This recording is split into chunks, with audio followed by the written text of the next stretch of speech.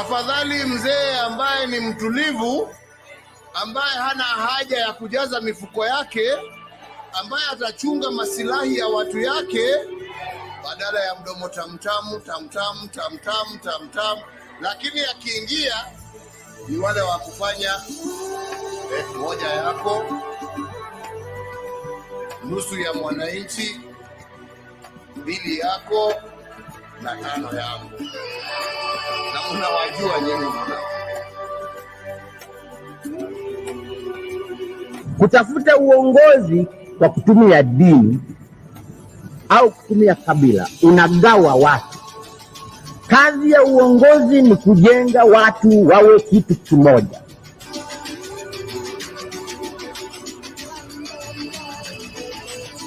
The 2.2 billion has been spent in the office of the president and State House between July and September. If you do that calculation, it means that we spend in that office 23 million per day and 1 million per hour. That cannot be sustainable.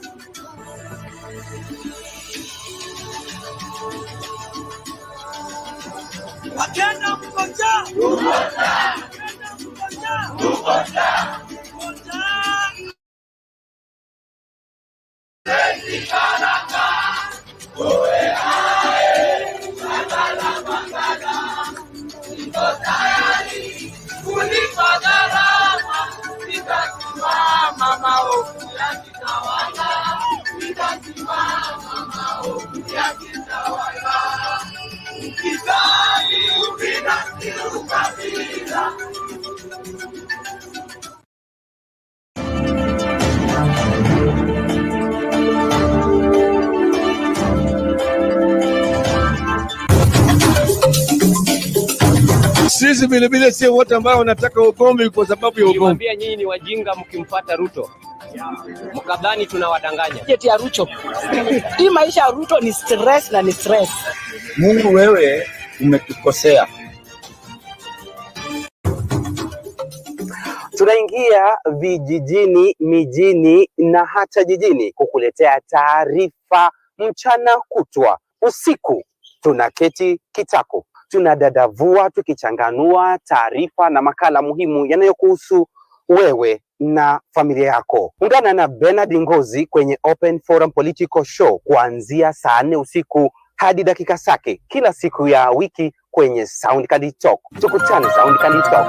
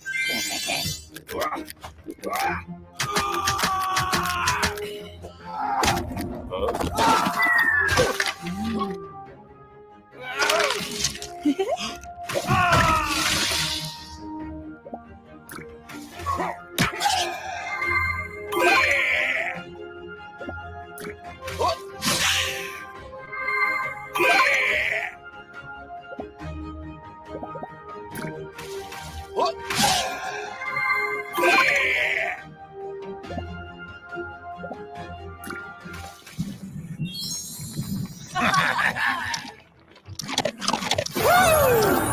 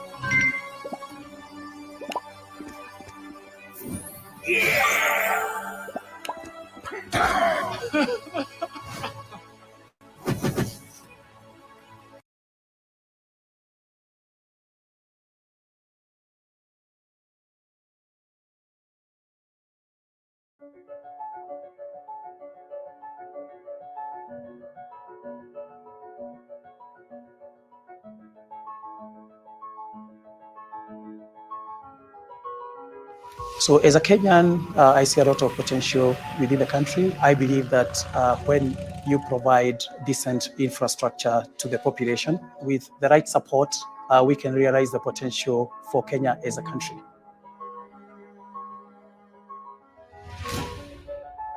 So before the roads were constructed and upgraded to bitumen studded, the people around there had to rely on very simple modes of transport.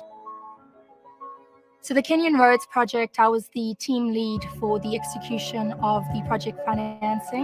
The Kenyan government decided that there was a bunch of roads in the country that needed upgrading. This is one of the roads.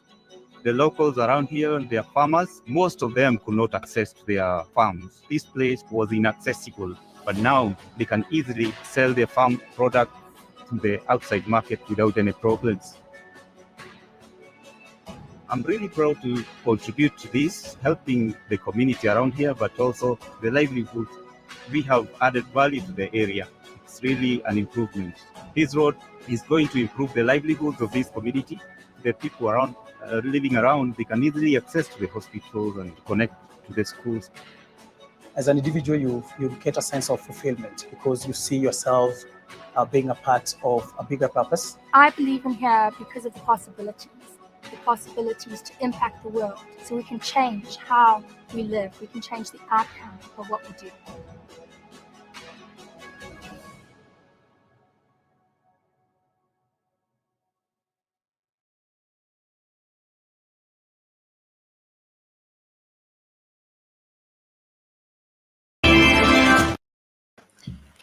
Good evening, ladies and gentlemen. Thank you so much for making time to join us. This is Sound Candid Talk, open forum political discussion show, the show that gives you an opportunity to air what you feel and think about the latest development on our political front. Well, today, William Ruto and team in Elgeyo Marakwet were busy again castigating the judiciary as their only stumbling block to their agenda of affordable housing. And then, of course, in the process of expressing oneself, he ended up admitting that his government is derailed by incompetence, vested interest, and, of course, corruption. Now, the question is left with Mwananchi. Who is supposed to tackle all this? And then, of course, if your government is, of course, William Ruto is on record acknowledging that over 90% of his cabinet is incompetent. And so, if you have an incompetent cabinet and your government is being drained because of incompetence, and you're fighting the judiciary because of corruption, and you're the head of state, it just leaves us with what we conclude about you. Are you not the one that is incompetent because you are running a cabinet that is 90% incompetent, okay? And then you're saying the government is also being derailed by vested interests. And then you're fighting the judiciary for corruption. So, and the way you're going about it is all unprocedural in the sense that you're not following the due process of what is stipulated within the framework of the Constitution on how to deal with corruption in the judiciary or elsewhere in government. And so this, in my opinion, my humble opinion for that matter, is that the most incompetent person here must be William Ruto, and the person that has vested interest in this whole scenario must be William Ruto, and the person protecting corruption in this whole scenario must be one common denominator, William Ruto. Or else, if he had nothing to do with all this, then all this will have gone without any fight anywhere. Well, one of the lies that have been propagated so far about the housing project is that the judiciary has stopped the housing project. Now, from the look of things, there is nowhere there was a litigation before any judge about the housing project. The matter before the court is the housing levy. It's not the housing project. The housing project has been part and parcel of, I think, the Vision 2030, and it was implemented partly by Kibaki. It was advanced by Uhuru Kenyatta. And so William Ruto is just number 3 in this relay. So the matter before the court, let's clear the air, is not the housing project. And no judge has ruled against affordable housing project. Affordable housing project can take place anyhow, anywhere, wherever they need to. What is before the court is the housing levy, where Kenyans are forced to make contribution to a project that they have no guarantee of owning the house, but they should pay for the house. That's where the whole matter is. Secondly, if there is a dispute on land, then that land will be before the judge. The court need to rule on it. Until the ruling is done on who is the legal owner of the land, then the land should not be invaded. The demolition should not go on until that case is heard and concluded. That is how a civil government operates. That's how a civil society operates. Whatever William Ruto is inviting this country into is so alarming in the sense that he wants to apply the law selectively. When the law favors him, it's okay. When the law finds him culpable, then that law is bad, the judge is bad, the judiciary is bad, the country is bad, because he's being drilled to pursue his vested interest. So the question we're asking tonight is, what is William Ruto's interest in affordable housing project? That is what we need to settle down. What is your interest in this affordable housing project that you can't wait for the ruling in the court? You can't wait for people to vacate their houses. You're demolishing people's houses. You are fencing off land in the pretext that it was grabbed before it is adduced before the court, and the court has had full hearing on the same, and the valid owner of the land is validated. What is this that William Ruto wants to be the prosecutor, the judge, and whatever, the judiciary, the president, and everything else? Is this not the framework for dictatorship? Is it that now William Ruto has become the law and the law has become William Ruto? That is what we look at tonight. Thank you so much for joining us. We call upon you as usual. Make sure you're on the forefront of ensuring that you invite somebody to join into the discourse, and make sure that you are on the forefront of participating into the show. And apologies again, we have issues with Facebook. We are not able to broadcast directly to Sound Candy Talk Facebook page. So follow us on Facebook. Please find us on Live Now Africa Facebook page. Live Now Africa Facebook page. That's where we are live right now. And then, of course, our 2 YouTube channels, Sound Candy Talk and Sound Candy Talk Live. They wherever the what is it called, the poll question is set already, and we are asking you tonight: is the demonizing of the judiciary, will the demonizing the judiciary save William Ruto from the wrath of Kenyans? Make sure you like the video before you vote. I salute everybody who has already started participating into the poll question. Asante sana kwa kujumuika nasi na kukaribisha kwa moyo mkunjufu. Tafadhali usikae mbali na usitazame kipindi peke yako. Karibisha wawili watatu. Charles Green, tunakusalute hapo, karibu sana. William Adilo, we salute you, thank you so much.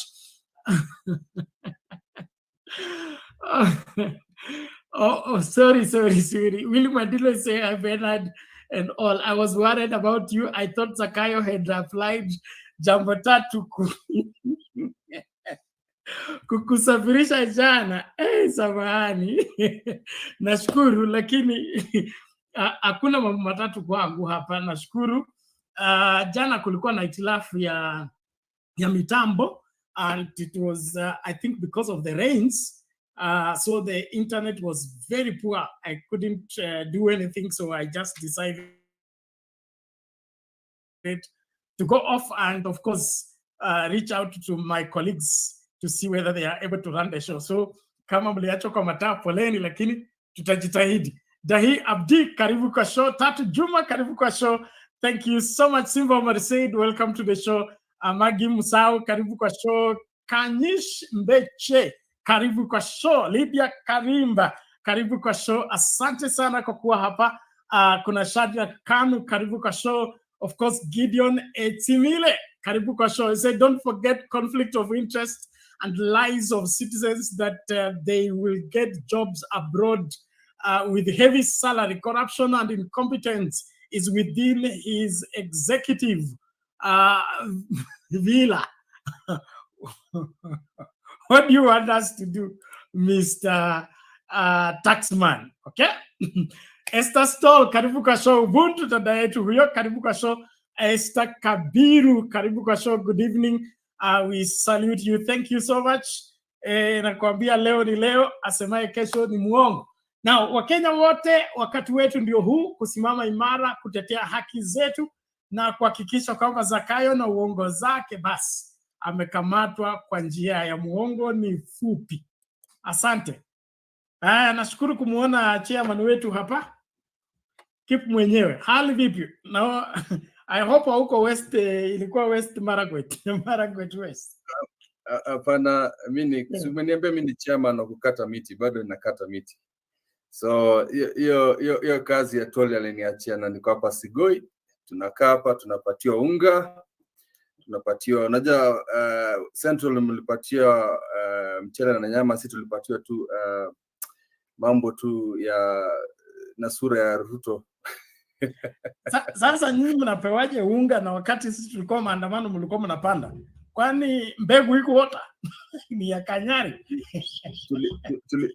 Tulipewa fertilizer duni na Rigathi Gachagua.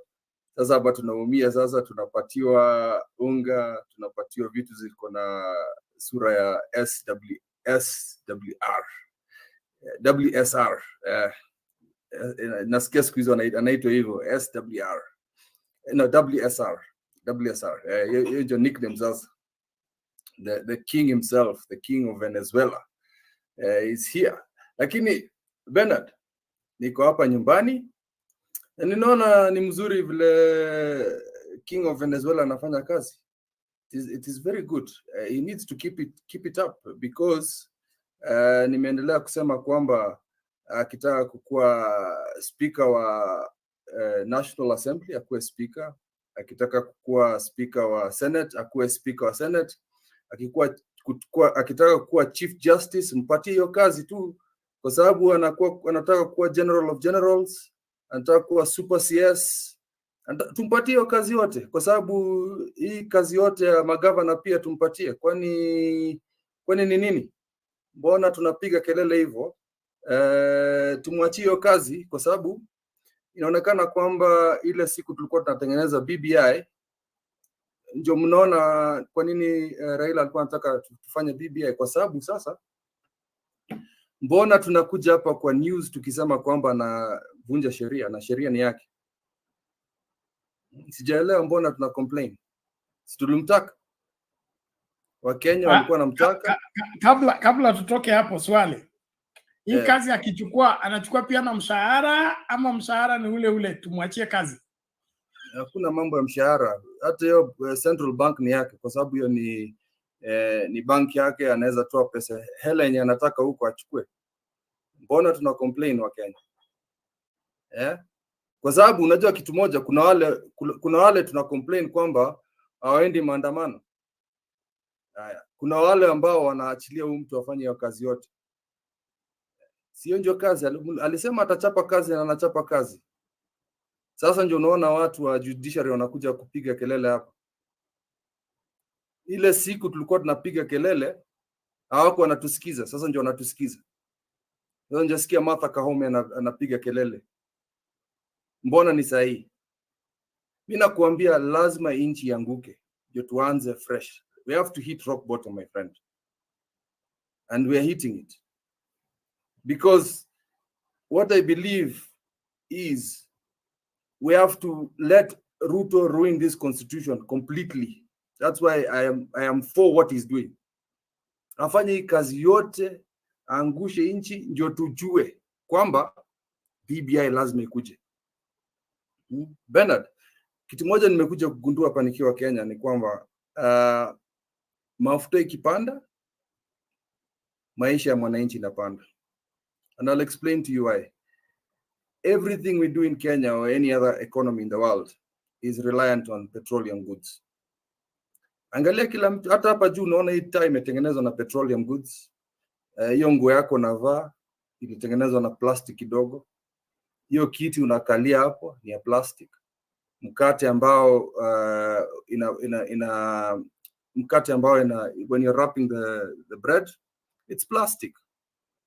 We are all reliant on petroleum goods, and plastic is petrol. If nobody knew, petrol is not a plant. It's actually fossil fuel. If we rely on plastic in industrial area to have our goods run, and Chir is increasing it, we're in trouble, Kenyans. Another thing that we rely on petroleum products, the boda, transporting our goods from manufacturers to retailers to distributors. We rely on petroleum goods for that. So it's just, hata mimi kuja kwenda kazini, I rely on petroleum products. So if petrol is higher than Tanzania, higher than Uganda, when Kenyans can get it, we'll be safe. Because manufacturers are actually working according to as if we are on Uhuru's economy. When they will wake up, it's not just Unga we'll be complaining about. It's not Unga alone. Right now, companies are closing down because wananchi wamekoma na ile prices. It will get to a point even these big ones cannot handle those costs, because again, there's also electricity energy. Energy is going up. I am here and I'm suffering like you, my fellow Kenyans. I'm here on hiatus, but nitakaa hapa mpaka tujue tutafanya nini. So as Kenyans, we should allow Ruto to do what he's doing, because we're not united. We're not together. Because the guys who do not want him are not doing anything about it. The guys who want him are okay with what he's doing. So what are we doing as Kenyans? Why are we waiting for an old man to call maandamano? Why can't we do it ourselves? I've been singing this for almost a year and a half. Maandamano ni sisi tu. And this is why I like Sound Candid Talk. I like these other shows. We speak here. We enlighten people and we teach them about what needs to be done. So hii mambo ya judiciary, incompetence, corruption challenges, he's talked about corruption. And kila siku anaongea kwa news. Unajua anajistaki.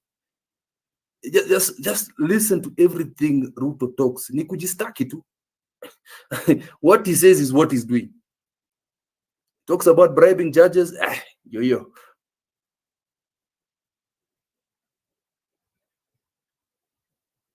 It's time for us to wake up. So Yes, tuseme hii masuala ya mlungula ya Supreme Court ndio kweli, ndio sababu hizi vita zimechacha. Ni kama pesa alilipa nyingi sana, alafu haone wakirudisha mkono. Si ndio alilipa? Kama urudishe mkono, because Bernard, if I bought something it's his right. Alinunua. Akinunua legislation, it's his right to do whatever he wants. He bought them all. And I've always said this, Bernard. Usiniambie kitu sijui MP ni mzuri ama sijui senator, super senator, all that rubbish, all that. Only Mtata. Mtata is the only guy I like. The rest of them, if you believed that the elections were stolen, why did you put your hand on the Bible? And when you put your hand on the Bible, you said, yeah, His Excellency Ruto. That's what they said. I've never said that. Why do you think I'm with Martha Karua and Raila Amolo Odinga? Wajaweka mkono yao wakisema Ruto ni president yao. If all these legislators believed that, if all these governors believed that the election was lost, I think if they would have done the honorable thing, everybody in ODM, everybody in NAC, everybody in WIPA, everybody in all these parties that believe, even Jubilee, believed that the election was stolen, should have not taken an oath with an illegitimate government. Because most of them are bought.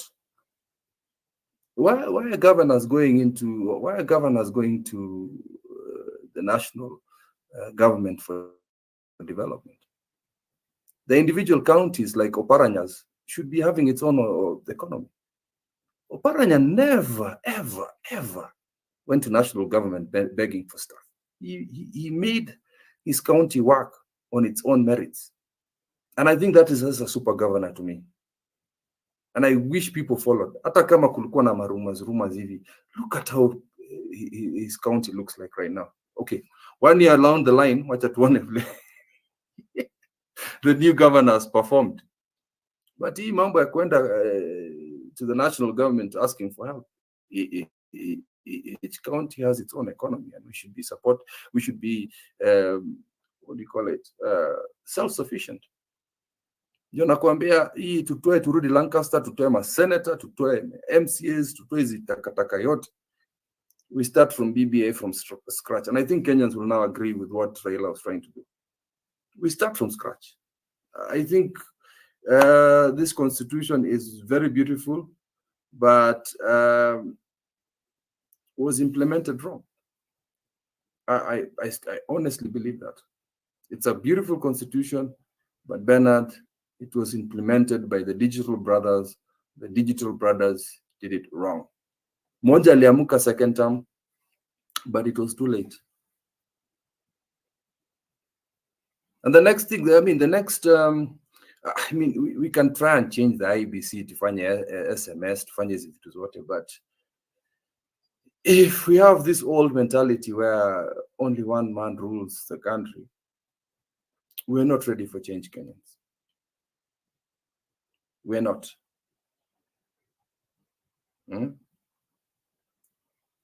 Anyway, continue, host. I'm still here. Okay, asante. So, wewe kulingana na ground, wewe ndio uko kwa ground sasa. Ungetuambia ground inasemaje, kwa sababu wewe umetuambia tu ile LCK imesema hiyo, tumesoma kwa gazeti, hii nyingine tumeiona kwa TV. Tuambie ground kwenyewe Sugoi. Watu wanasema nini? So here, there's two schools of thoughts. There's a faction of my people who will never change their mind. Mtota waezi mwacha. Hata kofia za UDA bado ziko hapa. People are still wearing it. But then there's a significant chunk of the Kalenjin population that is changing their minds. And the strange thing is not the younger population, it's actually the older. Ni wazee wanaumia wanasema huyu tuliona tumpatie lakini anaharibu mambo. But the unfortunate thing about brainwashing, it goes down to trickle down to the population, and I'm seeing young Turks still calling his name, except the ones who are educated. Nakwambia elimu ni kitu ya muhimu sana. The educated people here are actually seeing the point as to, yeah, let's give our son a chance, but now to know me. So the older generation and the educated one, but the rest of them, upper ground bado Ruto ni wao. Uasin Gishu, on the other hand, I'll say it's quite a metropolitan area. So in county Ababa. So I'm yet to see the neighboring counties. I'm still here for a while. I want to see how the behavior is there. I have met a few people in Nairobi, and the people in Nairobi, some of them from Central, still believe that Muganga, after that, Raila is just a businessman. Raila would have made it worse. I mean, speaking to them, that's what they say. I mean, I had conversations. It's a bit safer now in terms of the population. I'm not talking about the politicians, to talk to people freely about politics.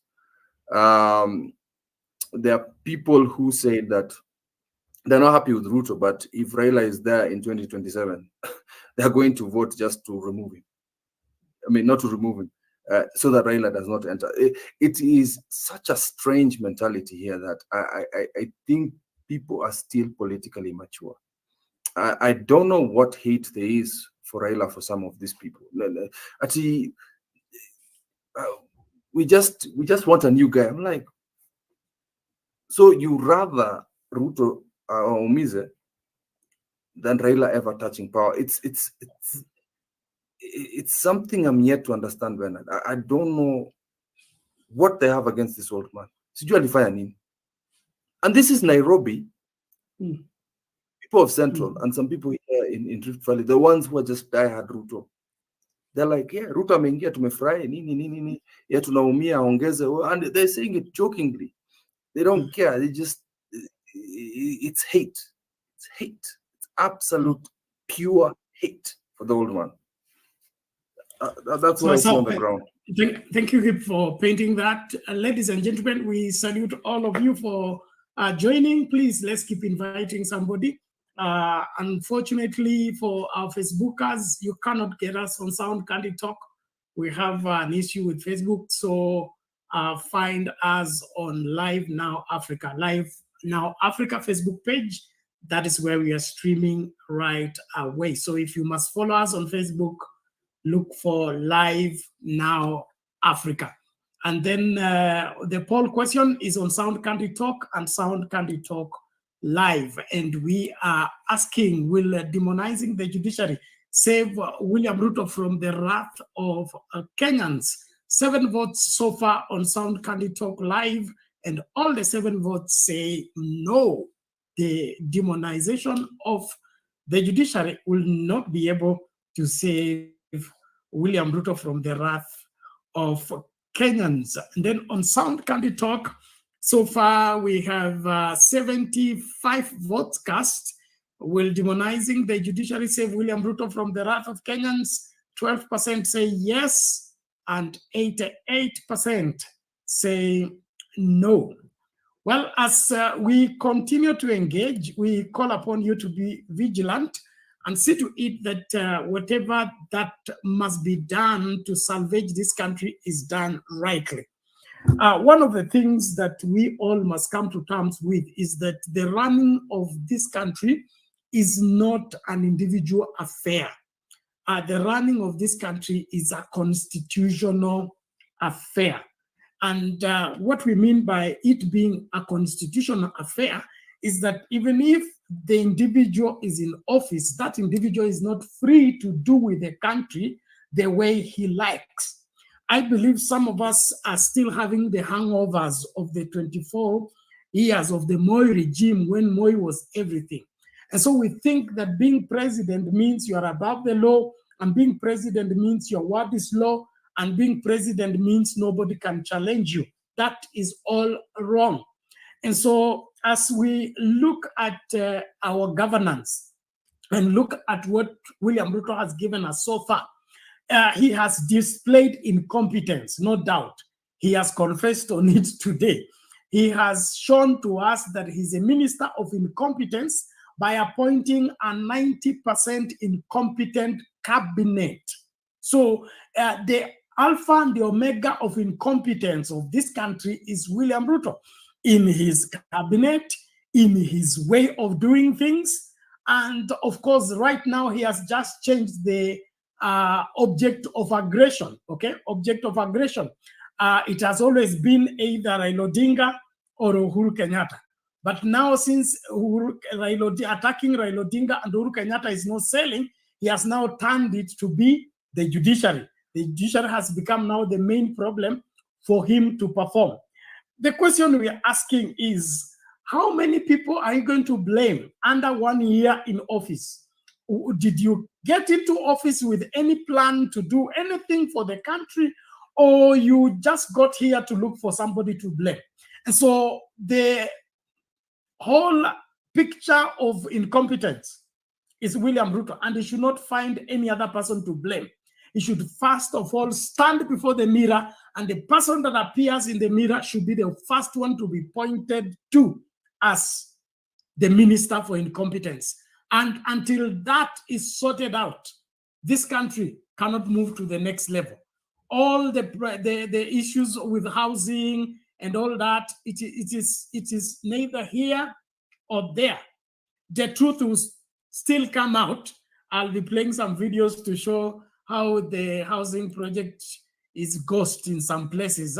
But in the meantime, let's just listen out to his claims today about the judiciary, and of course the onslaught against the judiciary that his administration has swallowed hook and sink as if they have no brains of their own. It's very sad. Let's listen. Shaka, karibu katika sehemu ya pili ya taarifa hizi za KTN leo weekendi, ambapo Rais William Ruto amekariri msimamo wake mkali dhidi ya mahakama, akisema mradi wa ujenzi wa nyumba za bei nafuu utaendelea liwe liwalo. Rais aliyekuwa katika ziara ya ujenzi wa makazi ya bei nafuu katika kaunti ya Uasin Gishu amesema kwamba ni jukumu lake kuwatimizia Wakenya ahadi za maendeleo kama ilivyoorodheshwa kwenye manifesto ya Kenya Kwanza. Elvis Kosgei ameeleza zaidi.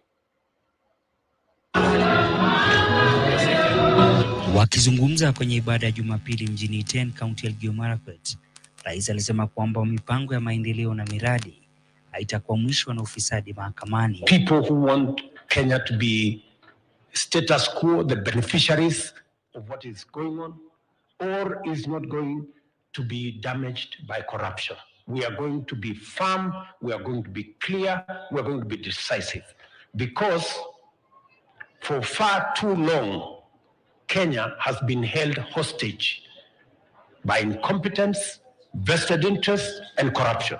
And if I may speak, Your Excellency, to Her Lordship, the Chief Justice, I've had her in more than one occasion telling us that if we have issues with judicial officers, we know where to take them. Yes, Madam Chief Justice, we know where to take those issues. But I want to ask you, Madam Chief Justice, as the head of the third arm of government, you have hundreds of petitions, memoranda, and complaints today before JSC. You have done nothing as JSC to deal with those memoranda, petitions, and complaints against judicial officers. Amesema tupigane na judiciary, amesema tupigane na wakora. Mimi sijui wale wanapiga kelele kwa nini? Wanapiga kelele kwa sababu wanajua hao ndio wakora. And that is not intimidation. Watu wasituambia we are intimidating the judiciary.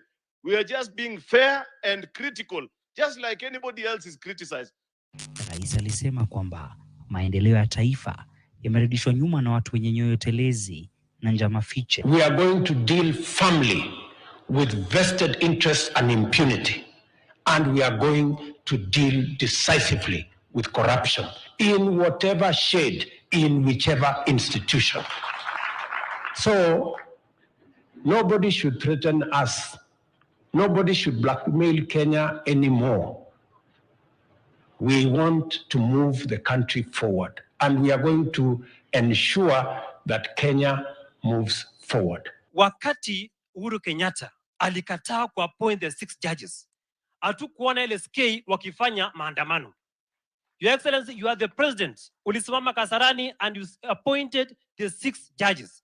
Your Excellency, wakati ulipea judiciary 3 billion, we never saw LSK wakiita press conference kushukuru wewe.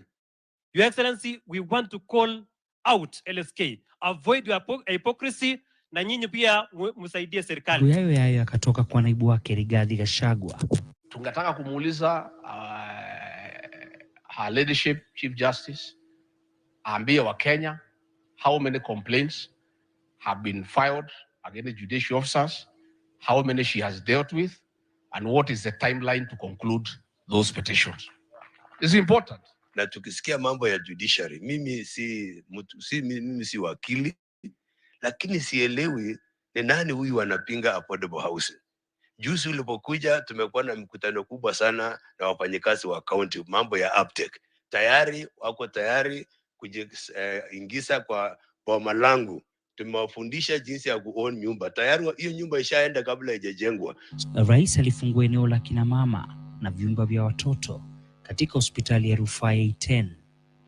Elvis Kosgei, KTN News, katika kaunti ya Elgeyo Marakwet.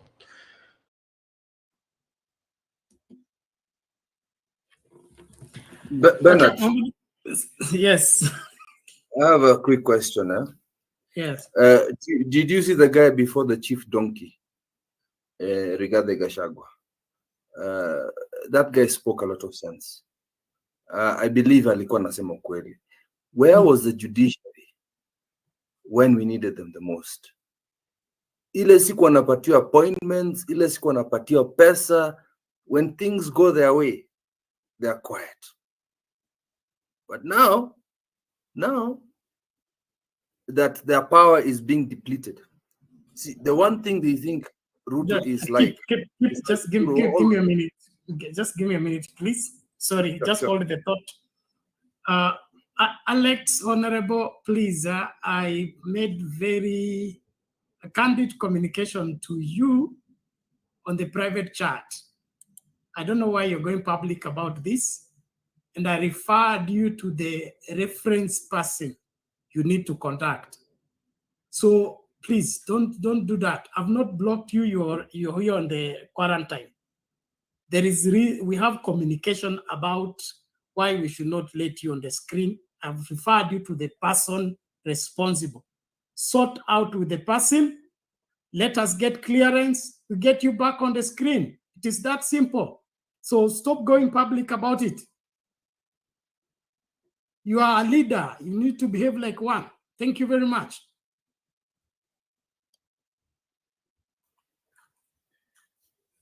Yes, and Alex, your family, brother. Don't worry, you're still part of the family. Usione kwamba tunakuonea.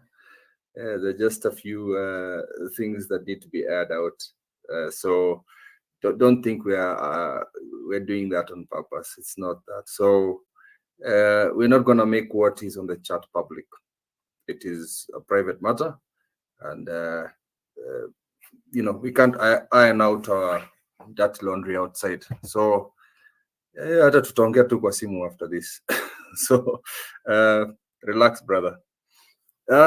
So as I was saying, with the judiciary, I really would appreciate that when and any other Kenyan from the lowest to the top, do not act only when it affects you. And that is the problem.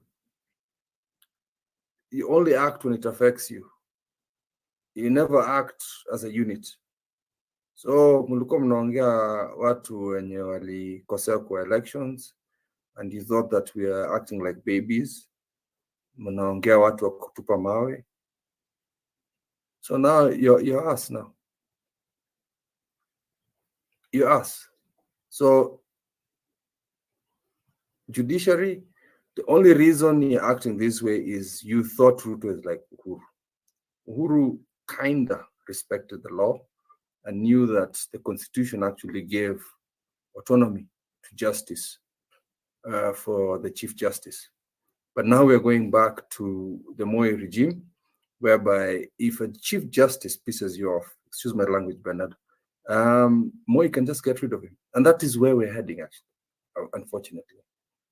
We're depleting powers of very many institutions in Kenya, very many institutions that have been protected by the current constitution, and we keep depleting them. The Speaker of the House, Wetangula, is supposed to be very powerful, but he's incompetent, he's biased, it looks like he just receives orders from above. He should be impartial. Actually, immediately he became Speaker of the House through a vote, by the way, of his peers. He should have not been part of Ford Kenya. Ford Kenya, he would not be chairman of Ford Kenya, and the idiot at the Senate should have done the same, so that all he'd be doing is his job is to protect his fellow members of parliament. We look at the judiciary at the same time, the same thing. These people, when Ruto calls them, wanavaa nguo za judiciary, wanakuja kumsalamia kwa maseremoni zake. That should never happen. They should look like institutions. Anytime you see them mingling, it just does not show, it gives a bad word to the public. So judiciary, tafadhalini, if you think it's unfair, yeah, we will come for maandamano with you, but don't stop at just your own problems. Hata si tunaumia unga, tunaumia vile mulituharibia elections. We'll come with you if you fix the mistakes you did and actually accept you made a mistake. And Raila and Mother said this: I accept the ruling of the judiciary. Look at how much respect they gave you. I accept it, but don't respect it. Meaning these two leaders accepted what you ruled, but it doesn't mean they believed it. Meaning they are people of virtue. So tukienda maandamano na nyinyi, think about how you're going to fix what you broke. Because apparently this was a revenge mission because Raila refused to go to run his election on an incompetent IEBC. Something that you'd have assisted with. So Bernard, the guy before the chief donkey said the truth. Sometimes I think Kenya Kwanza says the truth. Hiyo ilikuwa ukweli. Mbona mnakuja sasa ile kuna vitu mbaya mbaya kwenu? Mbona mkuji kutusaidia sisi? Unajua saa zingine you're supposed to be public servants. It's not about you, it's about us. And that's the problem with leadership. But Kip, I couldn't help but see the deliberate choice of presentation by that your guy you are praising. Eh? I'm not with him. No, I'm not with him. No. I'm being very sarcastic. He said Uhuru Kenyatta refused to swear in the 6 judges. Okay? He did not tell us the reasons behind why he refused to swear them in. And then he said, Ruto did what? Swore them in. He also did not give us reasons why Ruto went ahead and swore them in when Uhuru Kenyatta had rejected to swear them in. That to me, there is something. Since we aliwakataa, mimi nitawarudisha on condition cases zangu zikikuja mpitishe. So saa hii shida ni kwamba wamekataa kupitisha, sasa ndio wanasema wanadai. See, that's what I'm trying to say. Only when things go your way, you're happy. Uhuru said these guys, by the allegedly, are corrupt judges. Allegedly, by the ladies and gentlemen. Ile siku mmepatia hawa watu, mnanyamaza tu. ile siku vitu zinaenda mbaya ndio mna complain. And that is the only part I agree with them. Let's call a spoon a spoon, not a big spoon. Let's call a spade, not a big spoon. A spade, and not a big spoon, man. Not a big spoon. Let's just be realistic. This guys, ilikuwa kweli. Mbona mna complain when things go the way you don't want, and then when you complain when things go the way you don't want, and when they go the way you want, mnanyamaza. You're quiet. Muna praise Martha Koome, you praise all these people, but now you're not praising it. Why is the LSK now? Wanasema mwamba ngoma vuta kwake. All the same, thank you, Kip, for that. Let's just hold on as we bring in this man who is also helping us make sense of what is going on at the judiciary in relation to William Ruto's response. Before we bring this group of schools to help us understand how can one school have 3 straight A's, 2 A-, and 69 B+. Hata kama nyinyi ndio mlienda group of schools mtatuambia hiyo, lakini subiri hapo tunarejea. Let's listen to this.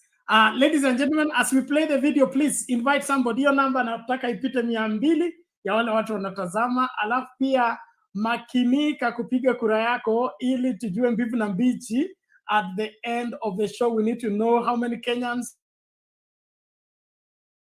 fought off or against what William Ruto is doing in terms of his demonization of the judiciary.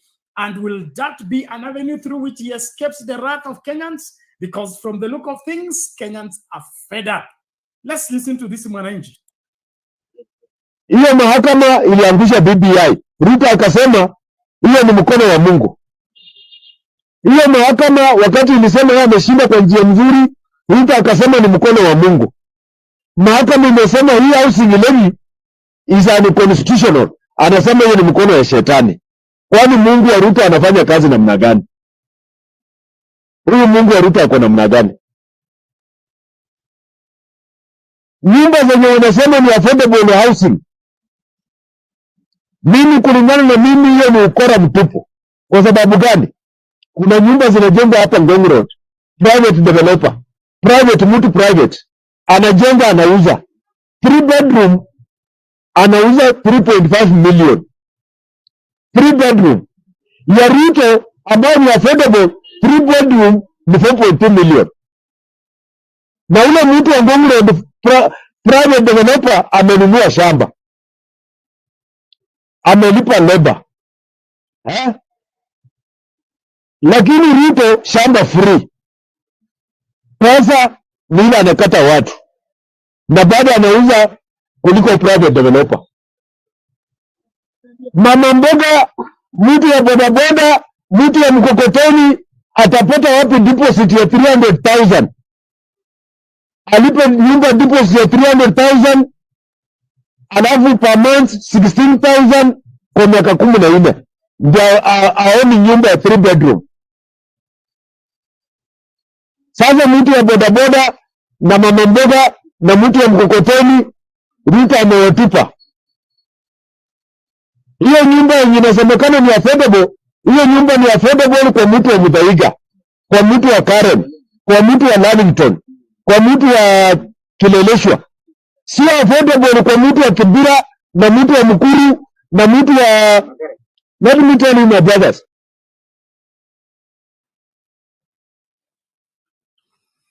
Haya, mambo ni kama hayo. Huyo ni mkereketwa wa bunge la wananchi Jivanji akipeana mambo jinsi yalivyo. Anasema amepata private developer, anauza nyumba hapo Ngong Road na yake ni more affordable kuliko affordable housing ya William Ruto. So anashindwa hii affordable ya William Ruto ni affordable kulingana na Ruto peke yake ama ni kulingana na dictionary ya affordable. Na kitu moja na Ruto ni kwamba yeye anafikirianga yeye ndio economy. Yaani kila anafikiria ndio economy inakuwa. So anadhani hakuna mtu ana compare prices by any other person, or there is no other person in the market. He's the sole proprietor. Whatever he names, that's what it becomes. Very sad, but haya group of schools anatoroka. Rudi hata ukitupwa nje na Ruto, rudi tu. Lazima tupate uhondo wote ambao umeiba. Now, cha muhimu hapa, what's really valid here is in terms of Kenyans being, I have said that as Kenyans, we have a culture of not being detailed, okay? Detailed in the sense that we don't pay close attention to details. And failure to that, it gives room for many people to take advantage of us by giving us either misinformation or scanty information about what is gravy on our livelihood. And so you will notice that politicians have a way of twisting things. Like, for example, it is now being preached that the housing project is being stopped by the judiciary. But what the judiciary has put to hold is the housing levy, which means if William Ruto can get funding for affordable housing from elsewhere, nobody's going to stop it. Secondly, mashamba ambayo anatumia kuweka hiyo affordable housing, they need to be validly acquired. You don't just move in the land because you are a government or this is government land. Even government land has titles. Government land has stipulated, is drawn out in the map, and you need to prove that every time there is a question mark on the land, you would want to do what? To acquire or use. And so whatever William Ruto is trying to do, in my opinion, is trying to become the law and set aside the consulting on anything he asks for before the judiciary. What he wants is the judiciary not to check him or him to be checked by any other person. Akiona ni kama Idi Amin, kama wale watu meona The Rise and the Fall of Idi Amin. Akiona your girlfriend anakuambia huyo ni wangu leo, wewe labda keshoye. Then if you say anything, you will disappear because he has to have his way. Now, that is not how a democracy works. That's not how a civilized society works. Like Uhuru, the gentleman, you want BBI to pass by all means. You have invested a lot of money in the project, but when the court said no, it stopped there. He went on another thing. But Ruto will not have any of that. Why? So that is the ultimate, and everybody should worship him. Kama ile mbunga anasema ali swear in 6 judges na kawapatia 3 billion na hakuita press conference ya kusema asante. I mean, how is that something for calling press conference for thank you? And by the time you are doing that, you had already called the press conference. The whole world had already seen. Now I will not go to the Bible way of doing arms, where the left hand should not know what the the right hand is doing. But if you're doing it in public and you're doing it for publicity, then you don't need another press conference to convey anything. And secondly, when you execute something as the executive, it's not supposed to be for Thanksgiving. It's supposed to be your duty. It is your duty to ensure that the budgetary for the judiciary is okay. It's your duty to see to it that teachers are paid. It's your duty to see to it that doctors are paid. It's your duty to see to it that children are going to school and children are safe. You shouldn't wait to be told thank you because schools have opened. Thank you because schools have closed. To me, that's childish. And huo ndio utoto ambao tutaki. Inji haiwezi kusonga mbele hivyo. And those are the telltale signs of the incompetence that we are talking about. Well, thank you. As we continue with the conversation, keep his story.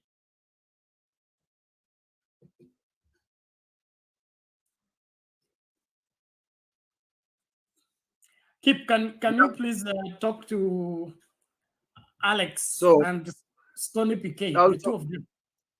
No, these are leaders. These are actually heads of households. And tunaongea kimwanaume, so we are okay. I'll talk to him. I'll talk to don't put Stone Picket's name here. It's all of us that made this decision. So Alex, I'll talk to you, brother. So don't worry. It's just that it's a bit private. I don't want to make this more than it is, Bernard. So I'm trying to kind of arrange this because this podcast is not just us. It's for everybody to consume.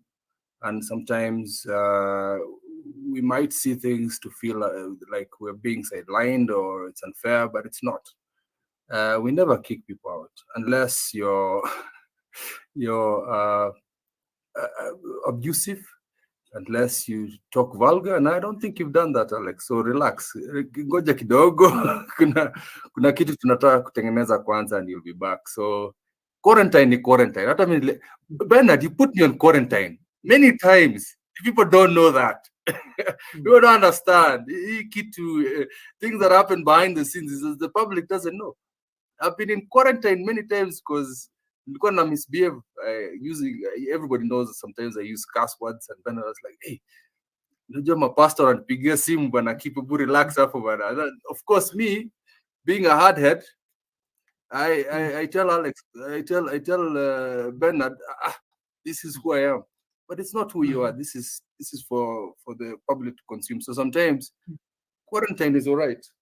So we leave it at that. So let's veer away from that topic and we move along. Unless you, the only people who are permanently out are UDA psychophants. Those ones that tutaki kabisa. Kuna channel lingine huko naweza go talk to Messi and what's his name? Simamo, go talk to them, it's fine. And I'm not going to abuse them today because that was one of the reasons I was under quarantine. So it's okay. Let's stick to the topic, actually, in terms of corruption challenges. The day I see a figurehead, a CS, or I see a big public servant, there are cases that were closed. I would like to see a proper end to Aisha Juma's case. I would like to see Bernard's favorite MP, kutoka Kimelil, Didmas's case go to a proper ending. And if you feel it's unfair, let's finish Babu Owino's also case properly. Yeah, let's do things properly. So I'm not going to just pick whatever it is. Let's finish cases the proper way. Let's finish Rigathi Gachagwa's case properly, because all these allegations, I'm not saying that they are what do you call it? They have been convicted for these things. It's just, I need to see a proper conclusion to a case. Don't just dismiss it. I want to see the summary as to why they have been dismissed. I want to see Mike Sonko's case finished properly. All mukiongea mambo ya corruption, let's start the people we're complaining about right now. People who are complaining right now, finish your cases. Don't go say that the DTP, the prosecutors, that no, finish your cases. Yeah, anti-corruption Institute of Kenya, can you do something? We cannot keep chasing cuckoo thieves. We cannot keep chasing matatu drivers. We cannot keep chasing small, mediocre things here. Ati umeenda wrong way kwa gari because you did not see a sign. Those are the people you're going to prosecute. Can we see high-profile things happening in judiciary? Then we'll know we are serious. Then tutakuwa na nyinyi. We will stand by you. But right now, mimi nikikuja maandamano na nyinyi, I don't feel it, Bernard. I don't feel why I am going to be on the streets with them.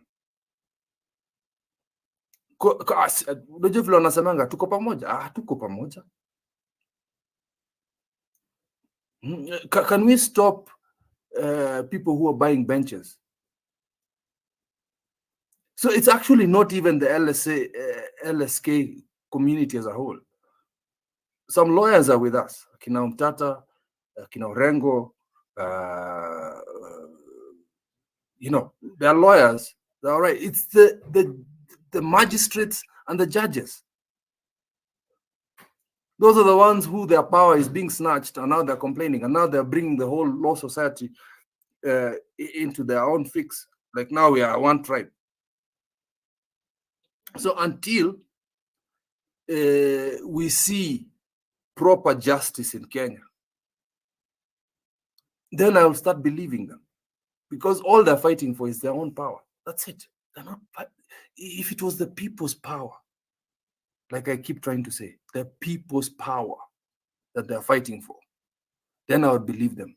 If the legislation is fighting for our power, I would believe them, but they're not. So I'll let my older brother here, Guru, continue, as Bernard is still on the phone. All right. Go ahead, Mr. Guru. I'm going to block myself kidogo, but I'm still here, Mr. Guru. Kip, how are you? Niko salama. Hi, Kip. Niko nyumbani. Good. Tunakula mateso pamoja. Yeah. It's a norm. That is what is prevailing. What else can you do? It's just sit down and go for mandamano for the sake of the judiciary. Are you going for mandamano for them? Do you feel that? Yeah. I'm waiting. I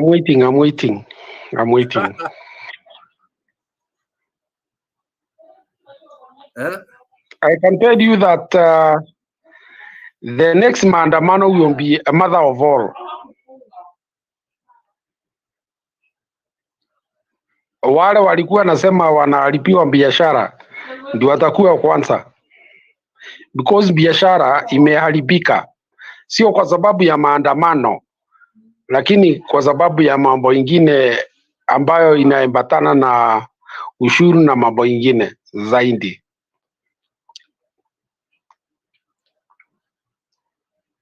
So okay, si maandamano ya judiciary ama ya LSK. Hapana. Ni maandamano yetu. Sio maandamano. Hiyo si maandamano, zini kukutana hapo town, hapo karibu na locals na hawa. Unajua kitu imeshangaza watu ni kwamba hawa hawakupigwa tear gas. Sawa, watu wanauliza ingekuwa ni mtu ya kawaida si angepigwa pia tear gas?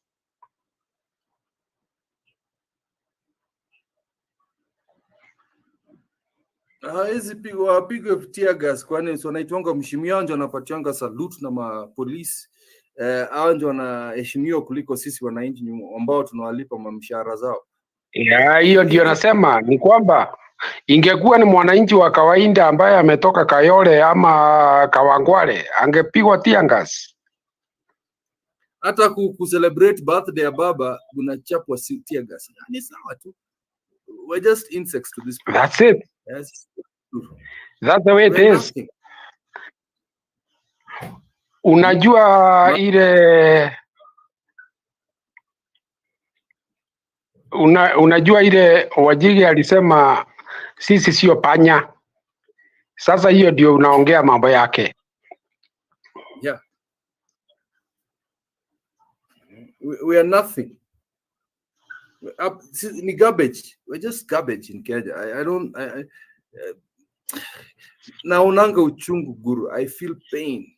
I feel pain seeing my people walking every day. I feel pain. Mtu wa bodaboda hawezi kuafford kupandisha gari, lazima umlipe kwanza nje yake mafuta. Na hiyo mafuta akiweka hivi anabakisha na 10 shillings peke yake kurudi nyumbani. Mambo ndio hiyo. Hiyo ndio mambo. Umeweka hiyo fare yako ya 50 shillings alafu anaweka hiyo mafuta, lakini hiyo mafuta kwanza ilikuwa kwa hata nangoje hizi pikipiki za electric ziko wapi? Nimeona tu moja hivi. Hakuna kitu kama hiyo, my friend. Hakuna kitu kama hiyo. Tatu hivi sijui cousin ya sijui nani, na niko hapa tu Eldoret peke yake. Sijaona Eldoret, hata sijaona moja Nairobi. Ni huku nyumbani peke yake. Stable country. Hizo ni story tu bana. Hiyo ni story. Hakuna pahali hiyo story. Na bado nilikuwa naambia wa Kenya mambo ya unga, mambo ya sukari, mambo ya chumvi peke yake ndio imepanda, lakini ngoja hizo vitu zingine zianze kupanda ndio mtajua. We're still operating as if we're in Uhuru's economy. Did you know that? I know. Companies are going under losses, believing things will get better, but they will not. They will not. Hakuna. Ile siku utanunua Colgate, price imeenda ×2. Ile siku mtaona Colgate imeenda ×2. Right now, the economy is on a shoestring. Tuko hapa tuna balance hivi tu. That's why you can afford these small things. Ngoja, nimekuja Kenya tuko experience by myself. And I am beginning to feel the pinch. I feel the pinch of the common mwananchi because I'm spending like you. 1,000 haizi fanya kitu hapa. What are you doing with 1,000? You go to Charana. I'm surprised you are around that you have. I'm surprised you are around that you have not touched base with me. I'm coming for live show, but I cannot say the day because kuna unajua. No, I'm talking about myself. You have quite often said you touch base, and I've not seen that happen. Bado tuko nyumbani. I'm not going anywhere yet. Anytime soon, I'm still going to be here. Okay. Yeah, don't worry. Takuja kusema salamu.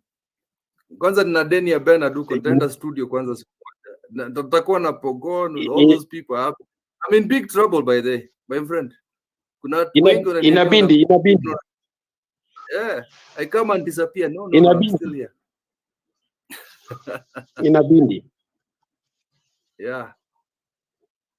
Ndio huyo Chief Justice amekuja sasa. Chief Justice wa Sound Candid. That's good. Let's hear what he has to say. Yeah. Na wewe keep, wewe ndio ulikuwa dereva sasa, alafu sasa ikifika ya kutoa uamuzi unahepa, ndio Chebukati asome ile list ambayo iko kwa hiyo list. Ndio hapana, mimi ni deputy. I'm the assistant professor. Ule pale ndio professor pale Stone PK. He knows what I'm saying. Ndio mwalimu, mimi ni assistant. So Stone PK, how are you today? Unmute.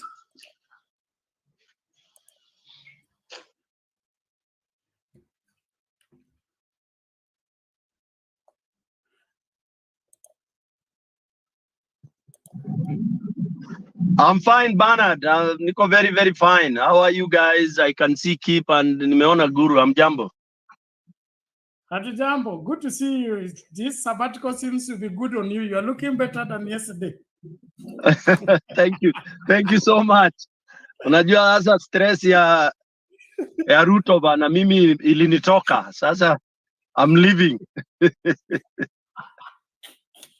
Wewe usituache Jangwani peke yetu.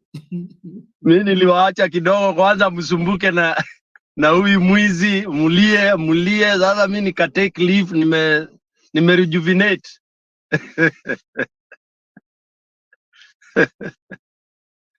Sawa, karibu basi tupatie yanayojiri. Asante Bernard, and thank you Keep, Mr. Guru. Actually, today I got motivated by, the topic and And I think now we are moving towards what I would call in search of an answer that we already have. You know, mwalimu wangu wa mahesabu alikuwa anaitwa Mr. Cheti, alikuwa anatuambia you have the answer in your hand, but you have to search for it. Lazima uonyeshe hiyo njia, umeenda Busia ukarudi ukapita boda ukaenda ukarudi Ukambani na umeishika kwa mkono tu, but you have to show people how you have arrived at it. Kenyans, we have the answer to Ruto. We had the answer even long before. But I'm happy that Kenyans love, they love pain. And I'm saying this with a lot of confidence. Wakenya tunapenda kuumia because saa hii watu wanasema Kenyans are suffering. It's not true. Kenyans are not suffering. Now Kenyans wanajisifu, we are resilient, we have hope, we do this.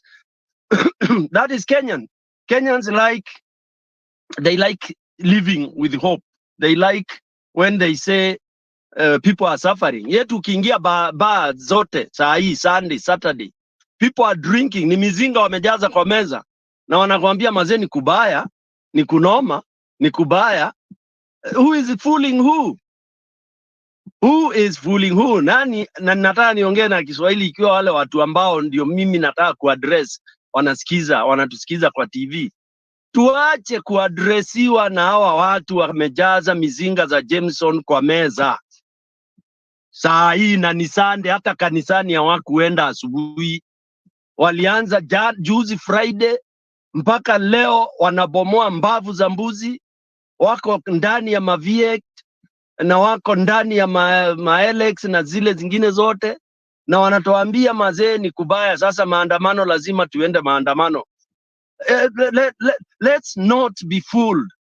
And I'm appealing, ninaambia Mkenya ambaye wewe na kujua wewe ambao ukweli unaumia. Wewe ambao ukweli unaumia, una V8. Una V8, hakuna mtu wa V8 anaumia Kenya. Na kama anaumia alikuwa anaiba, sasa amepatikana kule alikuwa anaibia, Ruto ameanza kuchukua huko because Ruto ndio mwizi namba moja Kenya. Sasa hataki wezi wengine. So ndio kunakuwa na conflict sasa. Wezi wameshikana. Bana, kama ulikuwa mwizi, I'm using you as an example and Stony Picate. Sisi ni waizi, lakini sasa mimi ndio mwizi mkubwa na Bernard ameanza kuingia kwa ile shimo ambaye nataka mimi peke yangu ndio niibe. I'll start quarreling Bernard. But we are both thieves. So the V8 class unasikia wakisema sasa ndio watakuja. Mbona hawajatokea for the last 1 month Bernard? They are just saying, we will. Mpaka lini? Sisi wale tulikuwa tunafinywa, tulitokea mara nyingi na tukafa. People walitokea ambao ndio wanaumia, walipigwa, waliwawa, na hao ma-V8 wamenyamaza. Mbeleni ilikuwa biashara zinaharibika. Saa hii shamelessly wanasema mifuko yao imeguswa. Bernard, ridiculous. This is ridiculous. We can't take this. And I'm talking to Kenyans, Wakenya wa halisi. Watu wa V8 si watu wa halisi wa Kenya, Bernard. Hao saa hii kikiumana wako na matiketi kwa mfuko. They have tickets in their hand, in their pockets. They are lying to Kenyans. The true Kenyan ni ule pale ako kwa ile kibarua, alikuwa anapata 500 kwa siku. Right now, he or she cannot make the 500 shilling. It's that person there who is so suffering, hawezi saa hii kula 200, and they are there, and they are the majority. But they are being fooled by waizi, kudanganywa vile Raila alidanganywa, atulize boli, ndio waizi wajipange. Waizi walijipanga. Tulitoka maandamano tukaingia, Ruto was about to go home. But we were fooled and put into garbage. Garbage ati Kenyans love constitution, lazima Ruto tutamtoa kikatiba. How do you attack? Do you fight with somebody who is carrying a spear na wewe umebeba club? Nyoka imetoka pale inatema ile mate mbaya, wewe unakuja bare hands bare eyes, umebeba labda unasema tu zuia. The snake is surging at you. It is aiming all the poison into your eyes, and you are here seated saying you hope that your spit, your poison will not go into your eyes. It's a lie. Kenyans have been fooled not once, not twice, not thrice by the class that is fooling us even right now. Ati kulikuwa maandamano ya lawyers. Tangu lini? Nchi gani? Lawyers na matai na masuti wamefinywa. Mwizi ameingia boma yao, sasa ndio wanaona ati judges. Ati judges, because their space has been invaded by he who they trusted and installed on that day they saw Ruto in. So what has changed? Nini kimebadilika sasa? Mother Justice Kome anasema, unajua, it is inviting chaos when the president, didn't you know this when you are swearing in this chaotic thief? Really? Then you are coming now looking for the sympathy, because right now the mkwajo, mahali ya kushika mkwajo iko na mwananchi sasa wa kawaida. Ndiye ameshika rungu, ambaye akitaka aachilie hata saa hii dakika hii naongea, akiachilia hiyo rungu 1 minute Ruto will go, Ruto will be finished. Saa hii mwananchi ndiye ameshika hand grenade, akitoa hiyo pin Ruto is gone. It's not the lawyers. Lawyers will never take Ruto anywhere. Doctors will never take Ruto anywhere. Ministers, the parliament will never take Ruto anywhere. Let me say, the solution to all the lamentations that we have is not going through the constitution way, period. You go through the constitution way, you'll wait until Jesus comes. Na niliambiwa Yesu arudi haraka because mulimpiga mkamtesa. Anataka mjimalize kwanza muishe. So mtangoja Yesu, mtachoka sana. Yesu anangoja mjipanish. Wewe story PK. You are now going against your theology. Alisema anarudi upesi, si haraka, upesi. Upesi, na atakuja kama mwizi. Why? Why will you come when you don't expect? You'll come unannounced. Atakuja, do you know why? And I don't like going that line. It's because aki-announce, you don't know what will happen. So he wants to come and find you naked.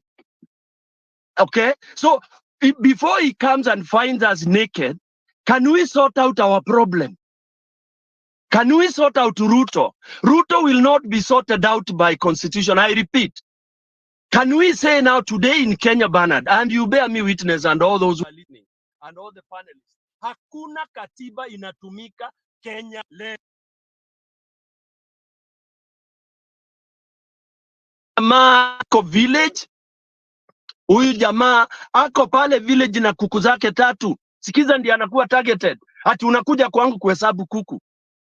Umesikia watu wanaenda Karen kuhesabu how many V8 are parked outside? I mean, Kenyans, angalieni jameni. Maskini ndiye atamalizwa.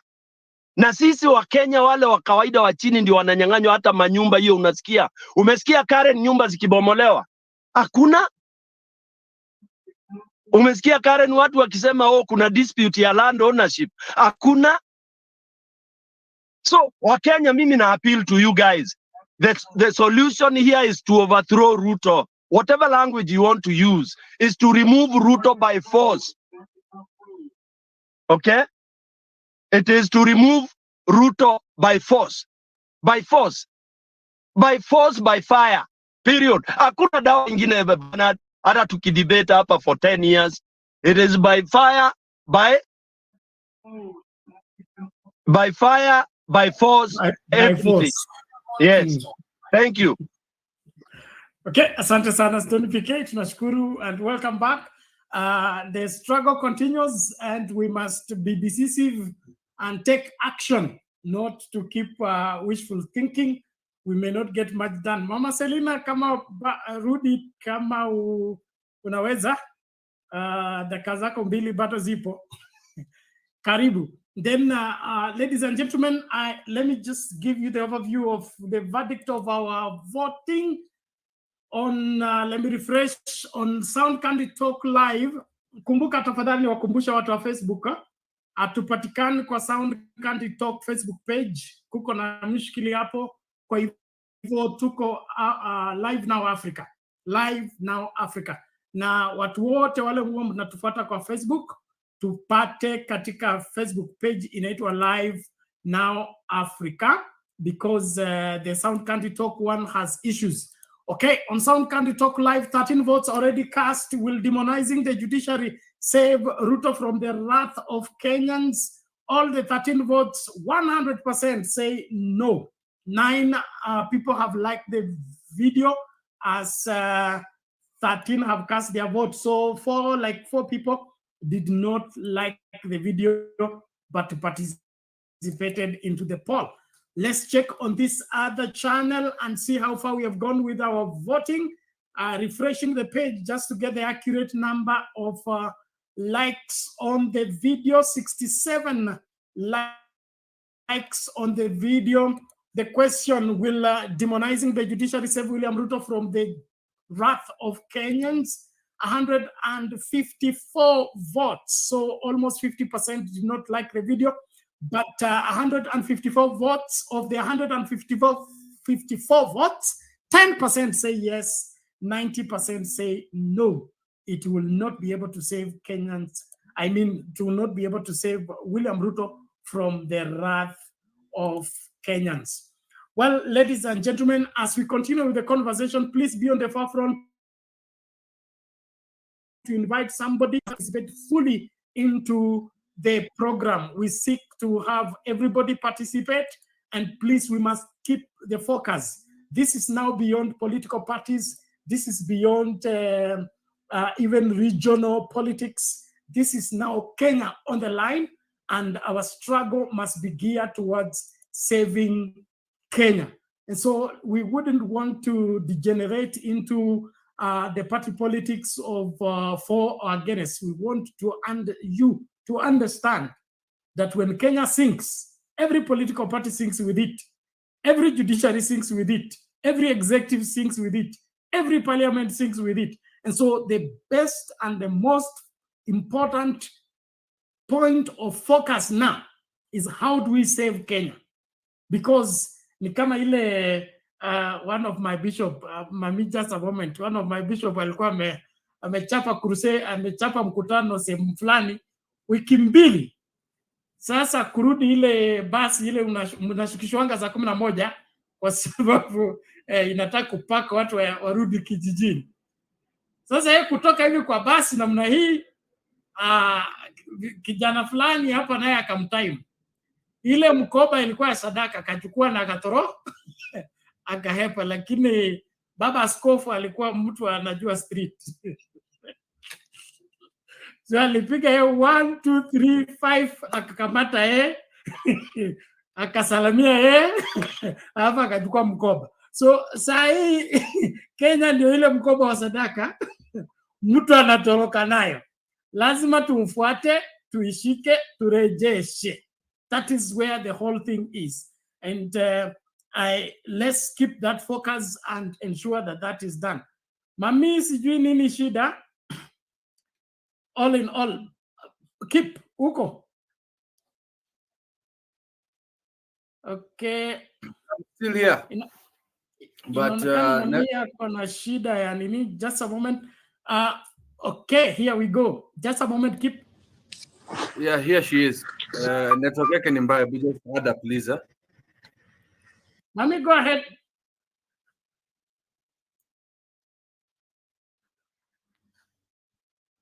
Bernard. Yes. Oh, asante. Najaribu. Kwanza nataka kusalamia Kip. Nimwambie pole sana, tuko pamoja. Najua nilikuwa nataka kusikia uondo ya Eldoret, nimesikia akiongea. ST nimesikia akiongea. Bernard. we have three categories ya Kenyans. Tuko wale matajiri na tuko wale sijui wanaitwa middle class ama wanaitwa nini. Alafu sasa kuna Wakenya wale wanakula one meal, wale tunaitwa maskini.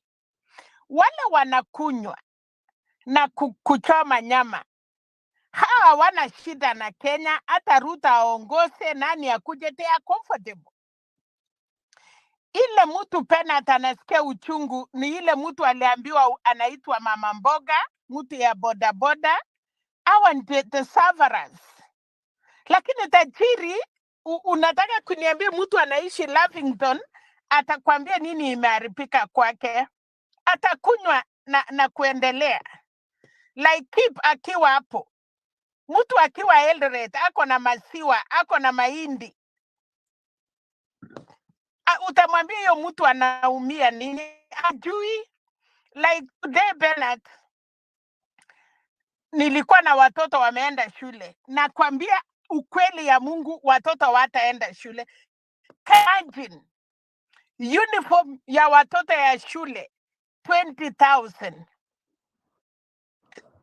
Kitu inaitwa uniform bila kufanya shopping, bila kukua sijui na mattress.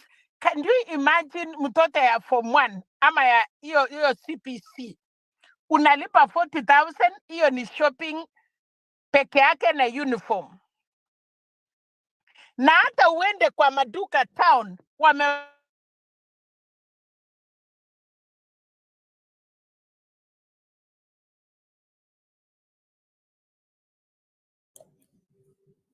I don't know kama nimetupwa. Yes, so Kenya by February, Thomas, Kenya itakalika, watu wengi wataenda shule.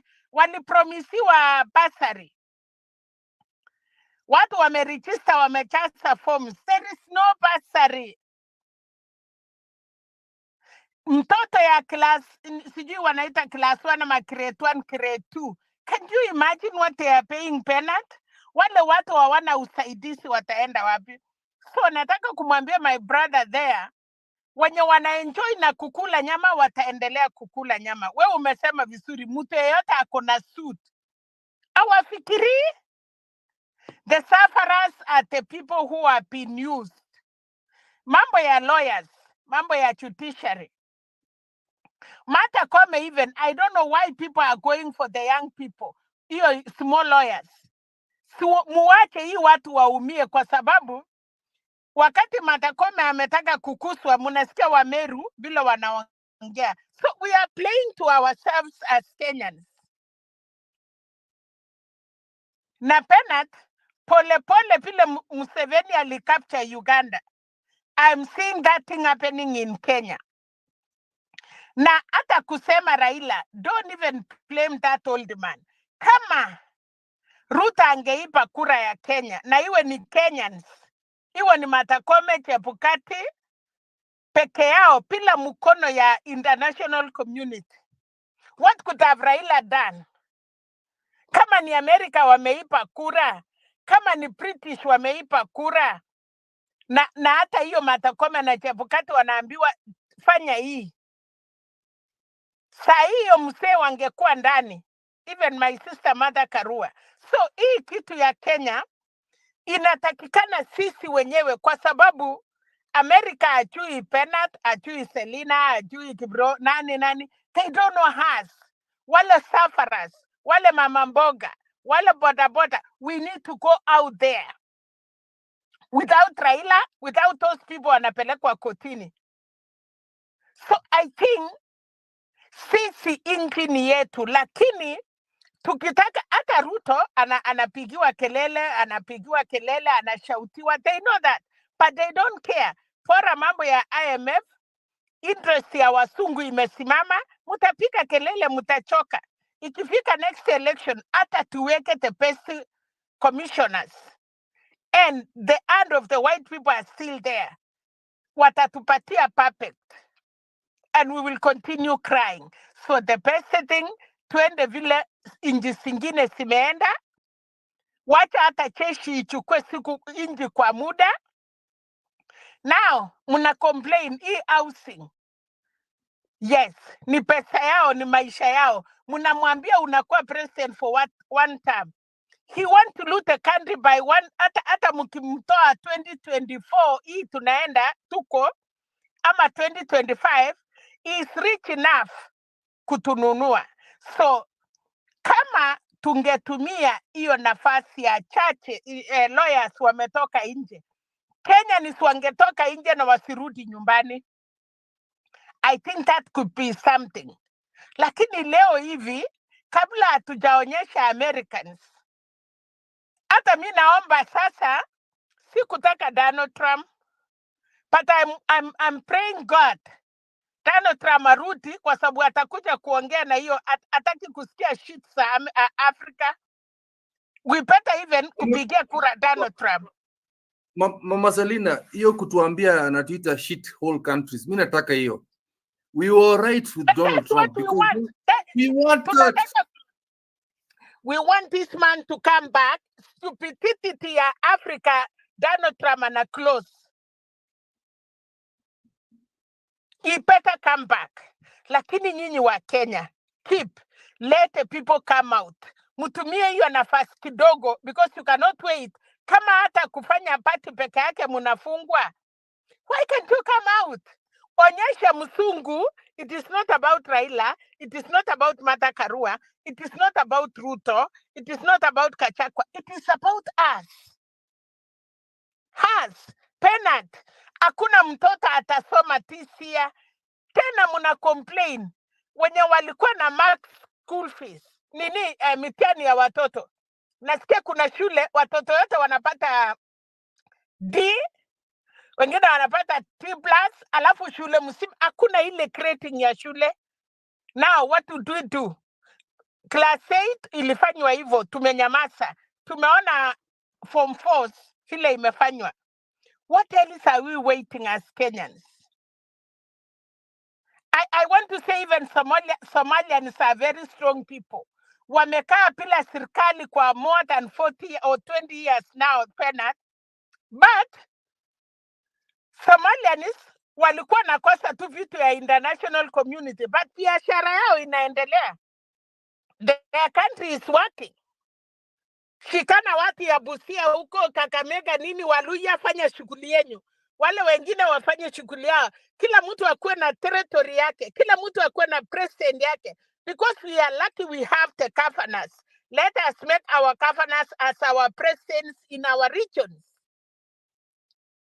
Central, what they are talking. Mudomo tu bado. I don't know waka ilitoka wapi. Show the white person. Musipige Ruto. Don't fight Ruto. Let's fight the real enemy. Who is our enemy? Musungu. Wacha tuonyeshe Musungu we can come in the street. Wacha watume hiyo punduki imeua watu ya Uganda. Let's see if it will happen in Kenya. Kama kuna chacha anaenda ofisi, tunakuta asubuhi alinyongwa, tukipata 5 hivi 2 ndani namna hii tuende huko kwa polisi namna hii Kenya wataamuka. I'm really sorry to say that. Nimeona watoto leo nikasikia uchungu sana. Wale wanaweza saidia familia watasaidia. Can children of 10 people in school will be in school na the rest of Kenyans? Tunatengeneza wakora ngapi Kenya? Tunatengeneza watu ya naitwa nini ile ya kunyonga kwa street wangapi Penat? We cannot blame them. Kama mtoto wangu haezi enda shule, kwa nini asikungoje barabara wewe mwenye unakula? And then we see what will happen. I'm so sorry, I'm a mother. I need to speak about peace. Lakini hiyo peace iwezi ingia. Hakuna vile utakuwa na amani kama uchungu imejaa kila mahali. How? These people, Kenyans need to show them a lesson. Wacha tuonyeshe wasungu we are not ready to go back. Hii puppet yenyu hakuna kitu anafanya. He is enjoying. Yeah, anafurahia juu anajua. Bernard, umaiona. Okay, wacha nipeleke hivi. Wewe umeoa na wasasi yako wako very strict, na umefukuza bibi yako, na wasasi yako wanaambia bibi yako wachana na huyo ni mchinga, he cannot do anything. Bibi yako ana swing, ako na gari, anakula. Wewe Penat, nyumba ni yako, ni kwa baba yako, na umefukuzwa. That woman will not go, kwa sababu ni baba yako na mama yako wamemweka kwa nyumba. Atakataa kukupikia. But the moment your mother and your father say, huyu bibi hatutaki, hata wewe ukimtaka namna gani, baba yako anakwambia yes, enda umuoe, ishi naye mahali unajua, na wewe una kazi au una chochote. So that is Kenya. That is Kenya. Hata tuongee 10 years. Wacha nafasi ya machurches wamekuja, let our people come out. Kwani iko uchungu gani? But talking of Raila, wachana naye. Hakuna vile atafanya. Kama msungu ndiye anaongoza nchi, utasema Raila afanye nini? Aliambiwa aita unyamaze ama uende ukufie chela. It is only they don't want to tell us. Wameshikwa ko, hiyo vitu yenu mnasema mnafinywa, imefinywa vizuri. So we need to come out kama Kenyans. Na wale wanaumia zaidi, let me be frank here. And I am happy my brother is there. Hile mtu anakuwa targeted. Si Muluya ile anauza marakwe huko, anatembea na mguu huko Kakamega. Si ule Mkale anasunguka na ng'ombe huko chini huko. Hile mtu anakuwa targeted ni ule mtu anaishi hapo Nairobi hapo. Hiyo watu walinyakua tangu 63. Those are the targeted. Hiyo Nairobi mutaamini, muachie Wakale miaka ingine 10. Si hawa, si Wakale hata. Wachie mkora. Muone vile Nairobi itatutosha sisi wote. Kuna watu wamefikiria wako na uchumi. Ruto amekuja 1 year. Kikuyu sahi karibu anatembea na makoti. Ati wanataka kulete Ndindi Nyoro. Ndio leteni. Ndio Ruto akalie vizuri. Unajua sometime Penat, sijui tunatetea nini? Why can't we leave this country na tuone vile inafanyika? Kwani tunaumia petetu? Baka manduku zetu wapike makoti. Walikuwa nakula muma. Hiyo muma sasa imeenda abi, mwanaume mmoja tu amekuja amewaosha. Please. Mtaua watoto yenu, mtapaki pila. Asante, naona nimetolewa. Hakuna mtu anaweza kukutoa Mama Selina. We ni mkubwa hapa.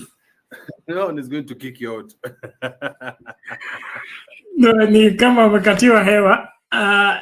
Tunashukuru Madhe, maoni yako hayo. Mafumbo mengi wa kufumbua ni Stone PK. Fumbo mfumbie mjinga, mwerevu atalifumbua. Hebu fafanua. Ndindi Nyoro anazidi Gachagua kwa njia ipi? Are they not both together?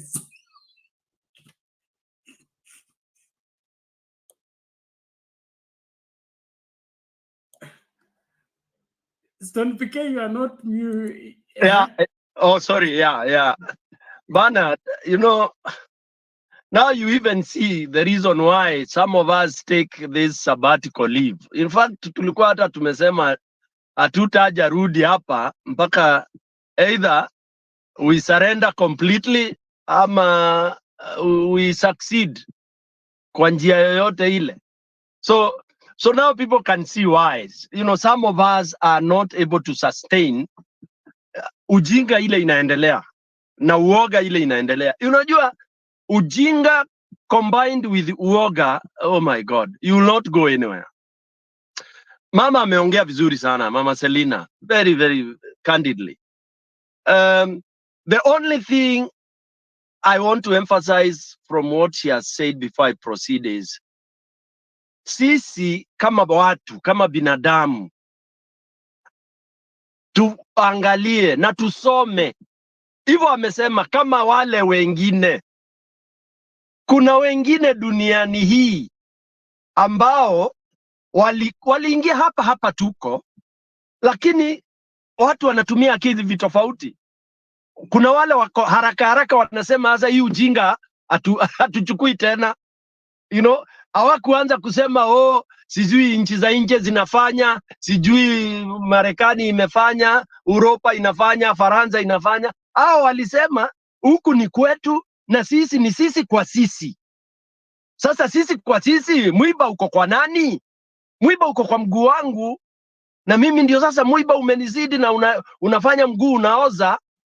Kabla huyu Muingereza ati aje ndio sijui nini aseme hapana, huu mwiba huwezi tolewa na Kip, lazima utolewe na Cherargei ama utolewe.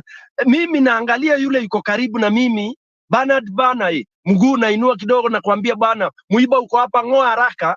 Hata kama utakata chembe kidogo cha mguu, kata bana, nimeumia siku nyingi. Decision za haraka haraka hapa kwa hapa.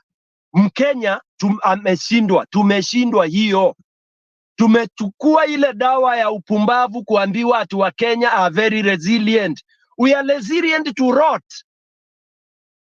Sasa imiambie, yani what kind of stupid resilience is this when you have a child that will not go to school just because you went to school? Mine, so long as it's not me, it's okay. That is the Kenyan attitude. Wewe unaweza kulipa so much money mtoto akaenda kwa njia nyingine ile, labda una namna yako ya nini. Je, yule ambaye hawezi? Na ni zawadi ambayo ilikuwa imeletwa na Kibaki, Uhuru akaishikilia kwamba la muhimu masomo, huwezi ukamnyang'anya mtoto, manake ni haki yake ya msingi. Sasa mtoto huyu, wale ambao waliona kweli kuanzia Kibaki huko, hata Kenyatta akiwa kule, yule wa kwanza pia alijua elimu ni msingi. Ndio fees, ulikuwa unaona fees nyingi watu walikuwa wanalipa ni shilingi 27. Primary nafikiria sisi tulikuwa tunalipa sijui ilikuwa building fund ya shilingi 5 or something like that. Na uwezi fukuzwa shule ukikosa. Vitabu tulikuwa tunapewa bure. Mimi sijawahi kununua kalamu primary school, never. Hata raba, never. Kile nilikuwa nanunua nilipewa ni moja tu na nikamaliza nayo mpaka standard 7. Nitengenezwa sanduku ya mbao na fundi mmoja alikuwa anaitwa Njoro. Sanduku ya mbao ndio nilisoma nayo kutoka class 4, ambapo ndio tulianza kupewa vitabu kwenda nyumbani. That is the box I went with, empty. Nikajaziwa vitabu shule. What miracle was that was happening? It's because wale hao waliokuwa mbele walijua huyu msomeshe basi umempatia wings to fly. Ukimkata masomo, it's like you hold a dove, cut the wings, it will die there on the ground. Sasa si tunakaa hapa, watoto si leo wamekosa shule. Tangu Ruto aingie, education became useless. Mpaka tunakuwa blacklisted by other countries. Wakenya mnangoja nini? Ati resilience. Ati you are so resilient. You are so constitutional. Mnaongea democracy. Democracy ni mavi ya kuku bwana. There is nothing called democracy. Ni upumbavu ule. Hiyo ni dawa mnapewa nyinyi wa Afrika, wa Kenya wajinga. Mnaambiwa ati kuna democracy, na msipofanya democracy hamtaletewa viazi za GMO, hamtaletewa madawa ya Bill Gates, hamtaletewa, yani hamtaletewa msaada. Msaada gani ambayo Burkina Faso hawapewi saa hii na wajakufa? West Africa, they have not died. In fact, West Africa, there is no starvation in West Africa ever since I was born. Sijawahi kusikia famine in West Africa, never. Na kuna desert kwingine wanakula chakula yao, na mnasema hawana democracy, huko hata wajinga wanatawala. Ni sawa, mmoja nitawaliwe na mjinga wangu, lakini si mjinga ananinyanyasa, ananinyima haki yangu ya msingi. I don't have to be led by a doctor who denies me health, who denies my child school. I'd rather have an idiot who says kila mtu asome bure. That's all what I need. Alafu hiyo ingine chakula nitajitafutia. Not somebody who is calling himself a professor. He comes up to even the village where I have 5 acres and answer to value my acre, which I've held for the last 150 years. Leo ndio umejua niko na shamba yangu mbele.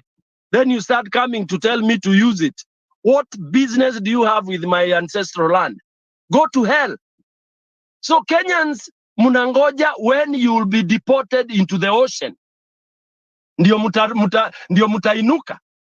Alafu munaangaliana, munangoja mmoja achomoke. Mmoja achomoke aseme enough is enough. That is what happens. Baba wa watoto 7, either watoto 7 wakufe ama baba atoke na ngao na mkuki auwe hii nyoka kabla ijameza watoto wote, na ikimuuma hao watoto 7 watamtibu na dawa za kienyeji.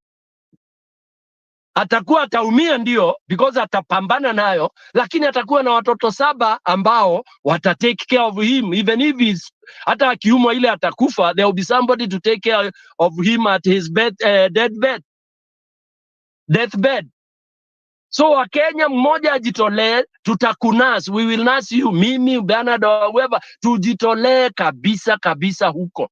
Na hii kusema tutoke maandamano, I think that chorus is old and haina haja. Kama tutatoka maandamano, hata tusiongee. Na ujinga hii ya kutoka ati maandamano, mnaenda maandamano mnarudi kwa nyumba zenyu kulala na mabibi ati. Sasa unaambiaga aje wife ukiwa umetoka umekunywa matia gas, unarudi kwa nyumba unanuka ati, unamwambiaje ati mazee nimetoka maandamano ilikuwa noma, alafu wife anakuuliza alafu mkadu ati hapana, Ruto ametuona leo. No, Ruto bado ako State House. Wewe umerudi the whole day umekunywa matia gas. Your brother has been dead, amepigwa risasi, and you have achieved nothing. Ruto does not care how many of you come out to the streets. But Ruto will care the moment everyone comes out and heads to somewhere. Munatoka mukielekea mahali fulani. If you're not headed to some place, defined place, forget about maandamano Kenyans. Tuache hiyo. Mtu akitoka asubuhi anasema naenda kazi Industrial, naenda kuchoma mahindi Nyayo Stadium, naenda kuuza ice cream mahali fulani. Wakenya tunasema tutoke maandamano, twende wapi na kudu? Tunaenda kudu nini? Hiyo ndio swali niliuliza before Ruto rigged himself in, even during and even now. I keep on asking Kenyans, when we say tutoke tuende maandamano, ya kufanya nini? Wengine wakasema ati ya kuleta maisha chini. Hakuna kitu kama hiyo duniani. Ati umetoka nje maisha irudi chini. Maisha itarudi chini wapi? Maisha lazima iwe juu ndio ungangane. Lazima maisha iwe juu ndio uwe na bidii. Lakini tunataka iwe juu na tupewe uwezo. Masomo watoto wasome, kazi zipatikane. Mimi hata ukiuza petroli shilingi 500 per liter and I have a job, do I care? And I'm producing, niko kwa factory na produce goods that are being bought. Whether you raise the rate of the standard of living or the cost of living, the industries will be able to raise our salaries. Akina baba zetu walikuwa wanaani shilingi 7 per month. So as maisha iliendelea, ndio unasikia saa hii watu wengine wanaana 100,000.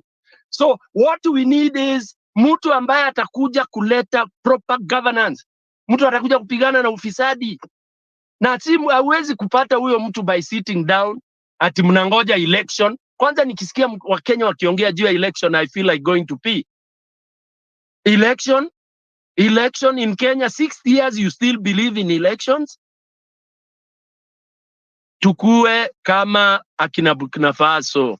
Tuseme democracy ikae na wale wanaijua, sisi hatujui. In Africa, when I was doing African history, hakuna mahali nilisoma kitu inaitwa democracy. In fact, that animal, I never read it anywhere. When I was reading about the kingdoms of Africa, how we governed ourselves, hakukuwa kitu inaitwa democracy. Huo ni ujinga na ni upumbavu. At governance of the people, by the people, for the people. Where or not? Where? It has to be guided. If Stone PK tumemweka yeye ndio chairman, alikuwa na ng'ombe 3, tukija kuuliza tunakuta ni 2 na asemi hii moja ilienda wapi, tunamtoa immediately na tunaweka keep. Si kusema watu waitwe kwa village waanze sijui we investigate. Alikula ng'ombe moja.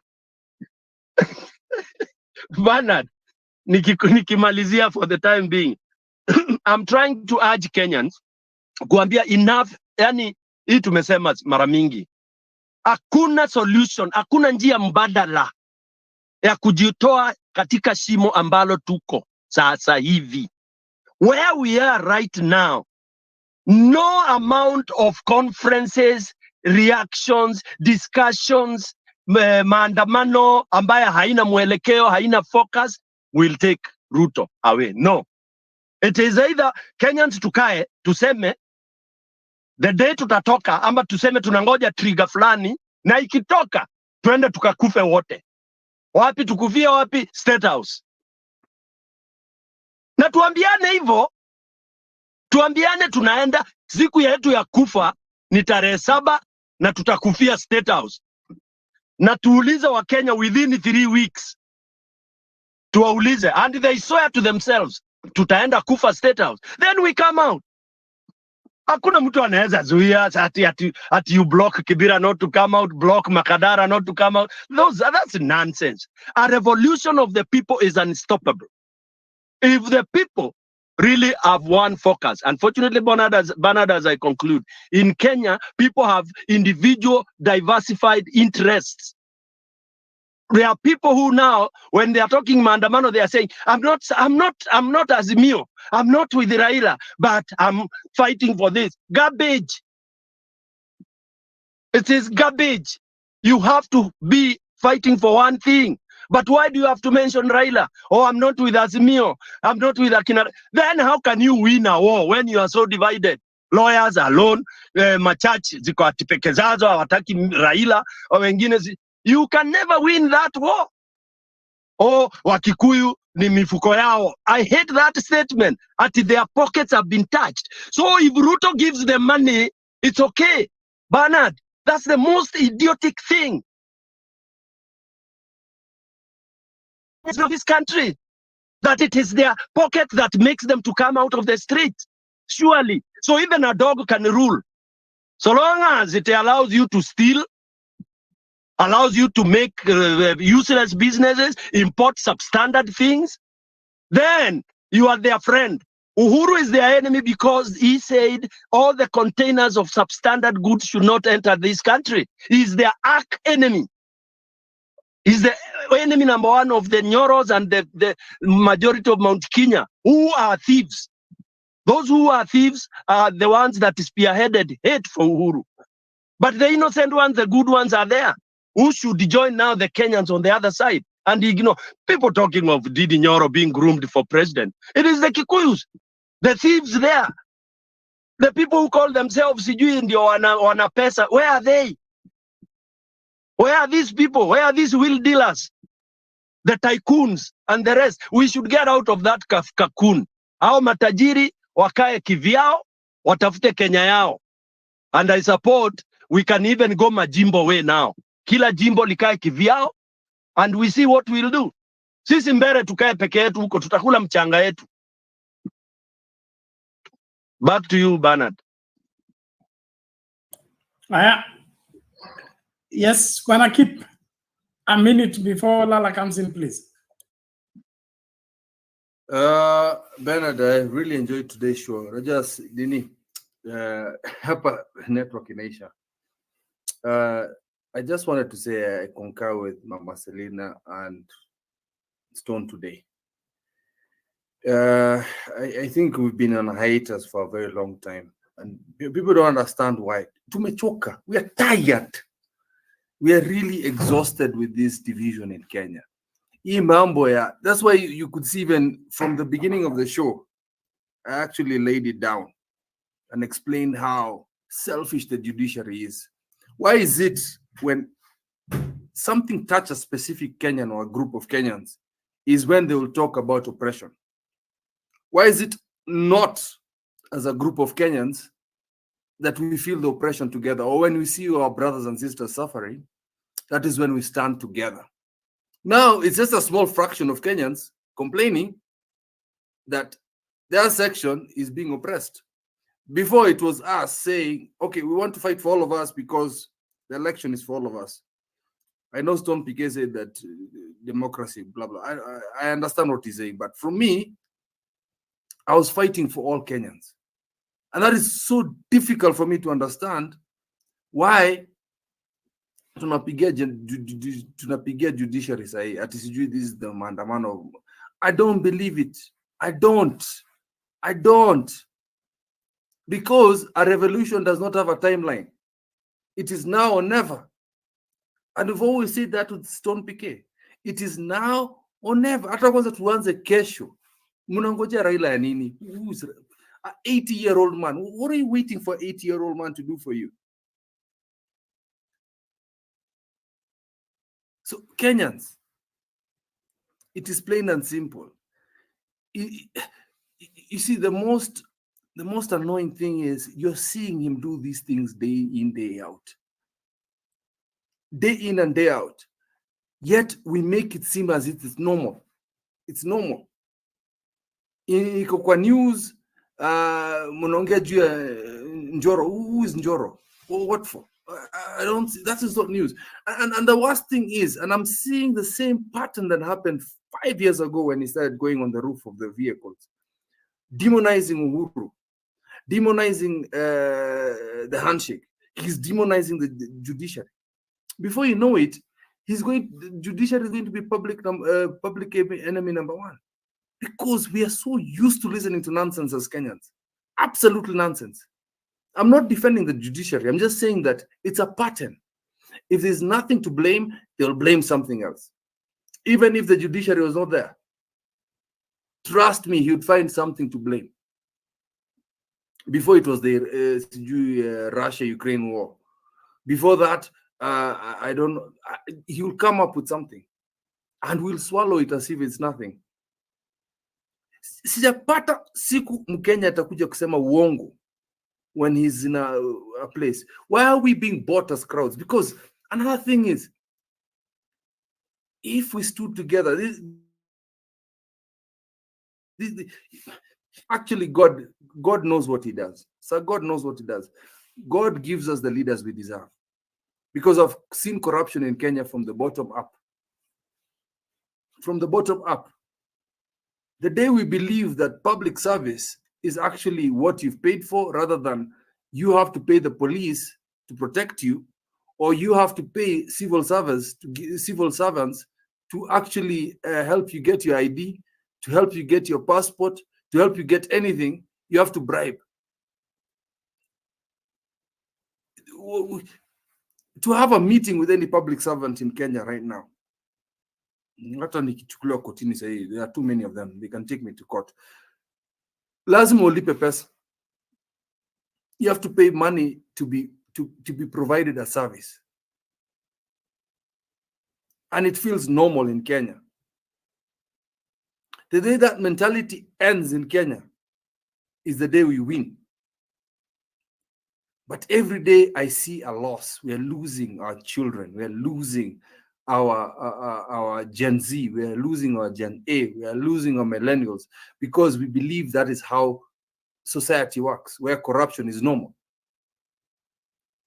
And I believe to the heart of my heart, we have a beautiful constitution, but it was implemented by Uhuru and Ruto. And it was implemented wrong because they believed, these are all Moi people. Tell me one original politician other than the comedians we see from these comedians who came into power the other day, or musicians, comedians. Those are the new school people, or these slay queens. Like, I'm sorry to say that, Kina Nyamu and all. We have nothing. We have no politicians in Kenya. I'm sorry, Kenyans. Kama ni maandamano, tuende pamoja. Let's not wait for that. Anyway, Bernard, I'm not going to say the date I'm coming because I have to be very careful, but I'm coming to the studio very soon. I have an appointment.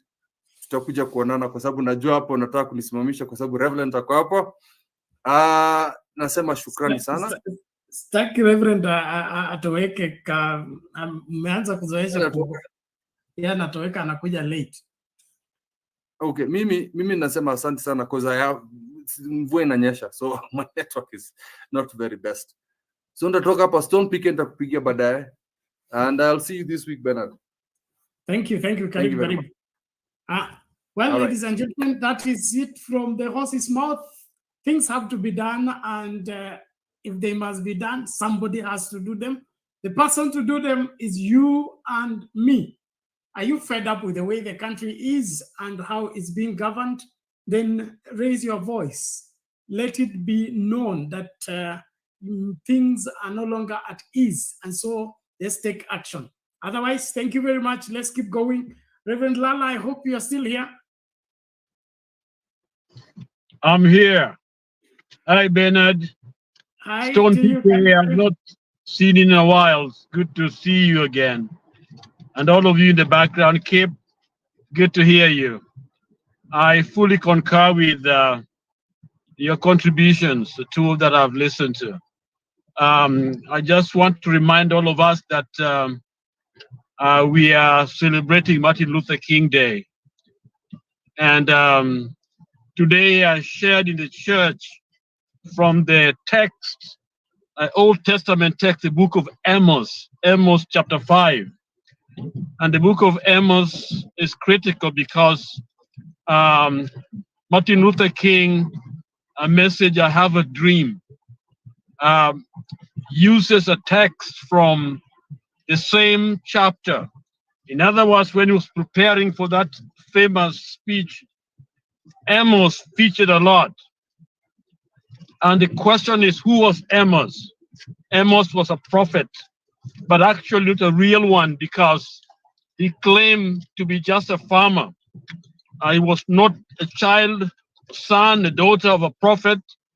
He had nothing to do with the prophetic messages. All he did was looking at the situation in the country and hearing the voice of God, and God sends him to speak. And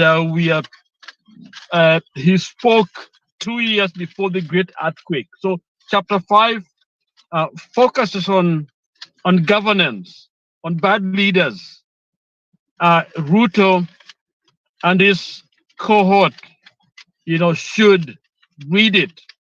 The famous phrase there is seek God and live.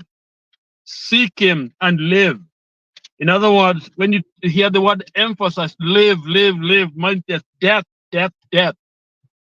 And in our situation, seeing what we see, there's a lot of blindness that leads us to death of our democracy, because we are on the altar itself of death as a nation. And so I concur with all of you that the leaders who should be seeing, not blind, we are talking of the LSK. It seems as if people are just so full of themselves. They talk about themselves. In other words, the team only comes out when it threatens them directly. And so I think that's an issue that we must be addressed, because the reason for coming out should be a litany of issues. The first one is Mandamano. First Mandamano, the killing of our people, because the people were protesting the stolen election. All they were looking for is the truth. Open the server, show them how this man won, and then they would learn to live with the genuine outcome. Instead, they faced shots, and no LSK, I don't know how to pronounce it, came out. And so for them to only come out because something directly impacting them is what motivating them to come out, I think is selfish on their part. And so, yes, what we need is a revolution. And people coming out must carry a list of all these things. What this government has done, the corruption everywhere, because we know even the judiciary there's corruption.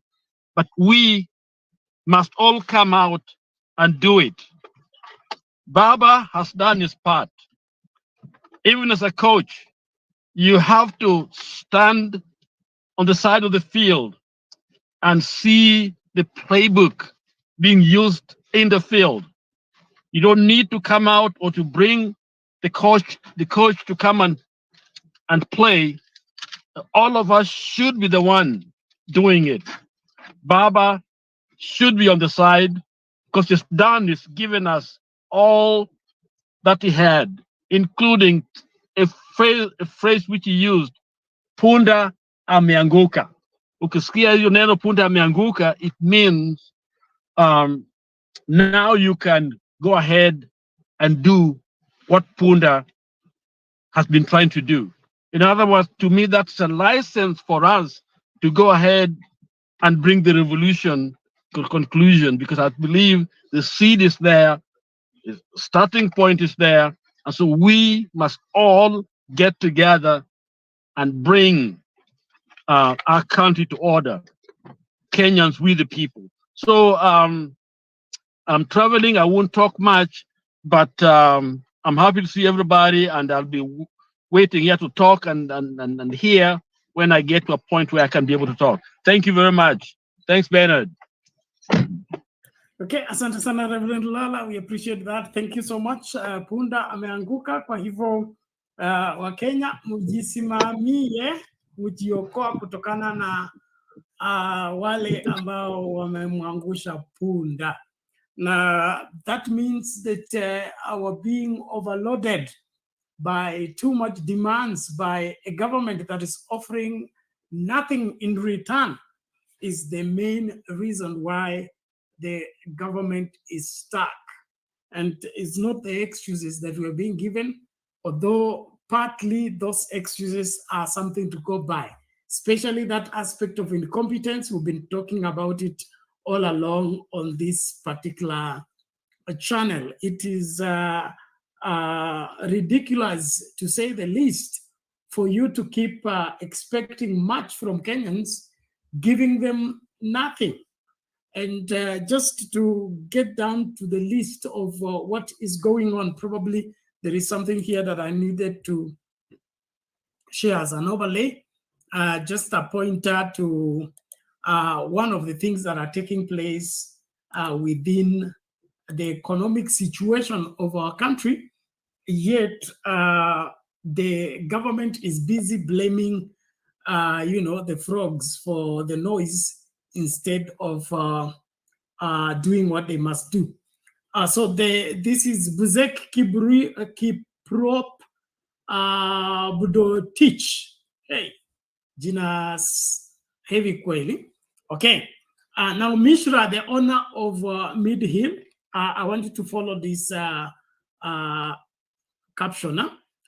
Mishra, the owner of Mid Hill Hospital, is facing persecution and the employment of over 3,000 staff members due to his decision not to support UDA in the last election.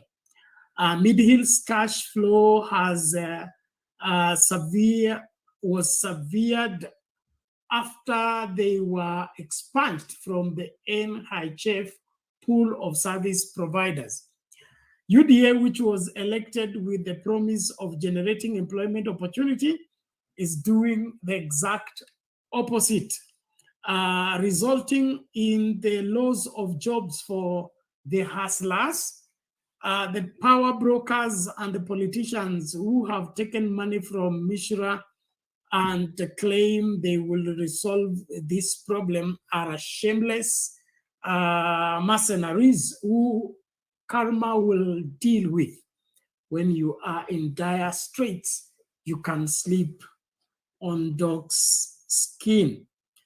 Now, there is something, a phenomena about our politics and that is the politics of eliminating one another, the politics of going after your opponent economically when you can't handle them politically. Now, this in itself has a way of affecting people negatively. For example, that is a public facility in the sense that people are treated in that hospital indiscriminatorily. That is, it doesn't matter where you come from, you are a patient, you need medication, you will be taken care of. And then that has brought service near to the people. Although it's a private hospital, it is serving the public. Now, in it, serving the public is an advantage to the Uasin Gishu people, and it has helped a great deal. Now, the fact that the proprietor of that particular hospital did not vote with the UDA and did not run for the UDA ticket doesn't necessarily mean his business is bad. He may be politically wrong, but that doesn't mean his economic ventures are wrong. But what happens? Our pettiness and our short-sightedness in politics, which Ruto is propagating, is let's eliminate this entire economic hub simply because he did not vote with us and he did not believe in the UDA agenda. Now, I'm seeing that was reported by Buseki, and also Buseki had his own enterprise within Eldoret, which has also wound up. So this one is 3,000 employees who will be unemployed after it winds up. I understand it's winding up. Then the Buseki one had 300 employees. They will all join the jobless corner. All of it because they are politically not correct. Now, if we're going to do anything as Kenyans, and if we're going to fix this country, we must come to a place whereby we outgrow the pettiness of the politics of examining what is economically viable simply because it doesn't sponsor or it doesn't help our political agenda. One of the things which I believe Kibaki worked well with was in his endeavor to work in harmony with the private sector, that he made the environment healthy for people to invest and then for their businesses to thrive.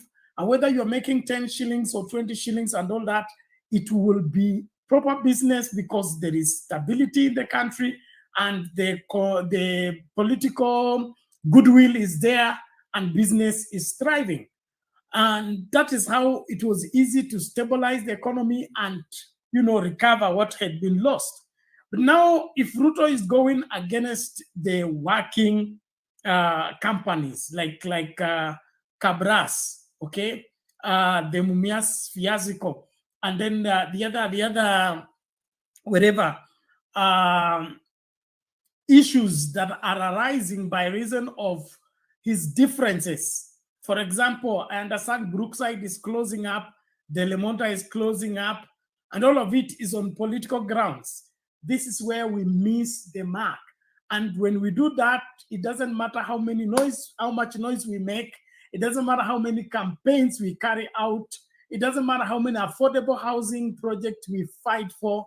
The economy will never pick up by Ruto being the only investor, by Ruto being the only one injecting economically in the economy. If you're going to have an economy that is viable, every Kenyan needs to be free to do business and, of course, make profit. And so this killing of existing companies, because you have plans to bring others and you plan kutenga hiki na kuweka hiki na kupanga kile, bas hapo ndipo kuanguka kwetu kupo. Na bila kujidanganya ama bila kulemea sehemu moja, ukweli ni kwamba Wakenya wataangamizwa na serikali ya William Ruto kwa sababu William Ruto haelewi vile economy inafanya kazi, na kama anaelewa, yeye ni jukumu lake kuangamiza kampuni zingine ili za kwake peke yake zifanye nini? Zikanawiri. Na katika hiyo hali kuangamiza kampuni zingine kunasababisha madhara makubwa. Kwa nini? Kwa jamii nzima ya Kenya, haswa wale ambao ni wa chini wanaotegemea hizi kampuni. Kwa mfano, kampuni za rai zinafungasha, zinaenda Tanzania, zinaenda Ethiopia, zinaenda Rwanda. Sasa Wakenya watazifuata huko kufanya kazi.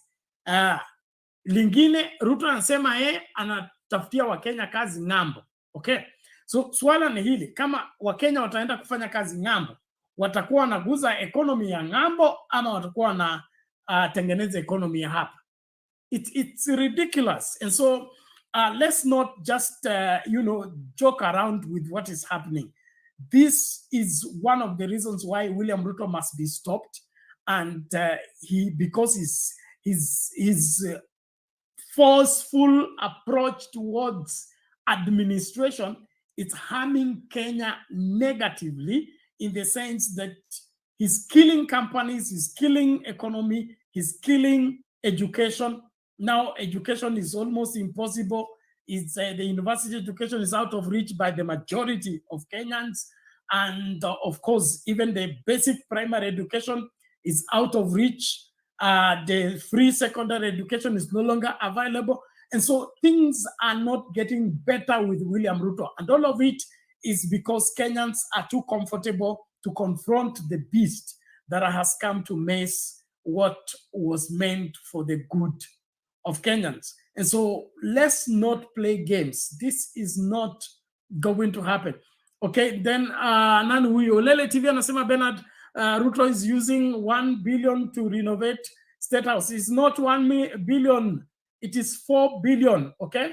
4 billion, I don't know whether he's building another thicker road. I don't understand, because 4 billion is a lot of money, except he's building a new State House. I don't understand. Now I hear he's digging a tunnel to use for his hideout if Kenyans will choose to go after his neck. He can run, but he can't hide. When the wrath of Kenyans will have arrived, he will have much of himself to blame, because you can't push Kenyans to the limits. I mean, off the limits, simply because you want to have your way. But that's what I want us to make it clear. Let's make it clear. The really issue here is Ruto having his way or the highway, okay? And all of it is geared towards scaring everybody so that everybody can be silent and Ruto can be left to do as he wants, as he pleases. And that, to me, is bad news to this country, is bad news to this generation, is bad news any day, anywhere. We cannot have a government that is ruled by one person.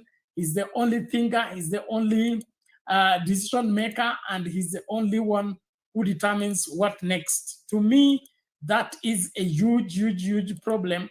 And that being a huge problem, it will be wherever, it will only end up into one thing, the dictatorship of one man. And that dictatorship of one man is not good for this country. Let's listen to this, whatever, Kigame. I hope I got that name right. I always confuse it with Kagame.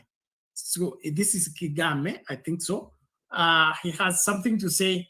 Kigame was one of the people who had offered themselves for the presidential bid in 2022, but he was locked out by Chebukati. Reasons best known to Chebukati, although let's just hear him and then hear the other aspect as we continue the conversation. I don't know where Njiru is or Alexio. Wherever you are, please, is your turn. It is 8 minutes after 1 a.m. East African time, and soon we'll be calling it a day. I really want to salute everybody for participating into the show. Let's keep going. The struggle continues, and we must get this country fixed once and for all. A lot of blunders. It's not even listening to people. So I'm ready for its impeachment. That's why many of us want it out. Number one, you cannot raid people's pay slips and expect that you'll stay in power. Kenyans are paying to their teeth. You're taxing everything. You cannot cause capital flight so that people go to invest in their neighbor's country and then raise energy costs, raise fuel costs, and imagine that you'll build a country. No, it won't happen. 2, you cannot tax a nation into prosperity. Remember, no taxation without representation? That is what has brought many nations down. Who said VAT has to be at 16%? Bring it down to 14% and see what happens. Have you ever seen what it takes to open something like a supermarket? How many licenses? Rationalize these so that more people are excited to pay taxes. So Kenyans are not unwilling to pay taxes. They are willing to. But we made it so difficult. Thirdly, you cannot invade other arms of government and succeed. You threaten parliamentarians. You think that because you have a majority in parliament that that is equal to staying in power. No, it won't happen. And you cannot raid the judiciary without cause. Kwani wamefanya nini? If judges are corrupt, bring them to book, show where they have been corrupt. Kama wameiba, waonyeshe. I mean, don't attack the judiciary. Keep to your lane. Then you cannot keep making false promises and expect that you will succeed as a leader. Tutafanya hivi, tutafanya vile, we'll give you this. This is, hapana. It's better not to promise than to promise and then not fulfill. And don't bring God in the equation. God is not interested in such things. Then, without dealing with corruption, without dealing with debt, without telling us where the Eurobond money went, without telling us who is hiding money out there, bring back this money, it will be enough to pay debt. Don't take Kenyans' money and expect that you will succeed. I join Kenyans to say, hatutaki. Then if you can't deal with the cost of living, if you can't make people survive, forget it, you will not be in office.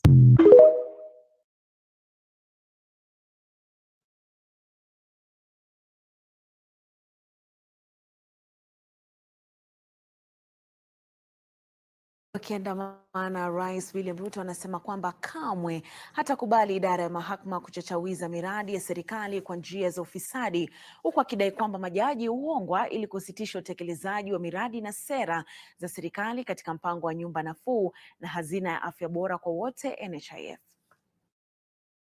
Na mimi siwezi kuongana kotini. Badala ya kuongana kotini, tutamaliza ufisadi kotini. Yenye mnanielewa? Ati kuna watu wengine wananiambia ati kwa sababu ile serikali ilipita ati walikuwa na budget ya kuongana kotini. Ati mimi niende nitengeneze budget ya kuongana kotini. Mnataka ati pesa yenu itumike ati kuongana kotini? Hiyo kazi haiwezi bwana. Haiwezekani. Hakuna budget itatengenezwa ya kuhonga mtu yoyote kotini. Badala ya kuongana kotini, sisi tutamaliza ufisadi kotini. And when I say, and I will repeat, that we must deal firmly, decisively with corruption in the judiciary, I mean it. And we are going to deal firmly and decisively to root out corruption in the judiciary. Nobody should tell us that the independence of the judiciary will be used to deny the people of Kenya their rights. Nobody should tell us the independence of the judiciary also means that the judiciary is holy or sacrosanct. It is still subject to the people of Kenya.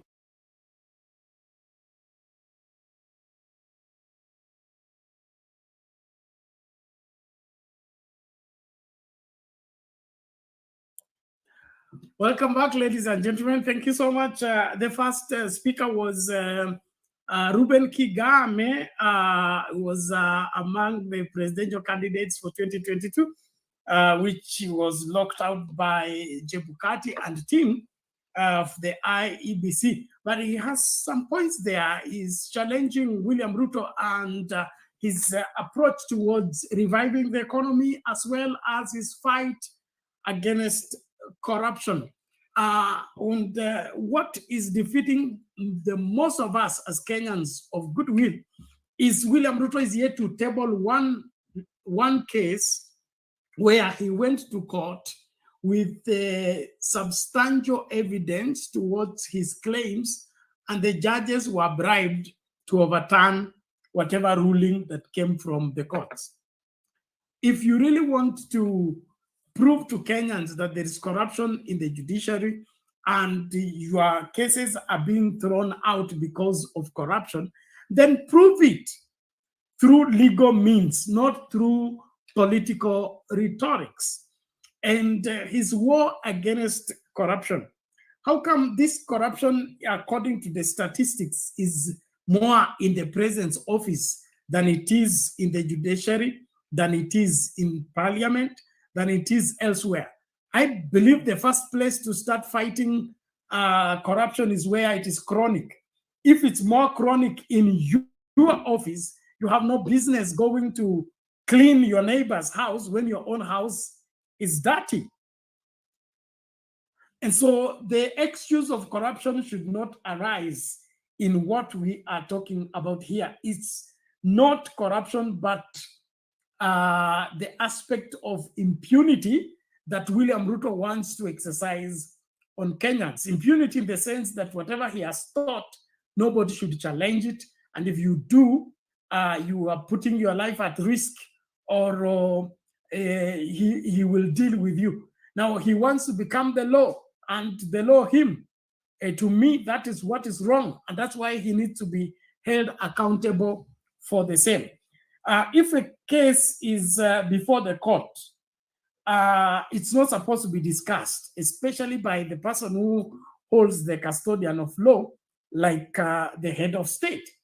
Subjudicial means you are discussing a matter that is before the court. Now, the housing levy is due to be heard on the 26th of this month, and whether it is constitutional or unconstitutional based on the appeal that was made. Now, if the case is before the court and you're discussing it in every church meeting, in every funeral, and in every political rally, it simply means you have already chosen to disregard the law, you have already chosen to defy court orders, and that in itself is impunity. And so William Ruto needs to be arrested for all that. And hii ingine yote mnasema, kwangu ni wimbo tu mnaimba. Ukweli ni kwamba mtu wa kuvunja sheria, mtu ambaye anatafuta anarchy kwa hii nchi, mtu ambaye anatafuta mambo yasiende kulingana na sheria, ni Ruto. Huyo atakuwa ashughulikiwe, mambo yatakuwa mazuri tu katika nchi hii. Okay, well, there is also a new development about UK government warning their citizens from traveling some parts of Kenya. I think that's also a matter you need to look at. Even as we begin to wind up the show, if Alexo and Njiru don't show up now, mimi nitakuwa nafungasha. It is 17 minutes after 1 a.m. But I believe we have had a great show, and we will have more of this. We just encourage you, please, let's keep sharing the link. Let's keep participating in the poll question. And apologies to kina Andriano, wale huwa wanatufuata kwa Facebook. Tutasort maneno yetu na Facebook ili tuendelee na ratiba ya ya program yetu huko. Kwa sasa hivi, kama uja to follow kwa Live Now Africa, please follow us on that page. You'll be able to get the broadcast there. In the meantime, let's just listen out to this UK ban on of their citizens to travel in certain parts of the country on, I think, insecurity grounds. Through its foreign, Commonwealth, and Office has cautioned its citizens traveling to Kenya against visiting certain parts of the country. In a travel advisory published on the government's website on Saturday, the UK warned against all but essential travel to areas within 60 kilometers of Kenya's border with Somalia. It also advised against non-essential trips to eastern Garissa County as well as Mandera County, however, excluding Mandera West Sub-County. Now, the British government further advised its citizens to only visit the Lamu and Manda Islands when traveling to Lamu County, but to avoid everywhere else within the devolved unit. In addition, FCDO advised against all but essential travel to within 15 kilometers of the coast between the Tana River and the Galana River.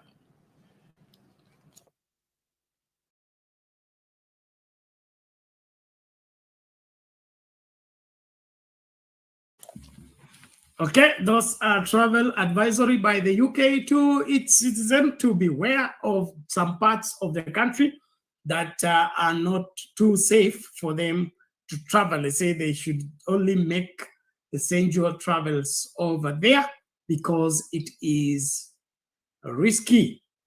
And now those risks are rising by reason of insecurity. And that's insecurity as a result of what? Opening up the border that was closed for people to walk in and walk out at will. And then we now want also to introduce visa-free entry. And so it simply zeroes into one thing. We will soon be a ghost nation because when people don't feel safe here, then they will go home. And in my opinion, that is counterproductive. And as a result of unthought through policies. And this is what you get when you only have one person thinking, when you have only one person deciding. There is a reason why every president should have a cabinet. And there is a reason why there must be a parliament. There is a reason why there must be a senate. It's so that different people will look at the same things from different angles, then be able to advise rightly. So that when a decision is made, that decision is as a result of ventilating on the issue completely. But when just somebody sleeps and dreams like Ndugujero, then comes and say he has changed his name because God appeared to him and things should go in this direction, look what is happening now. We are not only losing on tourism, we are also losing in confidence of our foreign partners. And when foreign partners are advising people not to go there, will you go and establish your industry there? No. Will you invest in building a factory there? No. Will you go and do business there? No. So all this is compounding into affecting the economy negatively, and all of it is born out of what?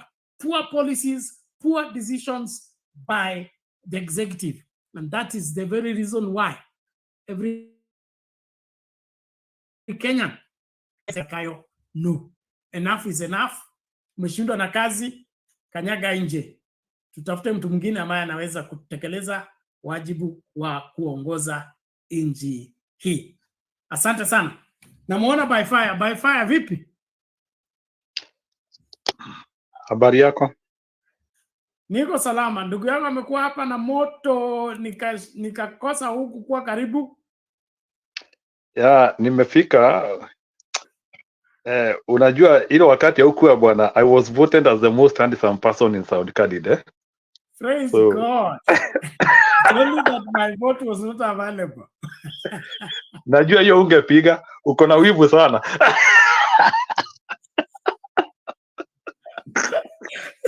Shida yako ni kunipigianga kura. Wewe inaonekana hutaki kuruhusu watu wapige kura. Wewe upige kura, wengine waseme yes. Wewe ndio uko hapo. So you need to know that sasa niko na hiyo mental. Niko na hiyo mental. So usinionange hivyo. So hii moderator is sound candidate. History, unajua history ya kusemanga na kaa kiraitu. I must challenge the Supreme Court. Bwana, lakini si ni ukweli. I'm collecting evidence. I must challenge that in the Supreme Court. Hata sio majamaa wanasema, sio majamaa wanasema, ni warembo wanasema, na ujue warembo they are very articulate on that. Hiyo mimi na challenge kwa Supreme Court, so you will be served by Tuesday. Haya, ni sawa. Nimeshukuru anyway. Thank you for what is happening, and nimeona umetuwekea hapo travel advisory. Hiyo nchi yetu, you don't need to give travel advisory. It is dangerous everywhere. So I think UK is wasting their time. Anyway, I'm sorry, because you see a country whereby wash ni mingi. Unajua bana, hata mimi nakuombea sana usikutane nao watu wa wash. They are very convincing. So by the way, wewe umeanzisha moto kwa anasema tuweke poll. Who is the most handsome?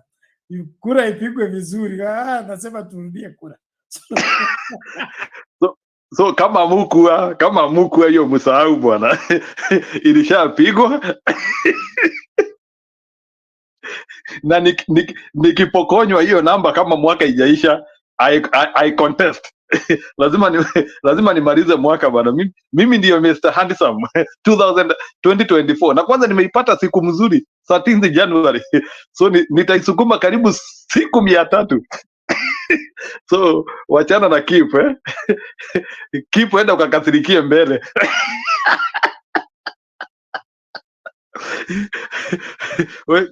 Kip, maybe tutakuwa na contest ya mid handsome tunaweza kupea. So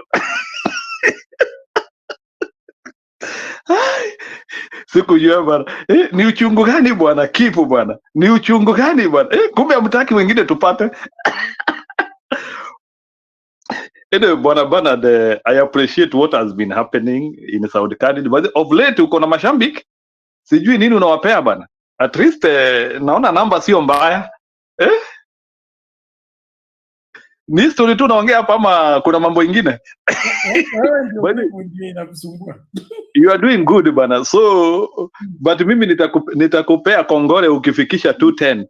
Nataka ufike at least, unajua 1999 tulikuanga na 210 members of parliament. At least wacha kila constituency ikuwe represented 210. You remember the time when we used to have 210 constituency before you blew the number. Anyway, kwanza nipeane pole mingi sana. We have lost a maestro in Mount Kenya region, the founder of NIBS and some other serious institutions within Kenya. Madam Liz Wanyoike tulimpoteza leo. So najua kuna wale mnaweza kuwa mna habari na yeye. I think she was a humble woman. I've interacted with her. Yeah, ni mama mzuri. So tumepoteza yeye siku ya leo. So that is among the trending news in Kenya right now. So Madam Liz Wanyoike, I think she has left a footprint, especially in the area of TVET. Some of those people who you condemn, wale watu mnataka kupea masi na masi minus, D plus, hata ma E. She really worked exemplary there. So Madam Liz Wanyoike, pumzika salama. So she's a good lady. I think she has achieved something golden. Ni vile saa zingine hakuna mtu watu wanataka kupoteza, lakini vile sasa hii mambo ikikuja tu mnapokea vile imekuja. So we lost that woman today. Yeah. So hiyo mambo ingine ni mi bana, nilikwambia mi siongeangi historia za Kayo because I don't follow him. Nyinyi ndio mnakujanga kuniwekea hapa kuniumiza kichwa. But what I can say is we are at a point whereby the country has to react. We have to react, Bwana Bernard. And na hii ni ile kitu najaribu kusema hapa. Whether we like it or not, we will have to react to something. We will have to react to something. Because tukiendelea hivi tunaendelea, we are losing ourselves, we are losing our nation, we are losing our people, we are losing our culture, we are losing our sovereignty. Like, kila siku inayopita, something extra is being deducted from us. So ni sisi tuamue, do we want to die standing or to die sleeping? But kunyamaza tutajikuta mambo ni mabaya sana. So mimi nataka tu kuhimiza wa Kenya. Now the next wave ya kupigana imefika. And we have to agree when we are going to start this war now. Because either way, tunyamaze, tuseme ngoja time, we are losing. So hii ndio unasikianga sasa ile Joho alikuwa akisema kama mbaya. Something has to happen between now and mid of this year. I don't know what we are going to do, how we are going to assemble ourselves, but we are not in the right trajectory. I hope we can be able to fight for our lives, and we can. Tupiganie roho zetu, tupiganie watu wetu, at least to give our children hope that things can work and things can work better. Sio lazima ati mkuwe na viongozi wa uongo ati mnadanganywa.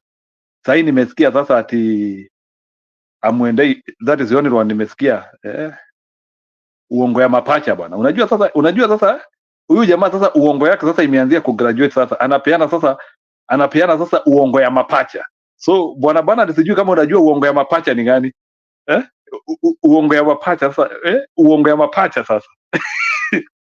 Mutakuwa mnaendea magari Naivasha.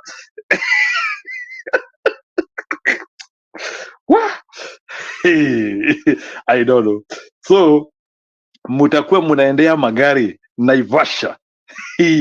Naivasha. So bwana, you know, I think you know, saa zingine this one is beyond pity now. Ati mungoje tu kidogo mtoka. I want to ask a question. Unaweza endea gari Naivasha aje? How Naivasha? Naivasha. Pahali tunaendeanga nyama ya punda. Naivasha. Anyway, I don't want to comment about that because anyway, mliona huyo mama hapo Nakuru vile alifanyiwa. Na bado she's not the only one. Unajua Zakayo alikuwa anajifanya amenyamaza hapo. Yeye ndiye alikuwa anapigiwa nduru. Unajua people think that ni nani alikuwa anapigiwa nduru. It was not about Susan Kihika. The message is to Zakayo. So ladies and gentlemen, we are at a point whereby we cannot allow this guy to continue for so long. It is that serious.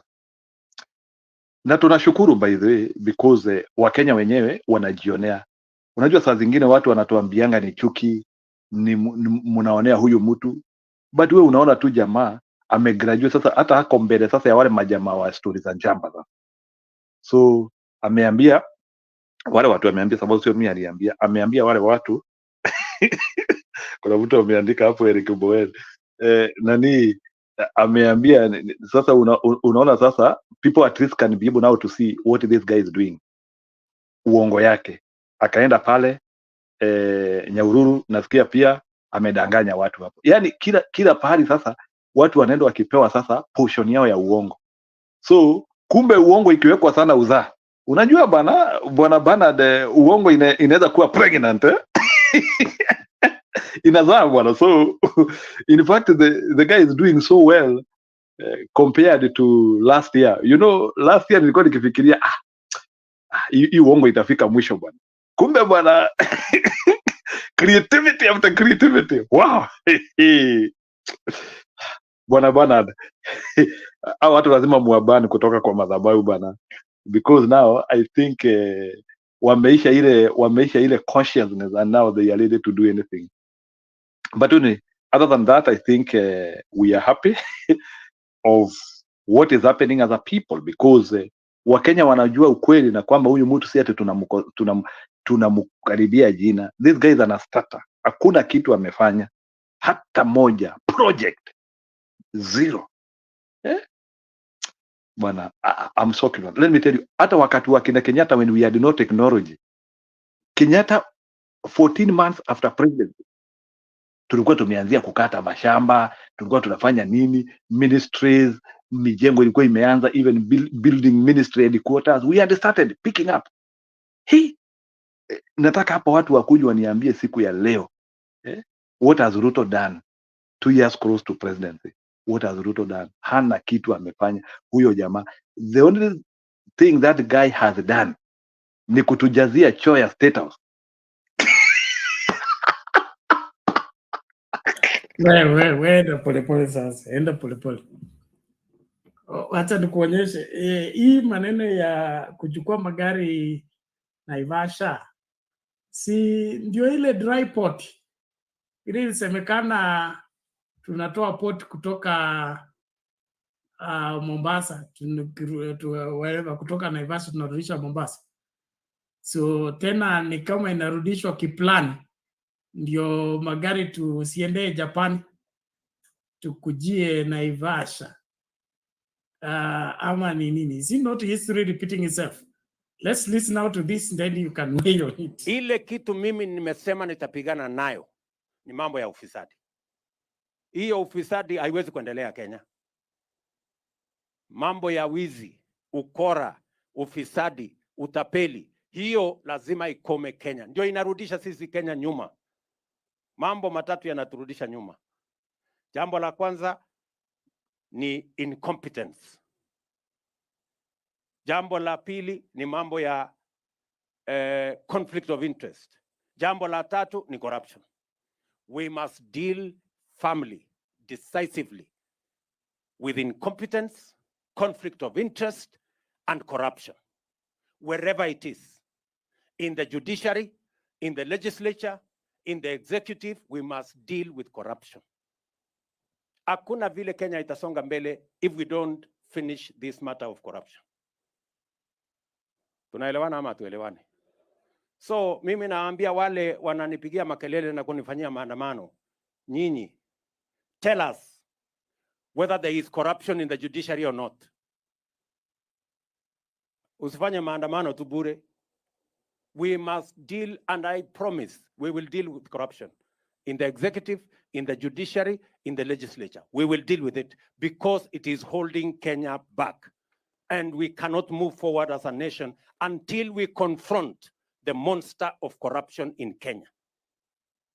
Tumeelewana jameni?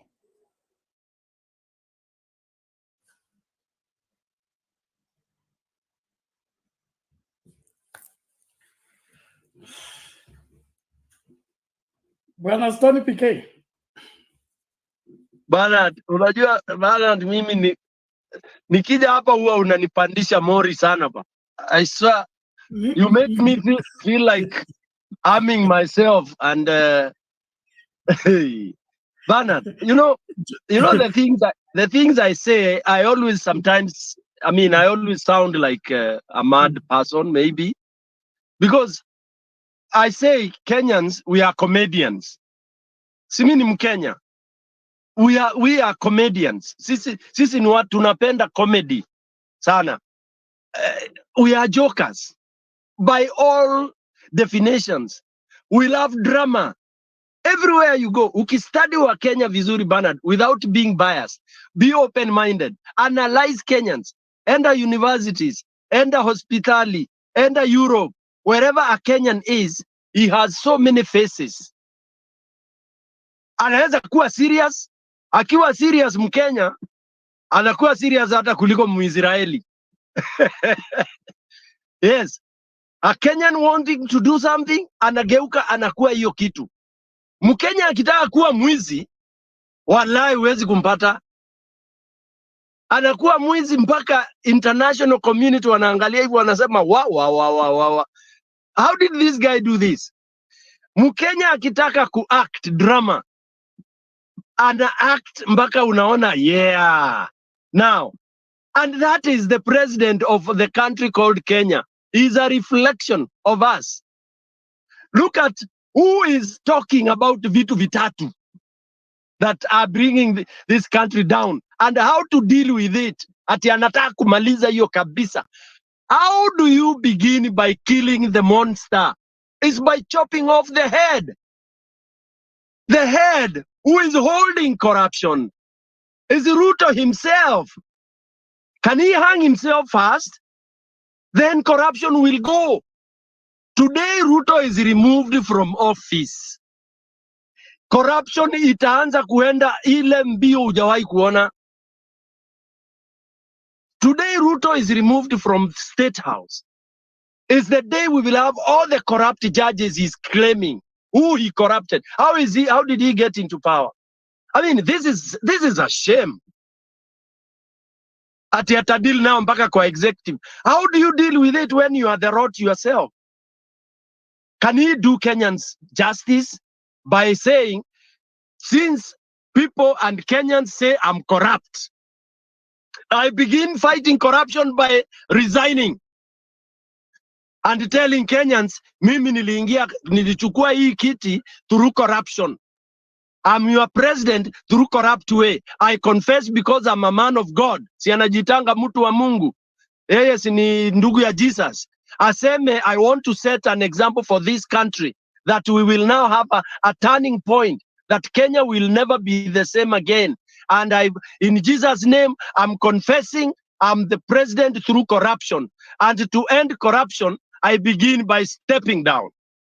Bernard, hiyo utasikia corruption will go. Na aseme, I'm stepping down, and anybody who does not bring back what he or she stolen, either wapewe inaitwa nini?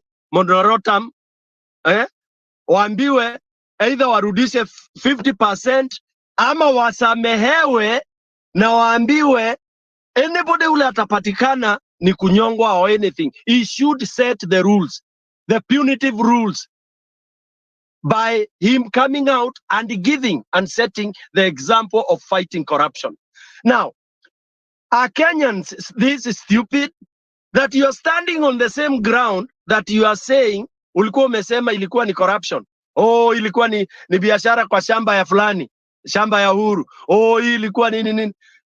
I don't think there is anything before Ruto that Kenyans did that was never well thought of. Apart from during the 24 years of Moi is when things were done sporadically, like the way he's doing.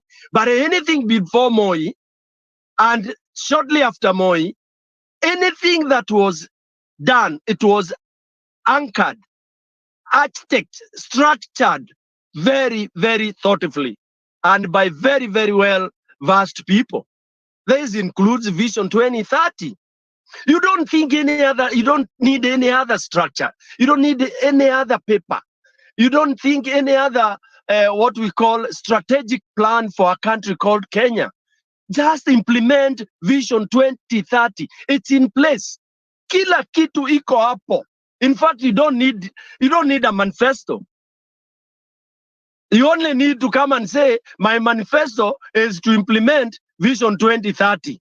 So in 5 years, I will do at least 5 years of the remaining years to 2030. And period.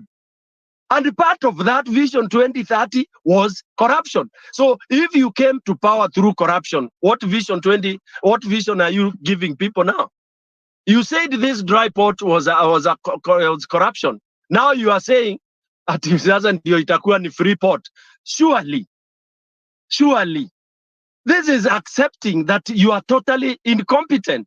Amehesabu vitu vitatu ambazo yeye ndio is a victim, and that's why Kenya is dead. So we can, and I keep on singing until I get out of, we close this studio. The only thing, chawa ikiwa kwako ukiishika, you don't ati hiyo chawa unasema we chawa unajua umenikunywa damu sana, shenzi wewe enda. Chawa ukiishika unachukuanga vidole viwili na upande wa kucha unaifinya. For those of us who have ever been beaten by lice one way or another as we were growing up, you know how a chawa is killed. Is either killed through vidole viwili, pap inapasuka, ama unaiuma na meno, tak inapasuka, then haitakuuma tena. So for Ruto and Kenyans, is the only dawa today is to ensure that we stop this comedy, we stop this drama, we stop this entertainment. Oh, amefanya hajafanya. Tuache hiyo kabisa na tuseme anything he's saying, the answer is go away, go home. If we are too religious, let's forgive him, aende Sugoi. We chase him to Sugoi because we fear God. We chase him out of State House straight to Sugoi so that he can do what? He can be able to, to give way for other people to come and implement what is needed for the country called Kenya. But as much as we continue thinking and saying, oh, one time this will happen, we hope that soon or later, oh, maandamano is coming, mother of all, and all this. We had the mother of all maandamanos, so now maybe we will be starting to talk about grandmother of all maandamanos. I would urge Kenyans and anybody else who cares, we delete that term maandamano, tuachane nayo, because it has not worked for us. The only clever people are those who don't repeat the same thing every time and then getting the same result. So if the result we get out of maandamano is just maandamano, we go home, people are beaten, people are tear gassed, and then we go back home, why do we want to do that? Why do we want to keep repeating that? Stop that. And then we sit and wait until that day when we shall be ripe for something else with a different name other than maandamano. Maandamano is done, is finished, done and dusted. It's not anything that can help us, build Kenya, or it's not anything that can help us get rid of the problem that is ailing Kenya. So for me, this kind of showbiz, mtaani tunaziitanga vipindre.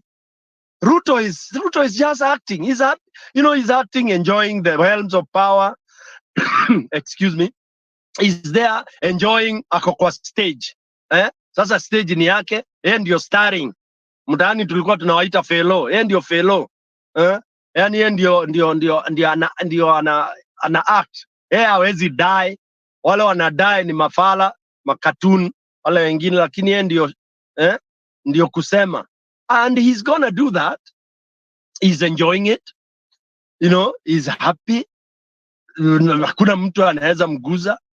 The thing is mutadu. Okay? So you people will cry. You will say, oh, he has to go.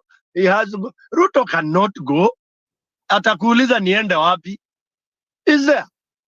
All right? So I would say, as Kenyans or those who really feel like things are not good, you have two options. It's either to accept what it is, and say, wacha kaende hivyo kako, other than saying, oh, one day is coming, one day sooner. Nothing will happen. I always give the example of this bird called it's called the owl, and the human being. The human being kept on destroying the owl's necks and killing its eggs before they hatched, because most African community believe the owl is a bird omen. So if it builds a nest near your homestead, or it comes and patches anywhere near your homestead, someone must die in that homestead. So what happens is, the moment you realize it is nesting anywhere near you, you ensure that if it lays eggs, you destroy those eggs. So the owl could not keep its family. It could never. Every time it is tried, the eggs were destroyed. Then the wife asked the owl, hey man, this man who is destroying our eggs, don't you have anything you can do? Then the owl, because he wants to look very, a hero to his wife, because no man wants to feel villain in front of his wife. You always want to show your wife that nobody can beat you up. So the owl told the wife, next Friday, I'm going to deal with this man. I'm going to deal with this human being. So the Friday came. Then the wife said, okay, so it's Friday morning, man. Wake up, go and deal with the man so that he stops destroying our eggs. So the owl went very early in the morning and perched at the tree near where the village. And he was there the whole day watching the man go down, or the human being, the man go down his business as usual. They all perched at the tree for the whole day until midnight. Okay? And midnight is when the man realized, oh, this owl has been here the whole day. And the man threw the stone to scare the owl away. So the owl flew back home. Then when he arrived home, the wife said, oh, welcome back, my darling. Hey, so how has it been? Is he dead? Then the owl asked, who? Then the wife said, But what was your mission? Then they all said, oh, the man, you don't want to know what has happened. Then the wife said, wow, what happened?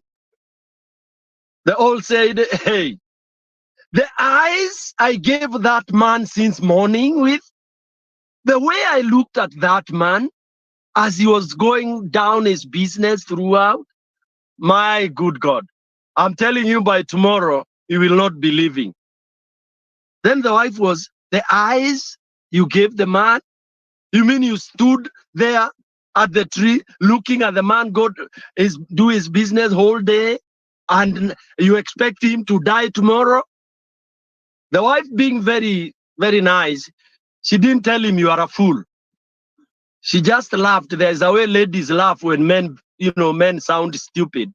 She just giggled and made some very funny, sarcastic remark. She said, okay, then we wait for the burial of Mr. Man. What's the moral of this story? The moral of this story is that you don't get rid of a problem by just looking at it and having all excuses around it. You only solve a problem by taking an appropriate action. And appropriate action expeditely. You don't plan an action and then you take forever. You have to define what action you want to take. You have to define your problem to be able to get the solution you're having. Kenyans have not defined their problem. Unfortunately, the Kenyans that have power have been derailed from the problem which they had identified. We began with the problem of stolen election. Then it was changed immediately. We were told, no. It's not about the stolen election. It's about maisha iko ngumu. Look at that by itself. You shift from your real problem. Umeumwa na jiga. I'm finishing, then you come in. Umeumwa na jiga. Iko kwa kidole. Iko kwa kidole hiki. Yes, keep.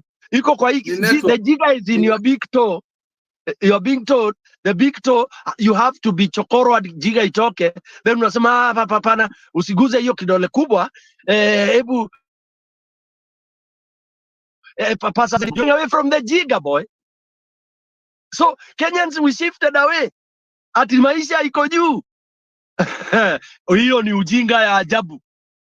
Haya, kidogo kidogo, hapana, maisha na tuvae masufuria kichwani, alafu pia tuongee about what do we call it, electoral commission. Lazima tuangalie electoral commission, the 4 judges, sijui nini commissions, injustice, we have to have them back and all that kind of a thing. Diverted completely from what happened. Somebody has snatched what belongs to you, is running away with it.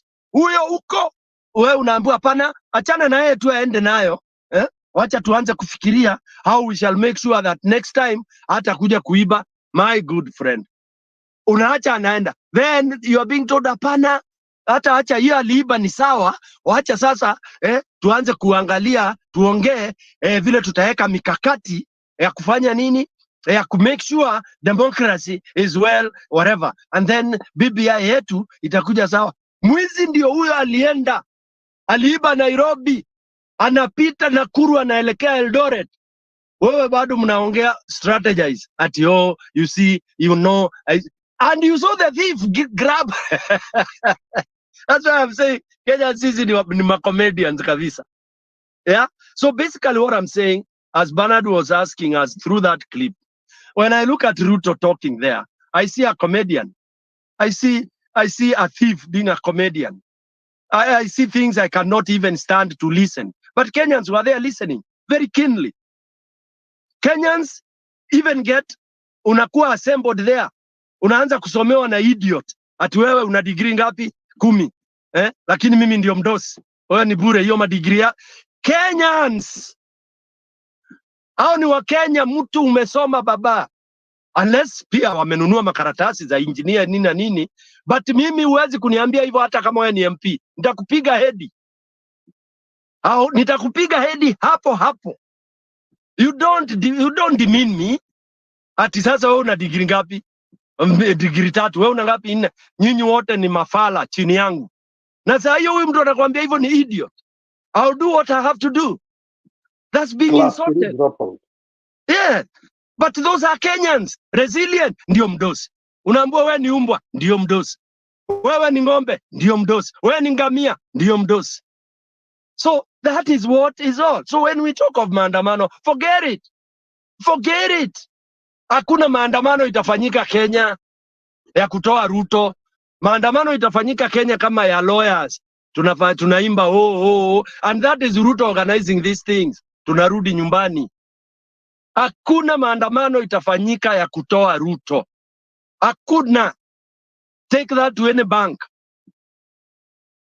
I'm old enough to have known Kenyans. I've studied Kenyans properly. I know our social dynamic.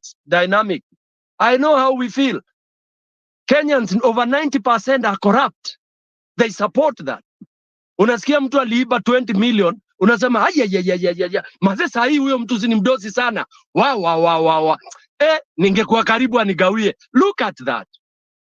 Wacha nikupiss off. Ebu niambie story ya deal. Ebu niambie story ya madeal. Nenda deal. Yes. That is us. Ni sisi. Jamaa ameshikwa akiba, unasema aya, kwani ni mjinga aje? Aliibaje hivyo ufala hivyo? Si angedu hivi na hivi.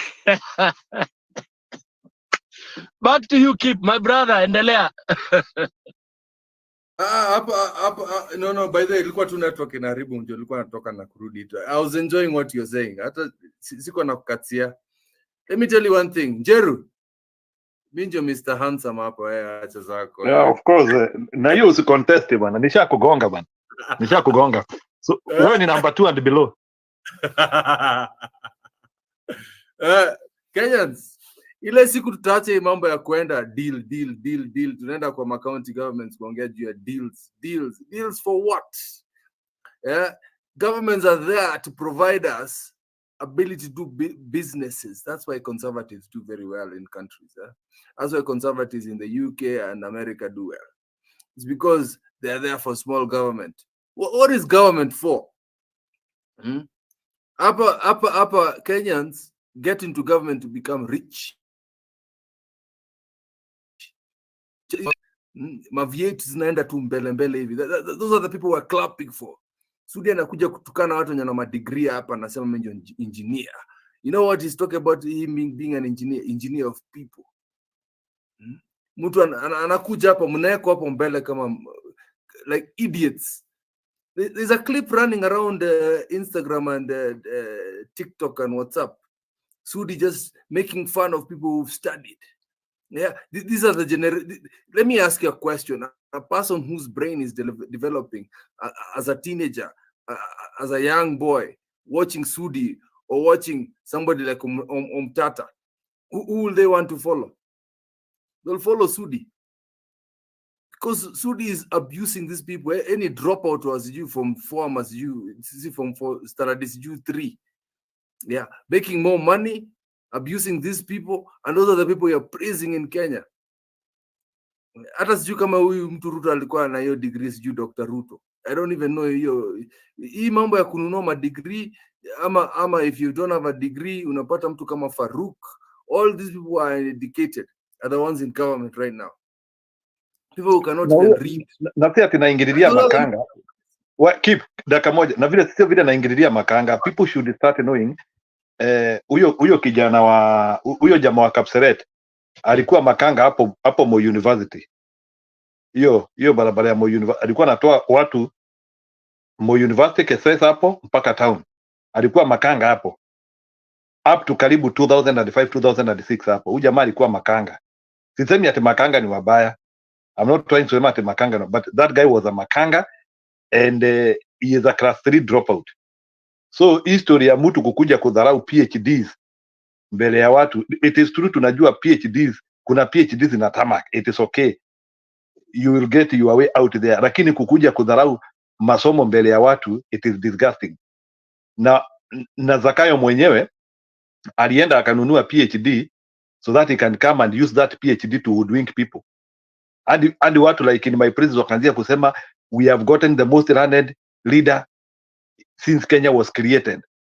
Unaona sasa Zakayo anatumia the same PhD munadharau to do it, because let me tell you, and Stony PK, you can 1 minute. Stony PK, you can confirm this. So-called governor of Nairobi, same junior Zakayo ndio hapa anafinya watu wa Nairobi. Is that a graduate of some stupid university we've never heard of in Uganda? You see, Bwana Kip, you see, like Stony PK can tell you some of the derision which happens in our community. Kuna majamaa, that's why unasikia mapasta wengi sana huko kwetu, all pastors wanajiita doctor. Sijui kama, do you know the reason why many pastors in our region, especially in Mount Kenya region, wanajiita doctor? It is because hii kitu inaitwa PhD, it has now become a wonderful tool of manipulation. Because huyo mtu inasemekana amesoma sana, he cannot be questioned, kile anafikiria ni right. Now that it is now being used as a tool of manipulation. That's why unasikia kila saa pastor doctor so and so, sijui reverend doctor so and so, because it is now being used as a tool of manipulation, and it is a problem. I think Stone PK, you need to confirm that to people. People are now using PhD for manipulation to show people they can do things without being monitored, and that is what Ruto used even in our community.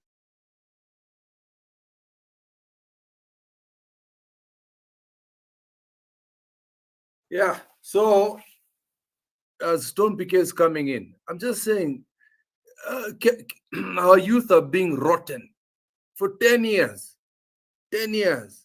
Tumekaa na hii before Mama Kamili akuje, by the way, we're not going to ignore her. I know mnaona ceiling, but she's listening. I'm telling you, our youth are being hoodwinked to thinking that education is useless in Kenya. We're praising the most useless people in Kenya. We are teaching our youth that corruption is the way. We are teaching our people that corruption is the way. You know, munafikiria tu ni Ruto peke yake, and I said this in the beginning of the program. So God anatupatia who we deserve. And until we get that point, yeah, that until we get the point that corruption is within us as Kenyans, whereby getting basic services, we have to pay somebody, we are going to do the wrong direction. Tunaenda mahali mbaya sana. Until mimi nitasimama hapo kwa barabara, me myself, nisimame kwa barabara nikatae kupatia polisi hongo kwa sababu is wasting my time, is the day each and every one of us will know we're moving towards the wrong direction. Because we got this monster not by mistake. It's because he reflects who we are as Kenyans. He reflects who we are as a society, where we allow people like this to rule us. So, Mama Kamili, you can continue before we ignore you. You're not ignoring me. I say hi to you all and everybody. Just continue. I'm listening. I'm doing something. Once I finish, I will let you know, guys. Thank you. Wow. Keep ebu Stony PK ya comment your story ya how people are using education in manipulation.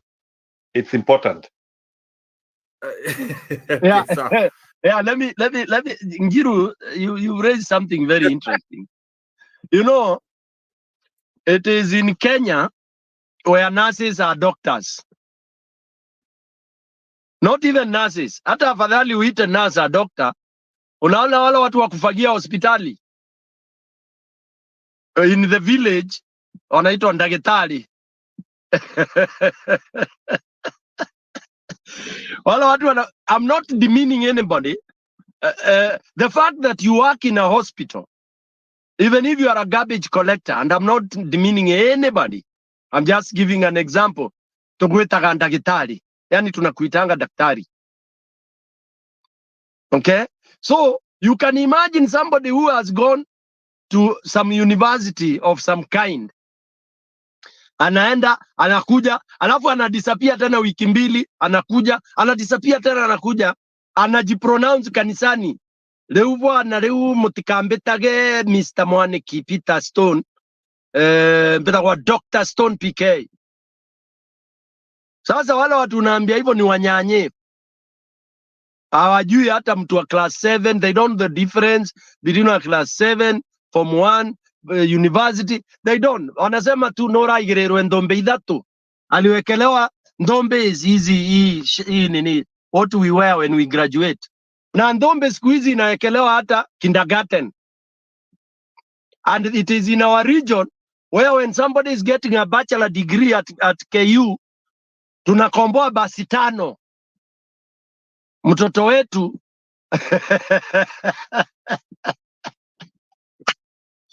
basi 5 to go and witness our son, daughter getting a BA. Now, it's a good thing. But why am I bringing this? I'm bringing this because now you become gullible. At anybody akikwambia nina PhD, you don't question it. Okay, fine. It's not our business to question.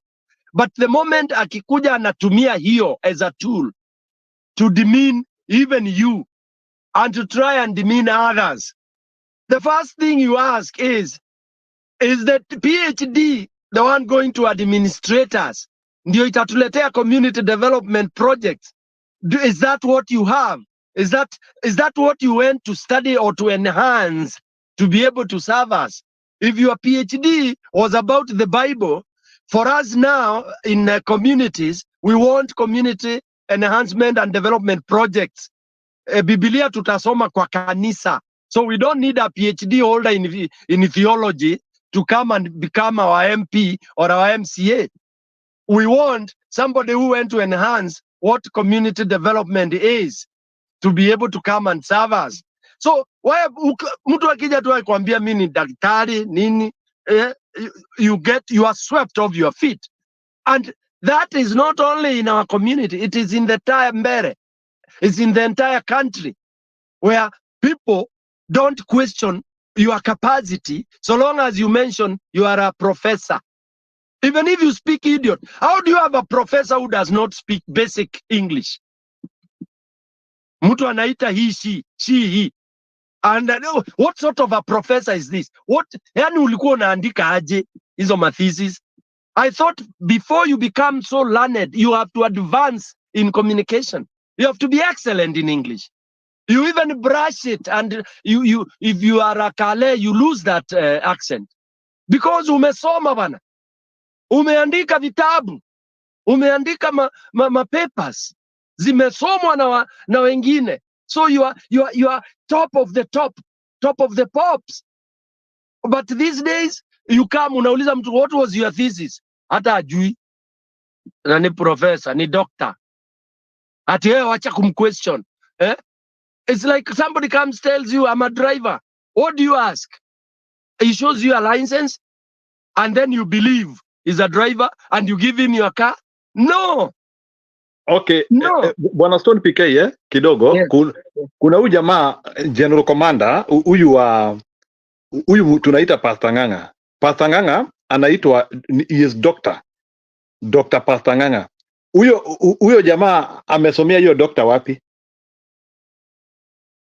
Nikuuliza tu nasikianga akiitwa Dr. Ng'ang'a. Ni doctor wa nini? Hizo ni self sasa. Hata wewe sahi after 1 week kuja utuambia wewe ni doctor, tutakuita. That's what you do in Kenya. Pronounce yourself. Hata pastor is the answer. Na pastor ni rahisi. Today I'll be Pastor Stone, tomorrow you will not question. Mtaanza kuniita pastor, man of God, period. You start referring to me, nikiandika hapo hiyo Stone PK, niandike hapo Pastor Stone PK, you will start calling me. Hata sahi nikitoka ni exit niingie kwa hii show hapo niandike Pastor Stone PK, mtaanza kuniita pastor. Na I'll quote a few verses every time I speak. I quote a few verses which I know very well, because Kenyans, hakuna mtu hajasoma Bible. All Kenyans tumesoma Bible right from kindergarten, so we know. Hakuna Mkenya hawezi kukuquote up to 30 verses in a Bible na kuelaborate, and I qualify to be a pastor. It is so sad. And that's why religion has collapsed in our country. And by religion collapsing, it's what has poisoned politics. That's why we are not able to get the right leaders. Because a devil comes telling you, oh, in Jesus' name, I am this. And then we all go, let's pray. This is a man of God. Huyu ni mtu wa Mungu. You all go there. Hata kama alirig. Ameriga akiwa na voters. There are people who came. There are people who are saying, Ruto. So he didn't have an empty basket. He had something in the basket. So it was easy to manipulate because he didn't have zero. And that is where it is hell in Kenya. We've gone hell. We've played around with God. So God is punishing us. And God will never bring fire to burn you. It is you who will set fire for yourself. Hakuna moto Mungu atakuletea hapa ati aashe kiberi. It's you will do your stupid things and then you have fire burning you and your home. Kenya, we are burning it. It is us. Siwezi da kusikia mtu akisema oh, Mungu tulisema Mungu ametupatia kiongozi. Ule waitereirio maguta ni Ruto. That's what we said. Aitereirio maguta. So ni kiongozi wa Kenya. We paid homage. That's why it's hard to get rid of him. Tulimsujudu, tulimwabudu, tulienda State House, tukafanya zile rituals. Little did we know we were doing devilish rituals there. We were installing devil in our country, evil in our country. We did that. And what imekubalika hapa chini, hata juu imekubaliwa. Tulikubali Ruto, pale Bomas. He did what he did. Na tukaanza kusema, yeye ndio Mungu ametupatia. You know, so as I said, we can do 1,000,000 TV stations, we can do 1,001 demonstrations, we can do all what we got to do, but inaitwa to not. Sum total is Ruto is the president. Remember, hashtag Ruto must go. Yote ilikwisha. Ask yourself, why every effort imezimika? Azimio, we were called to tazimika. Tumezimika. Tulizimwa. And that's a fact. Hakuna azimio anymore. Kalonzo is talking of 2027. Azimio people are now talking of all this. ODM is talking of strengthening itself. Sijui nani mwingine hata. Sasa, if we don't have a united force towards a problem, how do we expect to ever solve it? There is no solution in Kenya which will involve anything called party politics. Tuachane na hiyo kabisa. Hiyo mambo kwisha. Party politics in Kenya finished. Constitution, sijui following constitution, guidance through constitution finished. It is an anarchy country. It is, and we don't have a country, and we don't have anything called country. That is just on paper. Okay, so basically, we should agree to dismantle whatever there is. In smaller groups, we will be able to manage ourselves and build some forces. Okay, we should disintegrate. In computer language, we should fragment our problem. Let the Mberes sort themselves, the Embus, the Luos, the Kalenjins, the Kambas. Let's now rise. Rise. Kila tujijenge kabisa kule kwetu. Which again, some of us Kenyans who have been duped, tumepewa hii opium ya ujinga ya Ruto, you call that tribalism. I mean, it's nonsense. We are different tribes in that country. The fact that I say, let's go back to Embu and organize ourselves, you start calling me tribal? I'm being open. Why can't Embu be a deputy governor in Meru or in Nyeri or in Muranga? Why can't I be an MCA in Kiambu, if I'm from Kalenjin land or I'm from Luo land. Kenyans, we pretend. We don't like calling it as it is. We are different tribes, but let's embrace that diversity. Let's now go back to our regions, build our region. Coast people, I support you.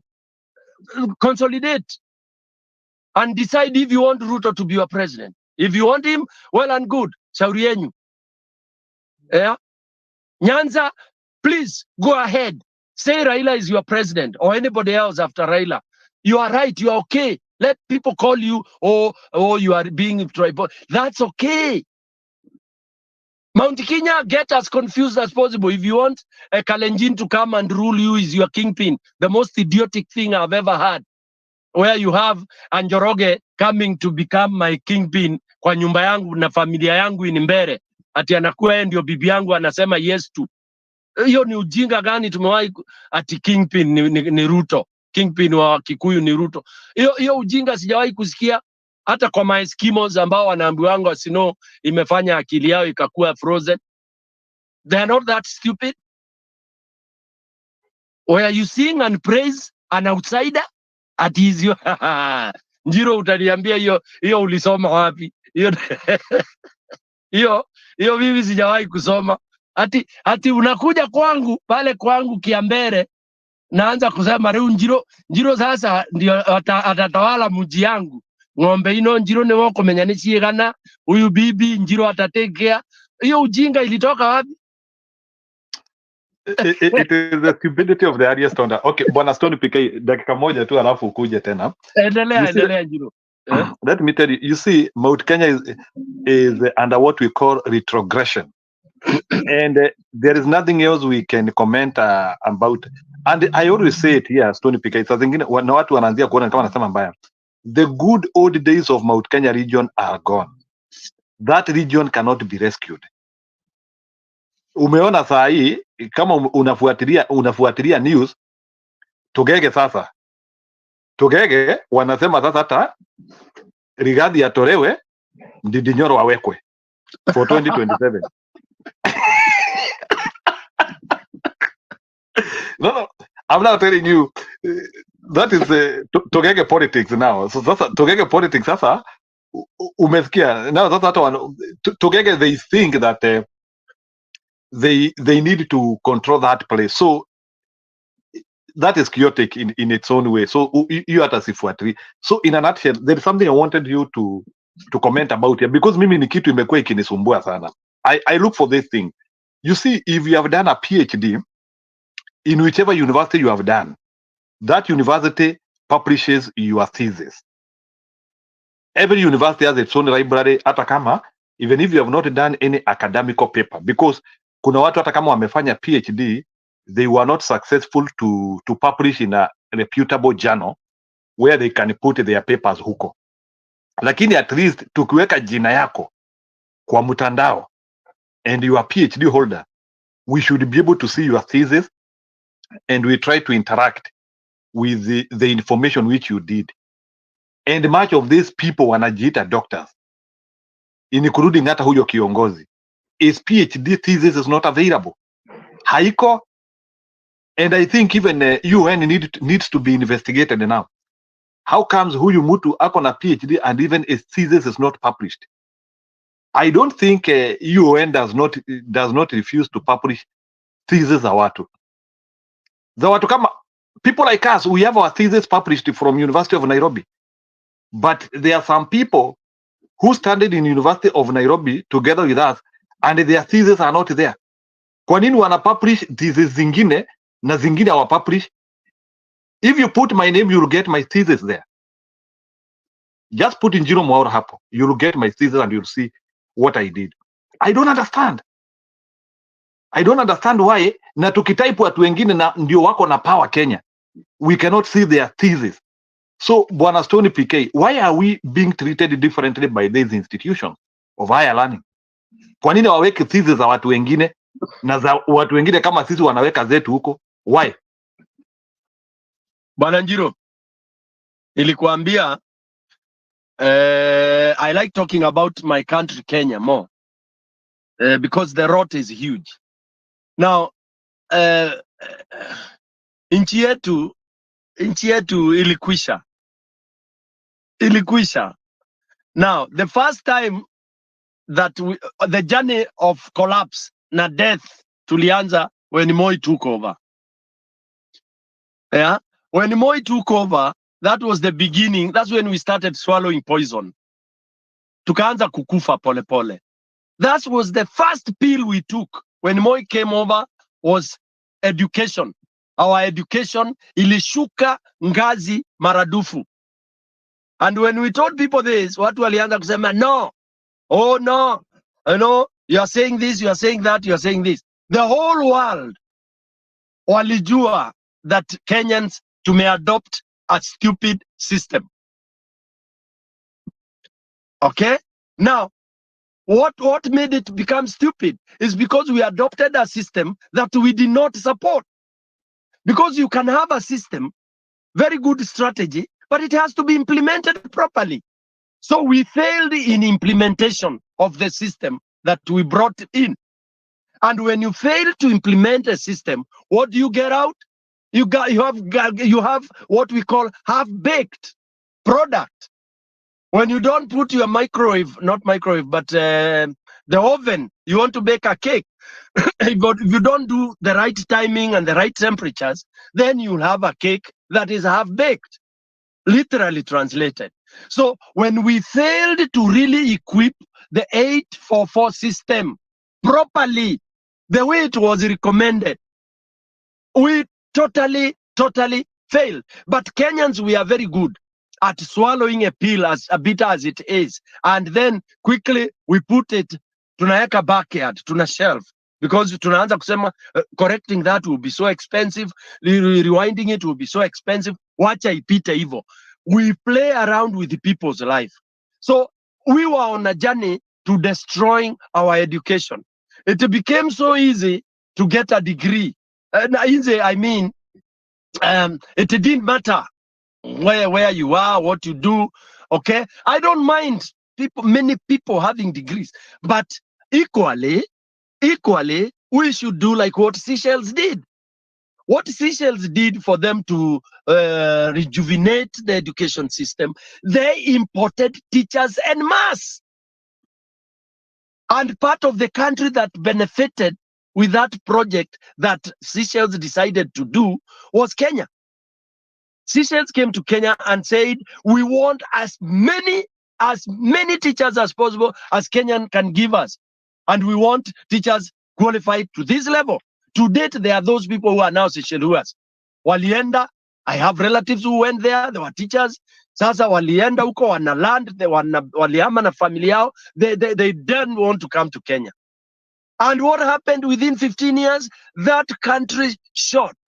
Because of what? They invested properly.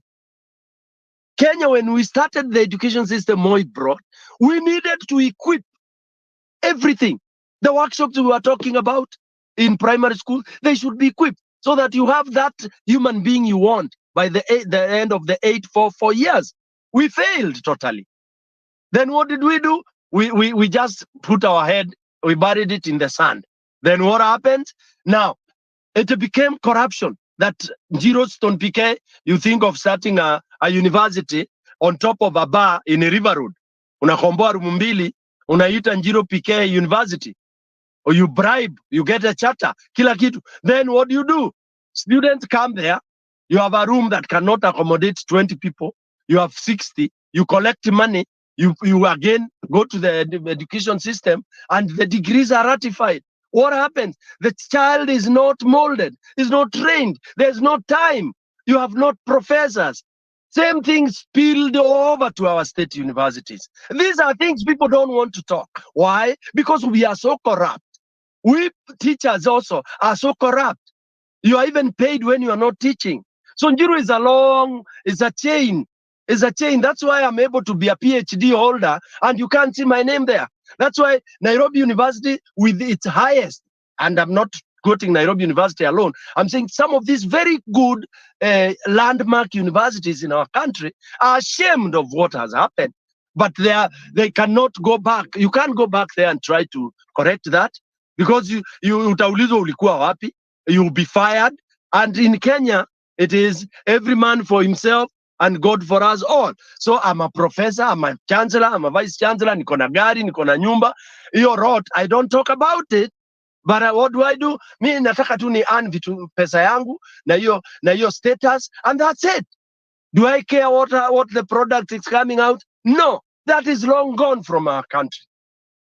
Hakuna quality anymore. Because no one wants to raise a finger. You raise a finger, unakuwa blacklisted. So there is that fear, and through that, then you have every system collapsing. That's why we are saying every corner is corrupt. And that's why I find it a mockery when Ruto is the one standing there talking of three things, which he is part of. You are here with a fake degree and you are saying corruption. Sincerely Njiru, this man, mtu anatakiwa asimame ampige kofi ingine ya ajabu. Umpige tu na mbao kichwa apasuke. Because how do you stand? How do you really stand that kind of a thing? Mtu anakwambia nataka kudeal na wezi wale wameiba na ameshika ile mayai ameiba ya mtu. Na mtu anakwambia wale waizi wote wapo wameiba mayai, lazima tuanze kudeal nao. Si umuulize na hii umeshika kwa mkono umetoa wapi? Why can't Ruto be told ile t-shirt uliuza mara ukiwa YK92 uliuza t-shirt 100 for 1.2 million. Hiyo pesa silikuwa ya wananchi, uanze kurudisha. Hii hoteli ambayo mnaendanga kufanya mambo yenyu hapa, ulichukua na ulikubali kwa international red press, ulikubali kwa media. You have accepted that you acquired, you stole this land, you stole this hotel. So you rudishe. Why are we not saying this? And then you stand there, he's there telling you that he's the champion of fighting corruption. Aren't we really mediocre as citizens? And then we are standing there hoping for the best. From where? From who? We are standing there praying that one day God will help us. How? Really? How? When our universities have collapsed, we don't want to say that. In Kenya today, we still say we are the best. Best in what? Tuko best in anini? You know, we have to hit it hard. Your child akiwa ni mwizi, just say my child is a thief, but I will work on him to change his ways. Your child starts smoking bangi, unaambiwa na jirani, unaanza kupiga jirani. My child can never touch that. Just take the information. Find out, is my boy called Jack? Okay, is he changing? Just take that information, but with a pinch of salt, and investigate. Then you'll see if your neighbor anaonea mtoto wako or not. But we are quick to dispel. We are quick to say we are the best. The other day I was telling some Kenyans, we were in a certain meeting. I told them where Tanzania is today, realistically, and I was talking to Kenyans abroad.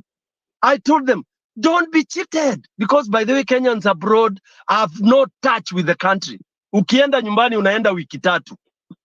Umeenda huko Christmas, you are busy hapo. Oh, you have not interacted at all. You don't know. So I told people, where Tanzania is today, realistically, Kenyans hawako hapo. When you have Kenyans crossing the border kwenda kutafuta kazi ya umaid Tanzania, what does that tell you? Kazi ya nyumba. When it was the other way around, that's what was happening before. Every other household was looking for Tanzanian ladies or to help us. And I'm not demeaning in any way, but that's all. Most of us when we were growing up, in the neighborhood, you had them coming. What does that tell you? It tells you we are doing well. That's why people are coming. But now the reverse is happening. People crossing the border to go fuel their cars. Na unabeba magalan huku nyuma, unachukua fuel ya kukulast for 1 month. What, Reverend Rala, karibu sana. What does that, George Mugambi, welcome. What does that tell you in simple terms? In basic economy studies, when you have migration, people migrating, unaenda kununua samaki across pande ile, ukuje nazo nyingi, unaweka unazipreserve. What is this we are talking about? And watu wanasema Kenya huwezi sijui compare Kenya na Tanzania, huwezi compare. That is the ignorance of the worst order. This guy Mkenya mpaka akufe kabisa, hata ukimuzika watu wanasema anyway amekufa kijeshi. That's what we talk in Kenya. But Tulia hapo kidogo. You know, thank you. I want to put a very blunt statement ili Tony PK achukulie hapo. Kuna mtu tulikuwa tunaongea na yeye leo and I want to give a conclusion. Kuna mgeni bwana Njiro, yukaribisha mgeni kwanza huyo. Nakaribisha Lala, just 1 minute. Nataka tu nipeane tu one statement. Maybe you people you need to debunk it or you tell me it is not true. Kuna mtu tumekuwa tukiongea naye leo and we have identified actually that Africa is Africa and many of African countries are actually they are actually going to the worst. Like we are drowning. There's no concept of progress. It's becoming worse. Like the Africa which was dreamt by Akina Kwame Nkrumah is no longer the Africa which we have. The current Africa now is diverted. And then that's tukaona there is a gap. Maybe somebody can handle that. Currently, it is reported that 47% of African population were below 14 years. 47% of African population are people below 14 years. And then 65 and above, I think in around 5% only.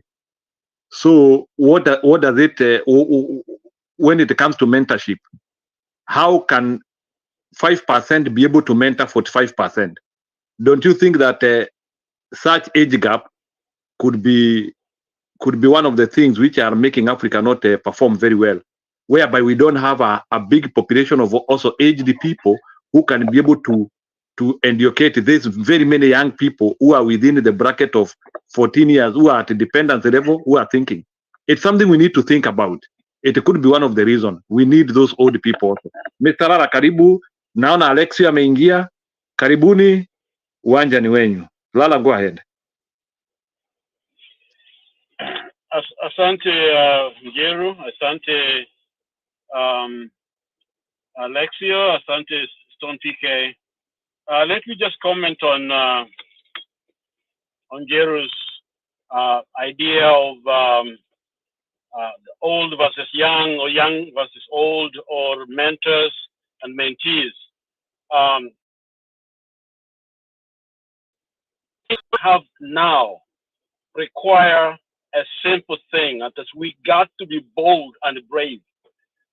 It doesn't matter how many older guys you bring in, if they can't face the reality and the truth, then the mentorship is not going to work. So it is important for us to be able to follow, what is true, what is real, and what is real is what we are afraid of. Truth. Truth is that our country is going in the wrong direction because they are thieves, they are robbers, they are corrupt men and some women that need to get out. So I don't think mentorship is an issue now. I think the issue is being bold and courageous and saying no, because we are the laughing stock of the world. And Stone, PK, I think I'm even suspicious of so-called Kenya doing better, because you could see certain statistics coming from somewhere, and are very suspicious. Kenya is not doing well. Those so-called growth, those are just those who put this government in there, trying to campaign, for them. But Kenyans on the ground, and we who know what's going on in Kenya, there is no way any development is meaningful, is taking place.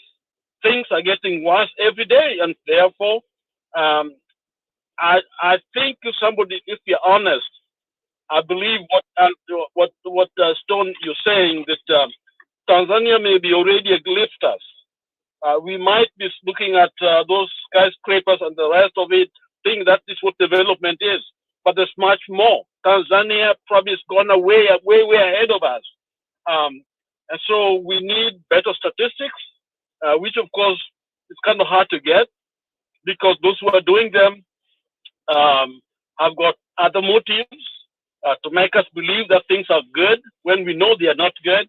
So the truth is the truth that the country is doing very poorly because wrong people are in leadership.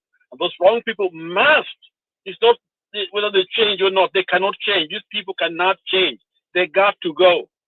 The rule of law has to be instituted. And that takes a revolution.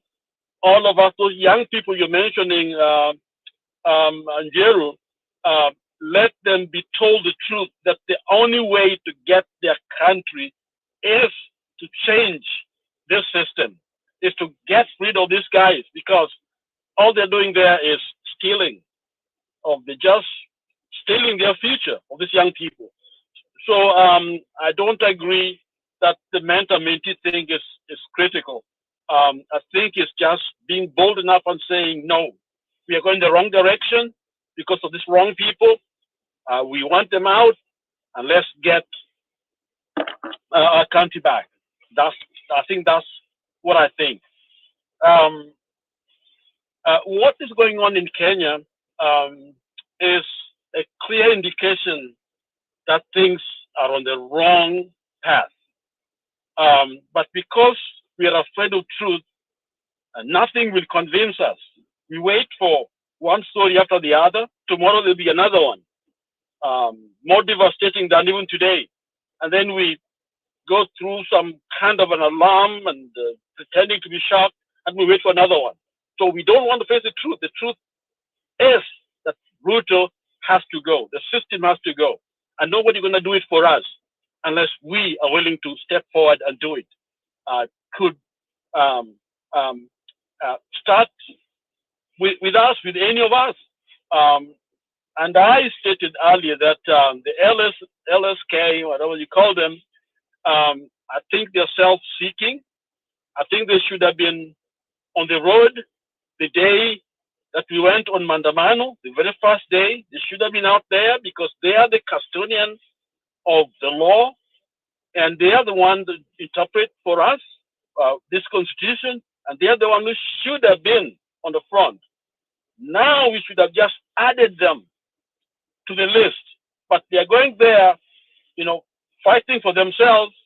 Of course, they are fighting for all of us, but I think this is where we get this divide and rule thing.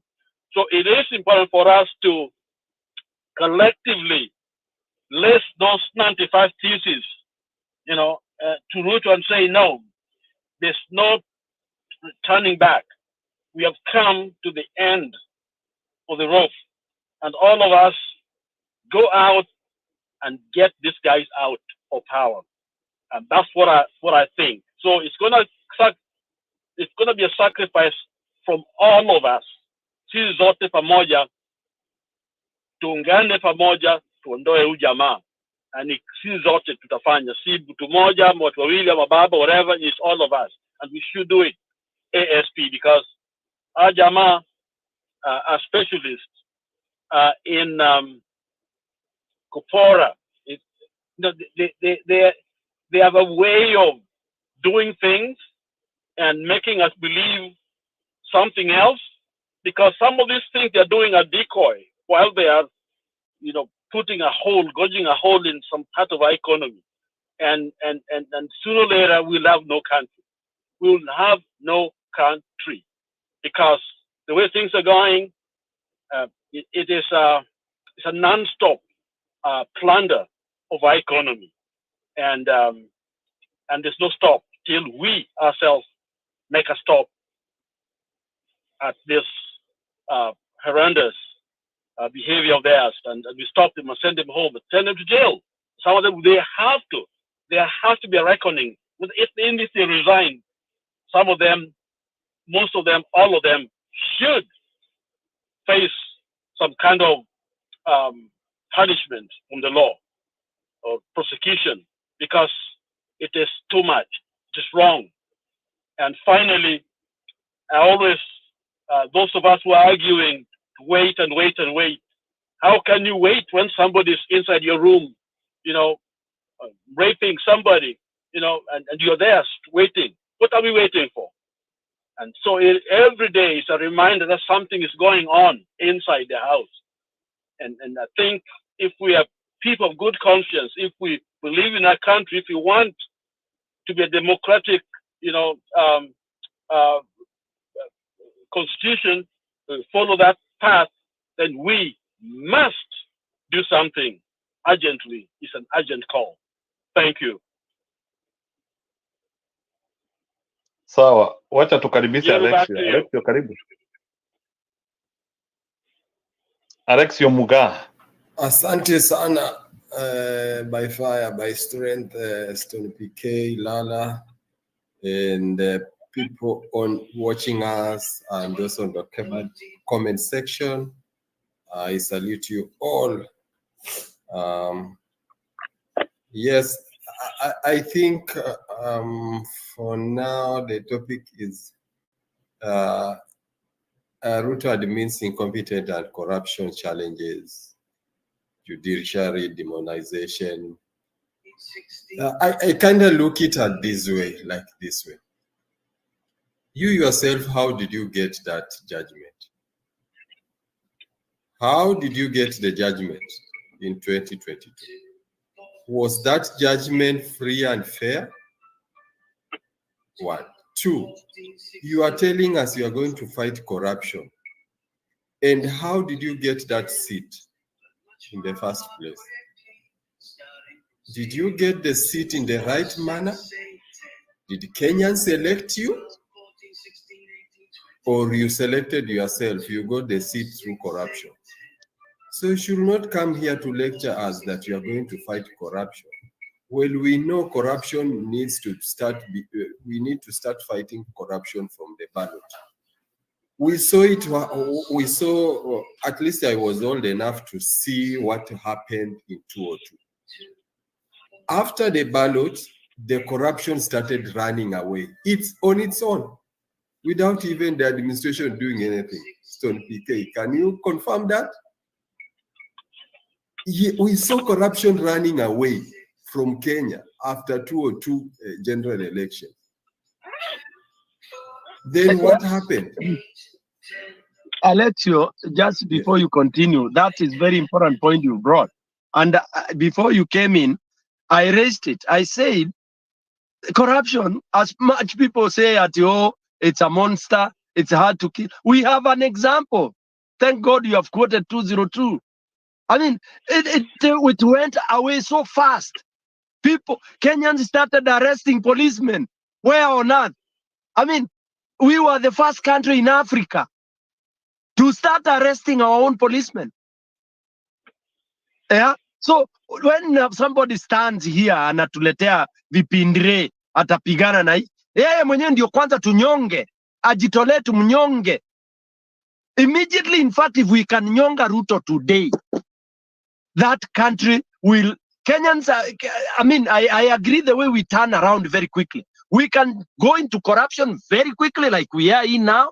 Everybody now is almost corrupt in Kenya because it's survival for the fittest. Kila mtu anaiba mahali yuko, the way it was during Moi's time. People in Moi's time, those of you maybe who might have been very young, Moi's time, it was the principle of man eateth where he worketh. Moi's time ilikuwa baba, ukiwa pale registry kwa birth certificate, hata death certificate, unafika hivi, unaona watu wapo kwa desk wengi, wanaguza ni aje bro, ati nimekamia death certificate ya budangu alidai sijui lini. Unaambia ya maze hizo computers zilidedi na hata ni ngumu sana kupata. Yani immediately he creates a barrier. Then unamuuliza, lakini anakuambia lakini ukibonga fiti tunaweza ona vile tutadu. That was the language. Ukienda jela ati umekuja kuona mtu wako yuko ndani, unauliza kwani wewe likuja namna gani hapa? Ati si nilikuja na matatu. Bana, siongee hiyo lugha ya matatu. Mimi nauliza wewe nikuja kuona maofisa hapa ikiwa mkono tu. Hata kwenye nyumbani naendanga kuona watu ikiwa hakuna kitu umebeba wa mgongo. Umekuja namna gani? Unamwambia ati anasema bana, zungumza vizuri. Bana, kunja mkono sana. unatoa kile unatoa, mtu wako analetwa hapo na hata unaambiwa muongee naye for the whole day. I mean, it was that bad.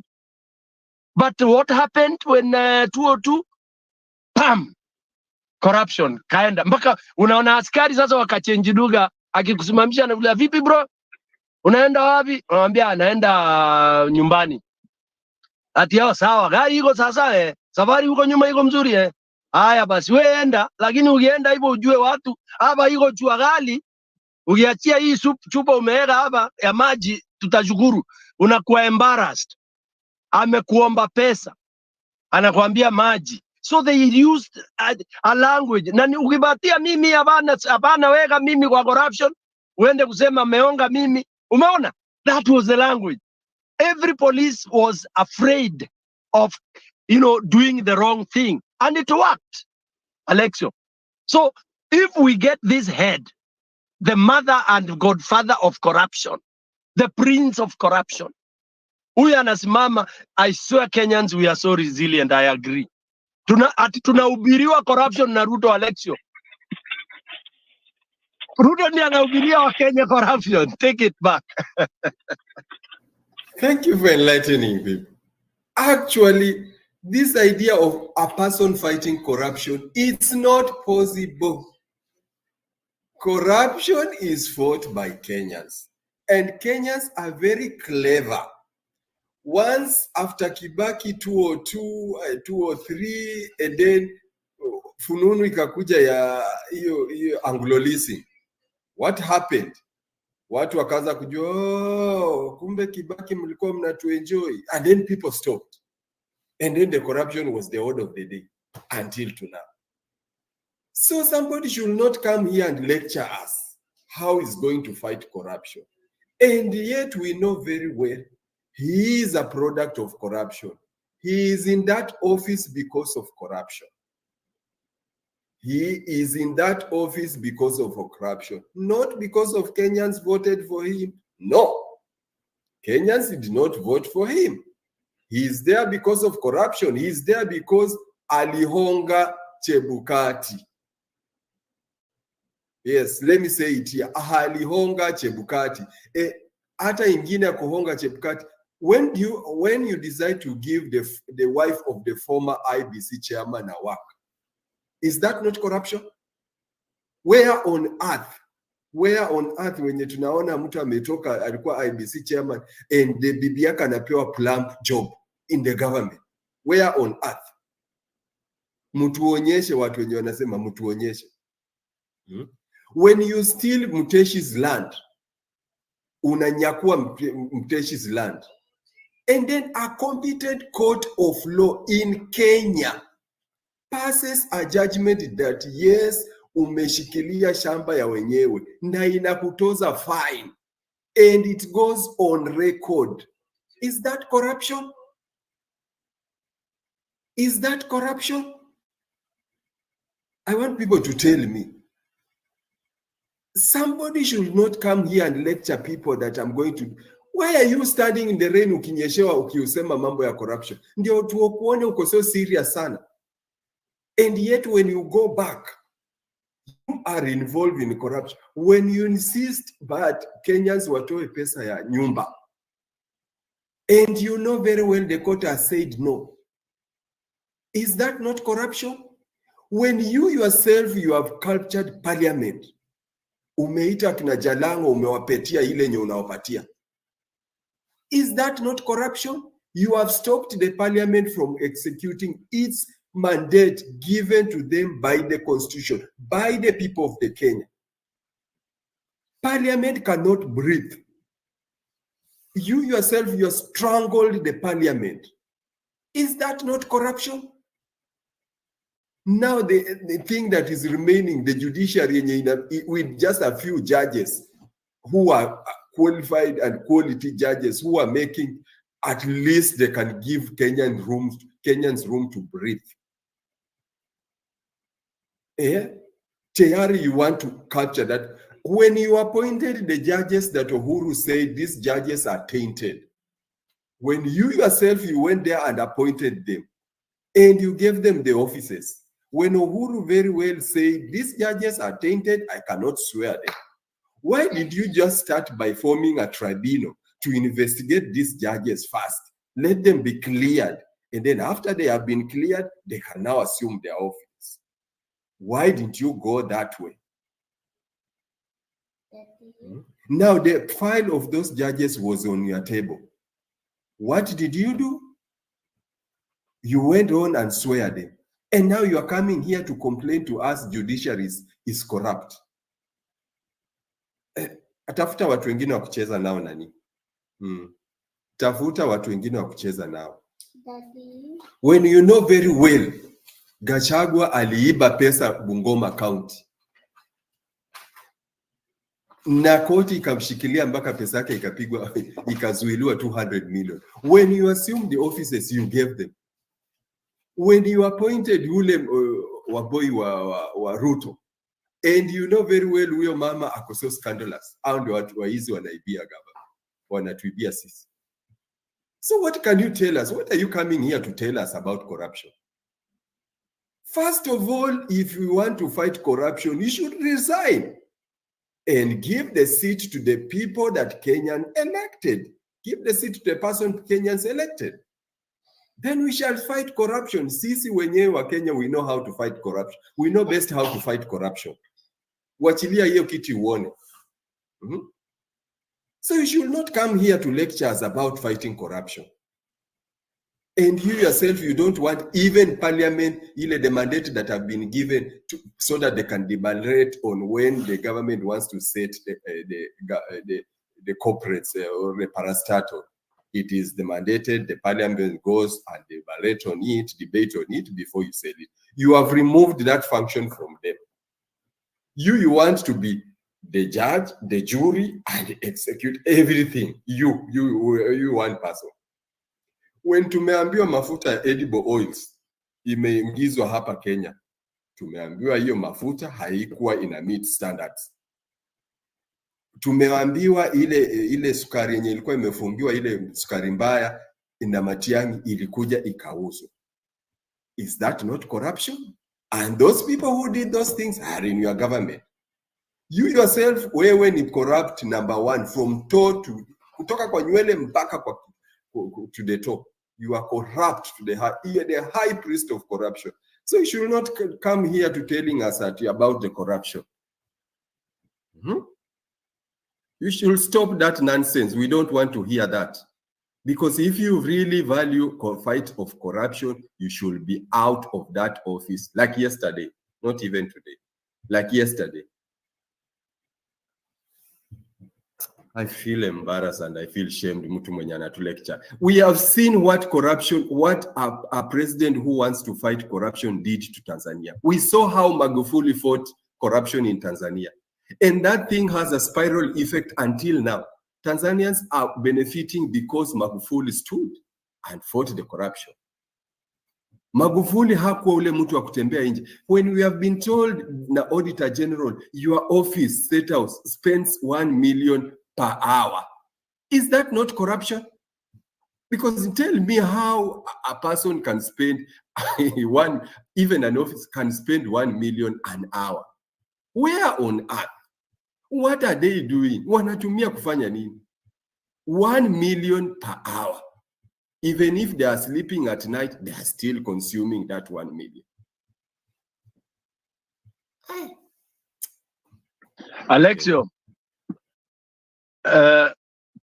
before, I don't know whether Lala wants to come in.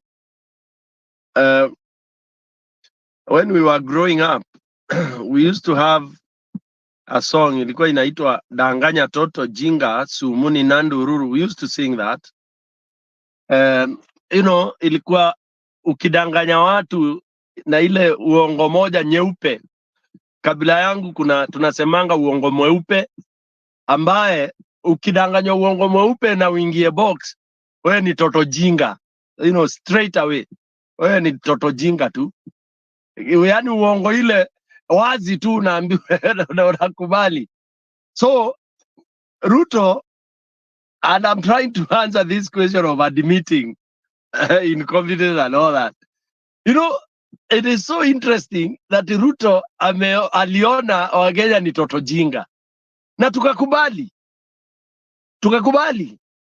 Now Ruto anajua mtoto mjinga akipiga nduru akiita, you know, like when you are walking at night uko Shago, when it's dark na una torch, ukiwa muoga, you see things forming themselves in front of you. For those of you who travel to Shags, in total darkness, because of uoga ile uko nayo kwa kichwa, unaangalia through darkness, unaona vitu zikimove.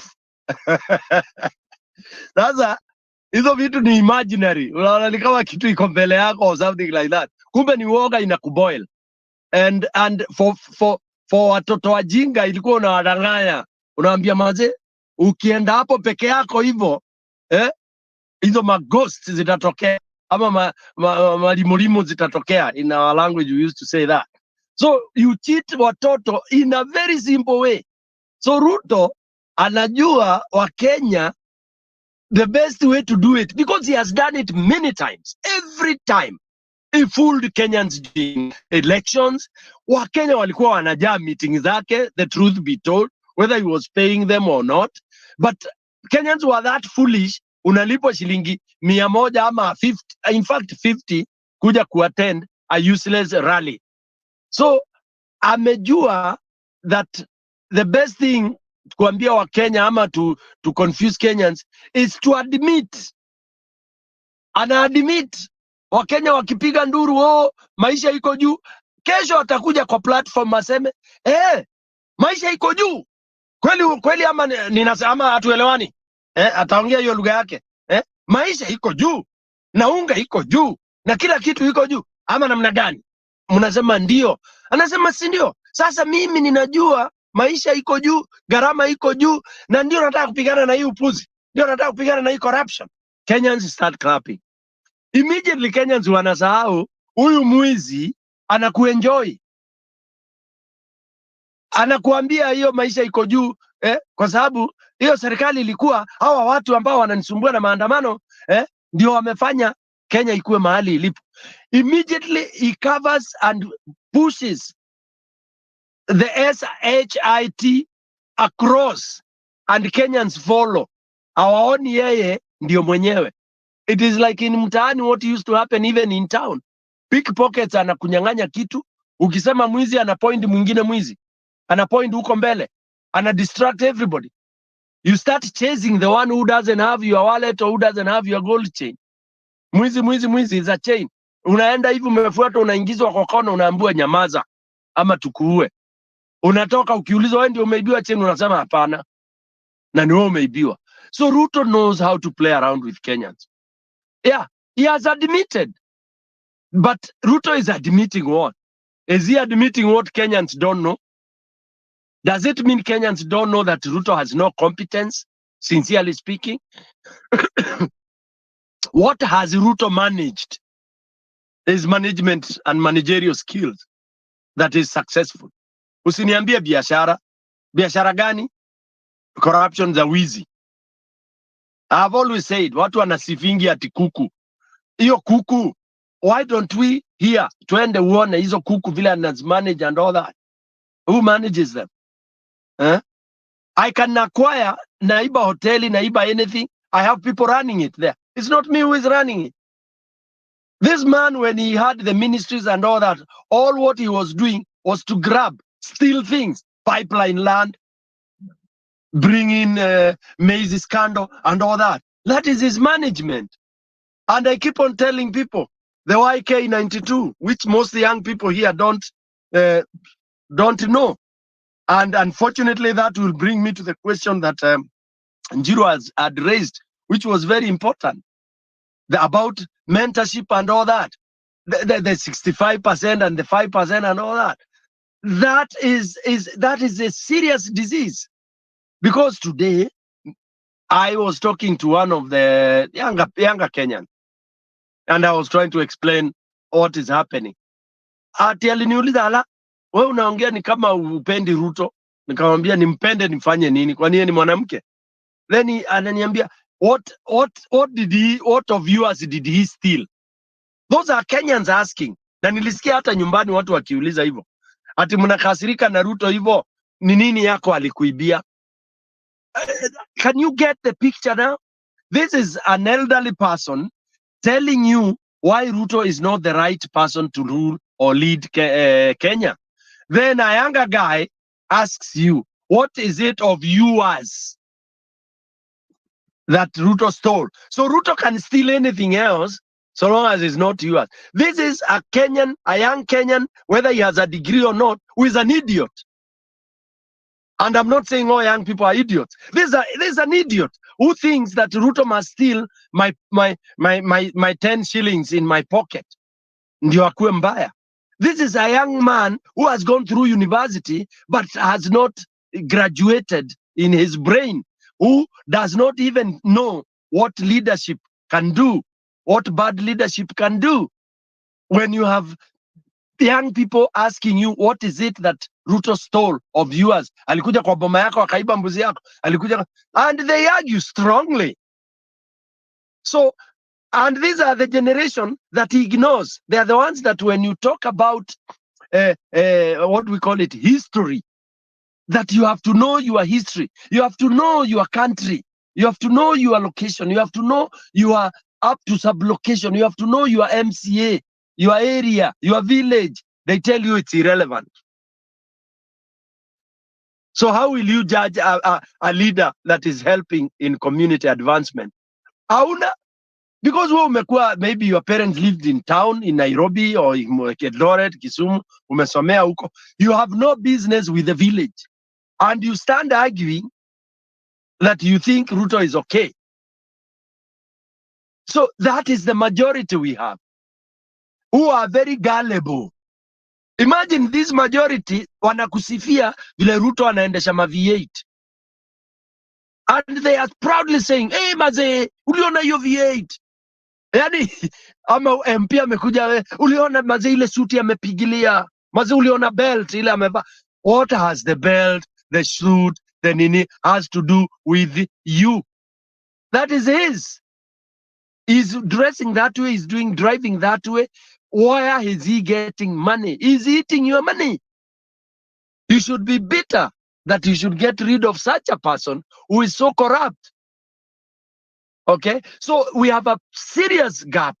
We have a serious problem, a major problem where, you know, that can actually, that can progress into accepting that we are on the wrong path, that we are headed nowhere. Because until you check your compass and you realize that headed east, yet I was supposed to be headed west.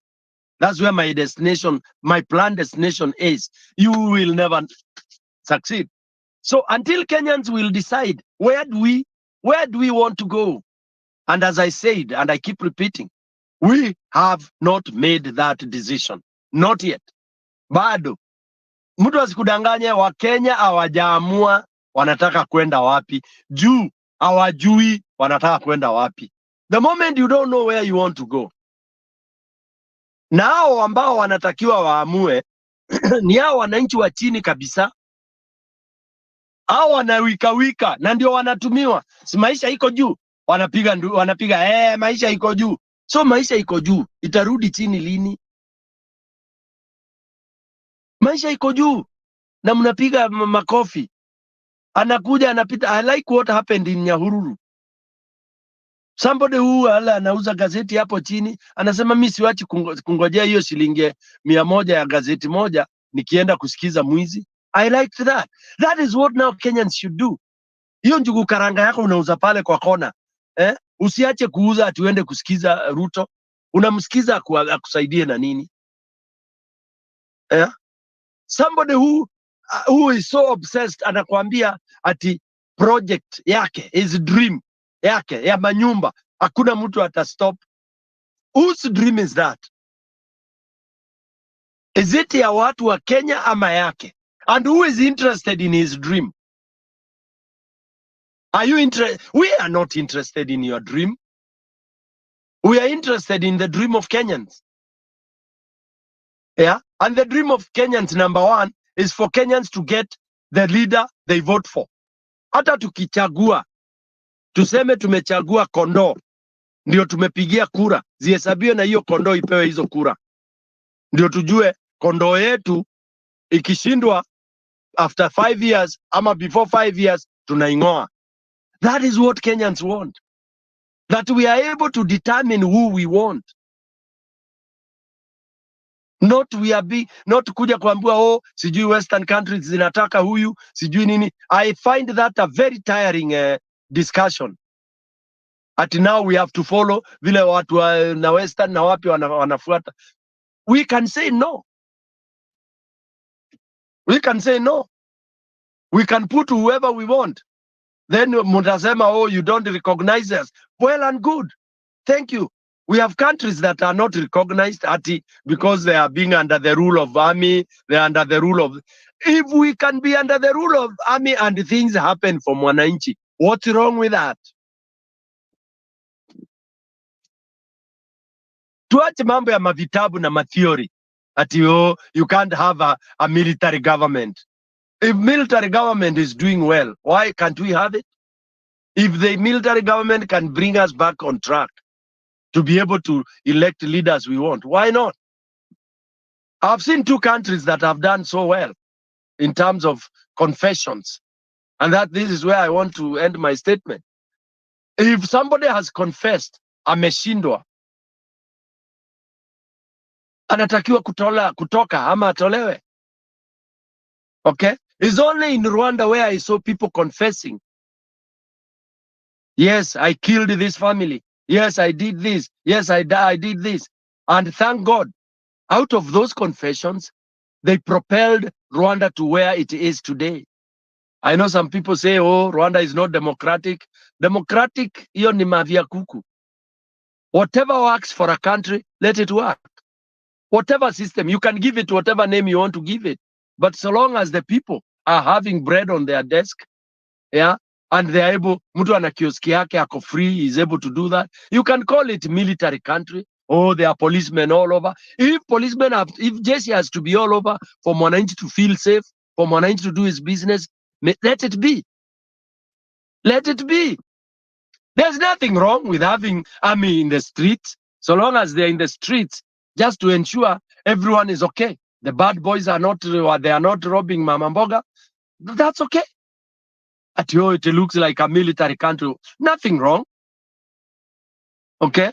Country number 2 that is trying very hard, but they are trying hard because their problem is also as old as, maybe older than Kenyan. Is Nigeria. In Nigeria, people confess. Although people say the usual ministers and people confess in Nigeria. Oh, I stole this, I did this, I did. And how they deal with it, it's their own way.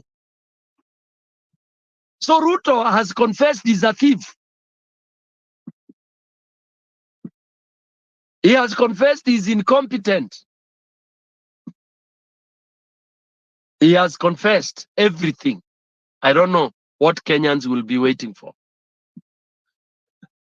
They'll be waiting to pray that he walks out of State House at naambia Wakenya chukueni nyumba yenyu.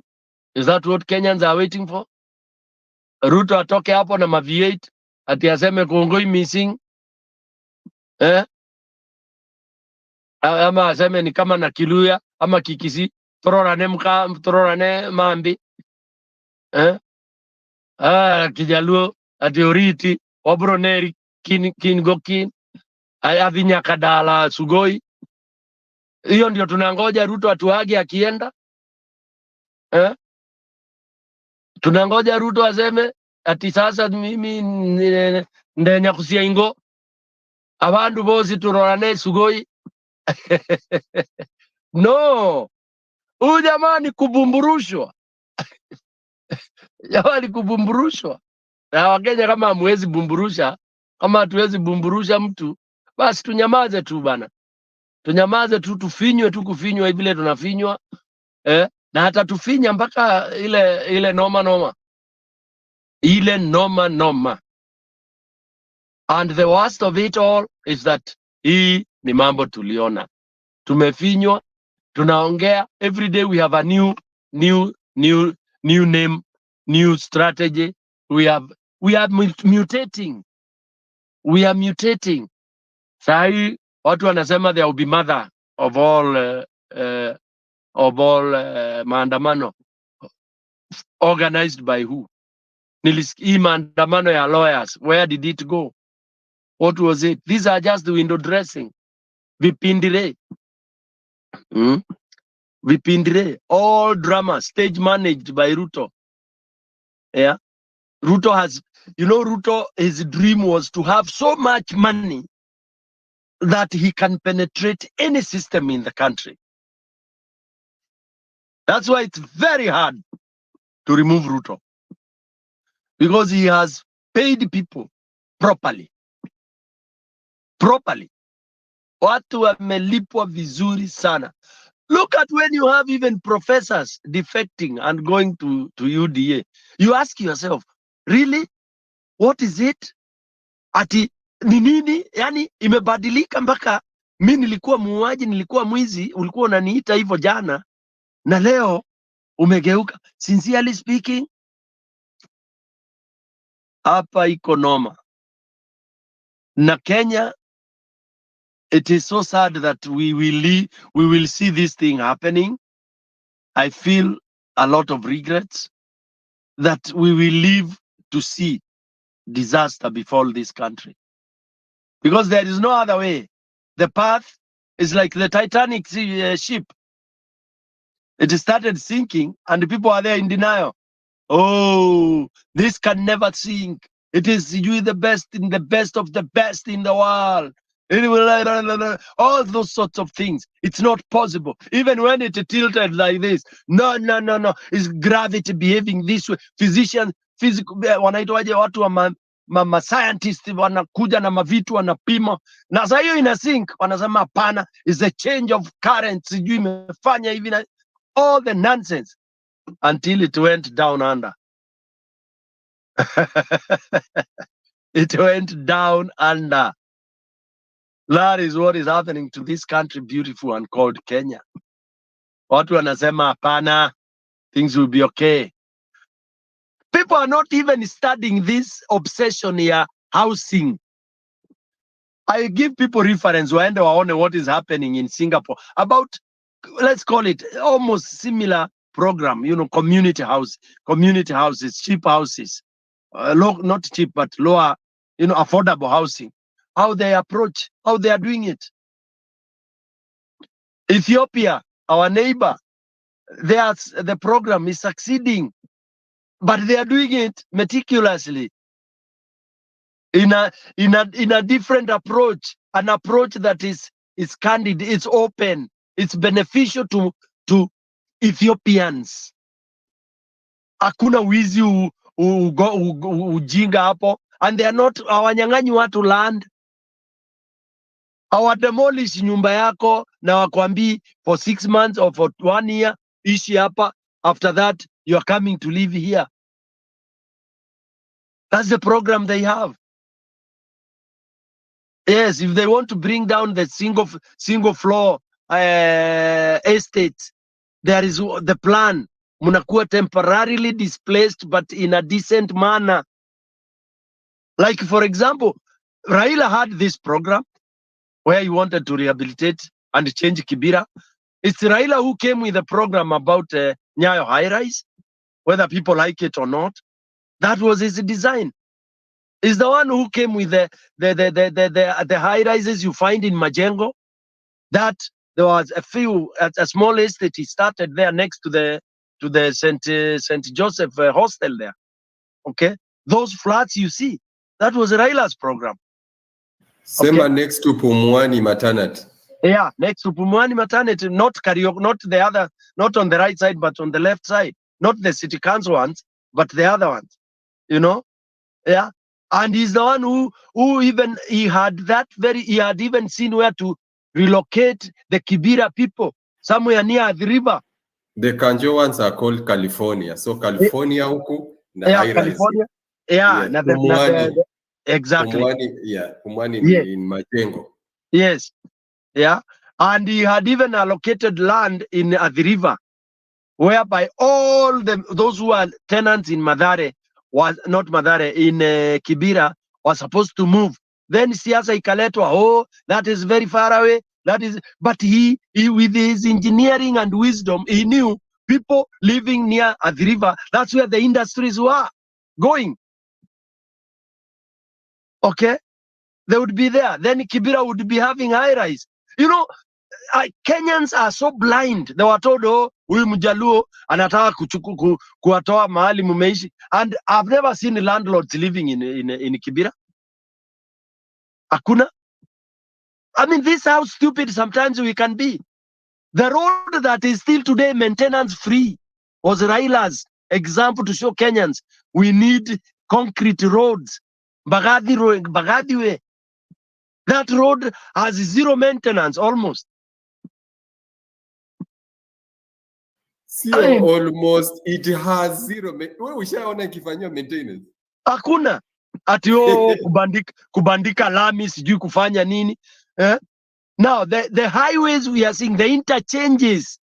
I have clips of Raila explaining to people. By the way, tomorrow we'll play that clip, Alexia. Raila explaining to people about bypasses.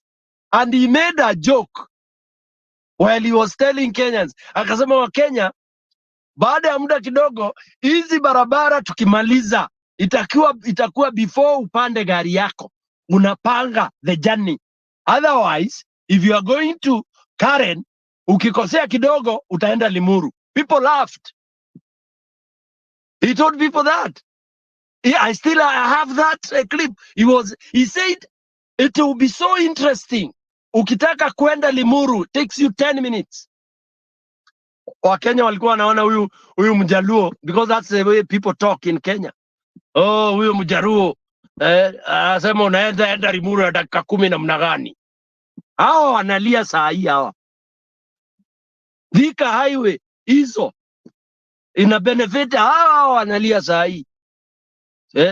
Huyu mtu anaongea vitu haiwezekani. Huwezi kutoka Nairobi kwenda Thika na dakika 40. It is sad. It is sad. Sasa, this is the man who can kill corruption in less than a year. We told them that during campaign. Kura za Ruto zilitoka hapi hizo 3.2 million ndio arudi ageuze aibe. Alipigiwa. Ruto was voted. Tungeacha avotiwe na wakalenjini wao na si wote. Alipogeuza bombas hapo, tungevamia bombas. We set it on fire. Tutajenga tena. That's what we should have done.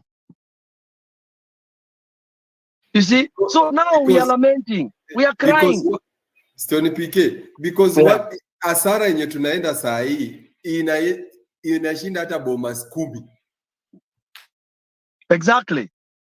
Exactly. How do we rebuild this country after Ruto? And Ruto will be here not 10 years. Ruto, unless achukuliwe na Mungu, I don't see how Kenyans can remove him. Can you imagine that if 24 years of Moi destroyed this country, Baka, we've not recovered up to today.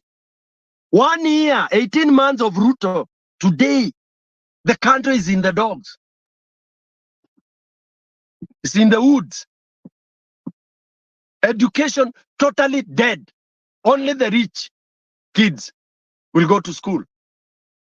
So what happens to the majority in Eastlands, the majority in Kawangware, the majority in Murang'a villages, the majority in Nyeri? Millions and millions of those young boys and girls. Kusukuma wheelbarrow. Yes, that is what he promised. That's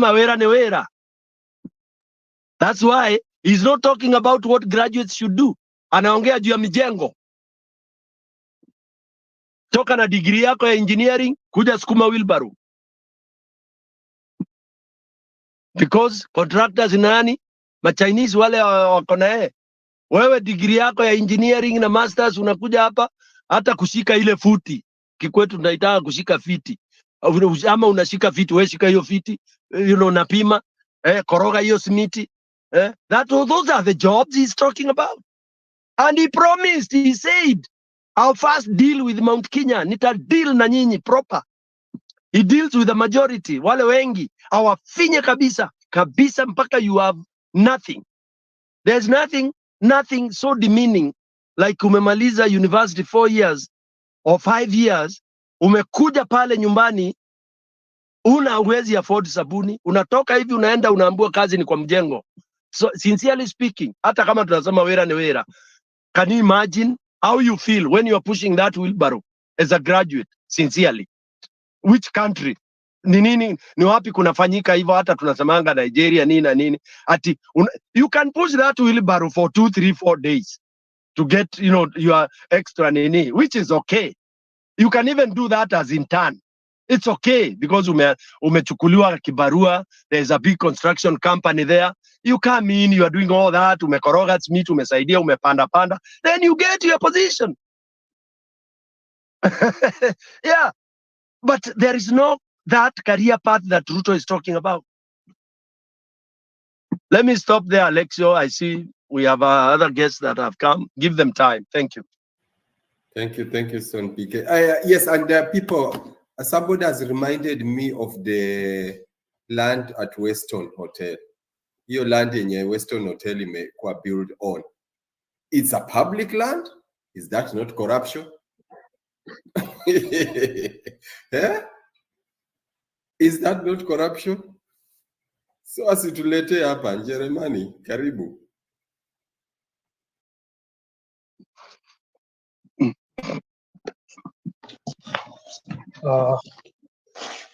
Asante sana bwana Alexio.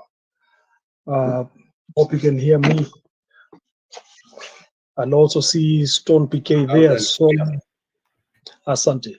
So long, it has been a while since I saw Stone PK over there. Good to see you, man.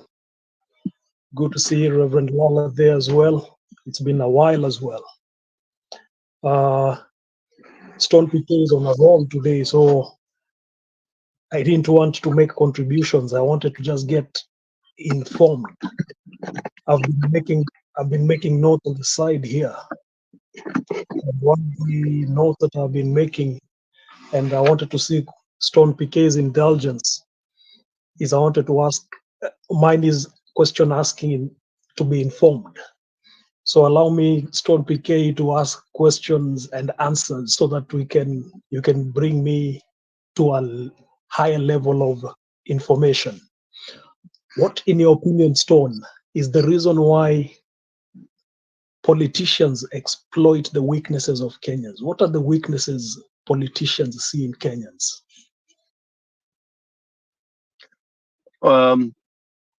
Number one, politicians see ignorance. They also see selfishness. Yeah. So these two, they capitalize on them because one, ignorance meaning Kenyans are very gullible. Hata wale wamesoma. You collect them in a room, then you give them garbage and you buy them tea. Miambilimbili. And I'm saying this as one of those who have been really very direct, politically and everything. So I'm talking what we have been doing as politicians, and especially the corrupt ones, the fake ones, because the easiest profession where you have thugs, dogs, all rot is in politics. You are a civil servant, you steal some little money there, you come and you can convince people, then there you are. So I put graduates in a room, I'll approach them as graduates at that level. I'll speak a lot of kizungu mingi and theory mingi, okay? I know they have no job. And I'll make a few of them to be my focal point, because naonyesha na appreciate that. But I'm taking advantage of their ignorance. Okay?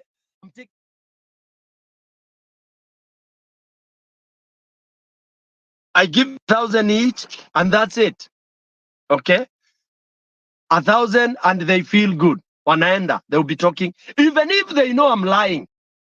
But because they're that selfish, no wanajua, they'll be getting a stipend throughout the campaign period. There'll be my face.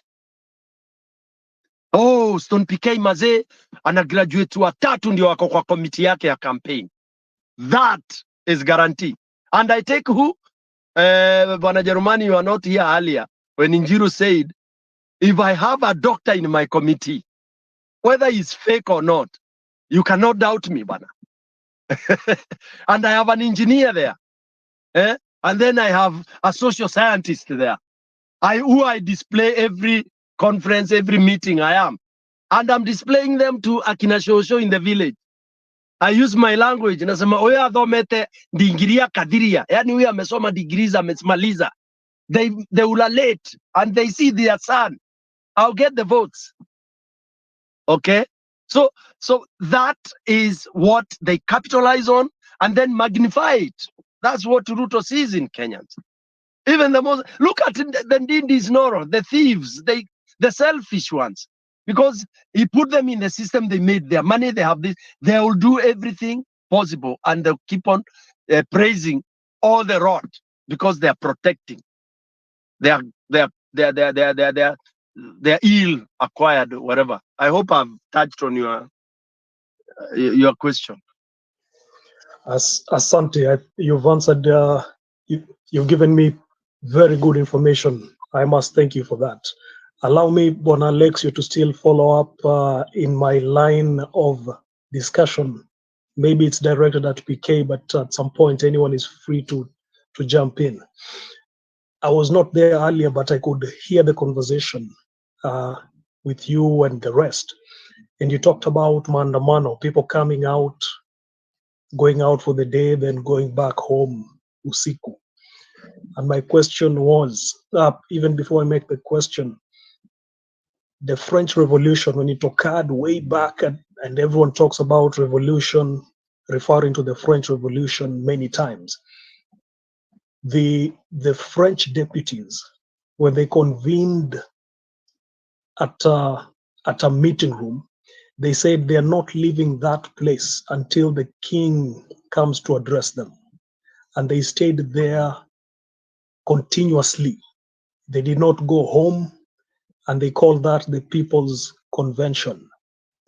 And that was the basis of a parliament being formed. Emphasize, Stone PK, why it's important that when people are called out or people step out, going back home is not the solution in the evening. I think I liked that point you made, but I know you had made a lot of comments on that, but I think it's important that you emphasize that, because as I'm using the reference of the French Revolution, when people step out, you do not retreat until that for which you have stepped out for is achieved. When you step out, you do not go back home empty-handed. You go back after having shown what was the sweat and result of your toil that day. But we appear to have a situation in Kenya where we go and toil, get tear gassed, and then we retreat back home and say we will wake up in the morning to do what we did not accomplish today. What is the importance of sustaining an effort, PK, if you don't mind? Yeah, and then I'll invite other people to do that. Quickly, Bwana Germani, that's fantastic. You framed your question so well so that at least we can eloquently bring it out. Now, other than French Revolution, of course, that's the oldest. I mean, one of the oldest. If we track revolutions down the line towards where we are now, to the present time, even up to the most recent one in Sudan. I think no. Yeah, Sudan. Actually, the most recent was Sudan. Other than the West African, the Burkinabe, those are fantastic. It's quick. They decide, they do this, they throw you away. But now let's talk revolution. That they start, this lady, for example, in Ethiopia, they decide, I mean, she and others decide that we have to make this hard. They begin with Kitambaa Cheupe. She goes there. on top of her voice. She talks, she sings. Today they are 5. She doesn't go home. People bring her maji. She doesn't go home.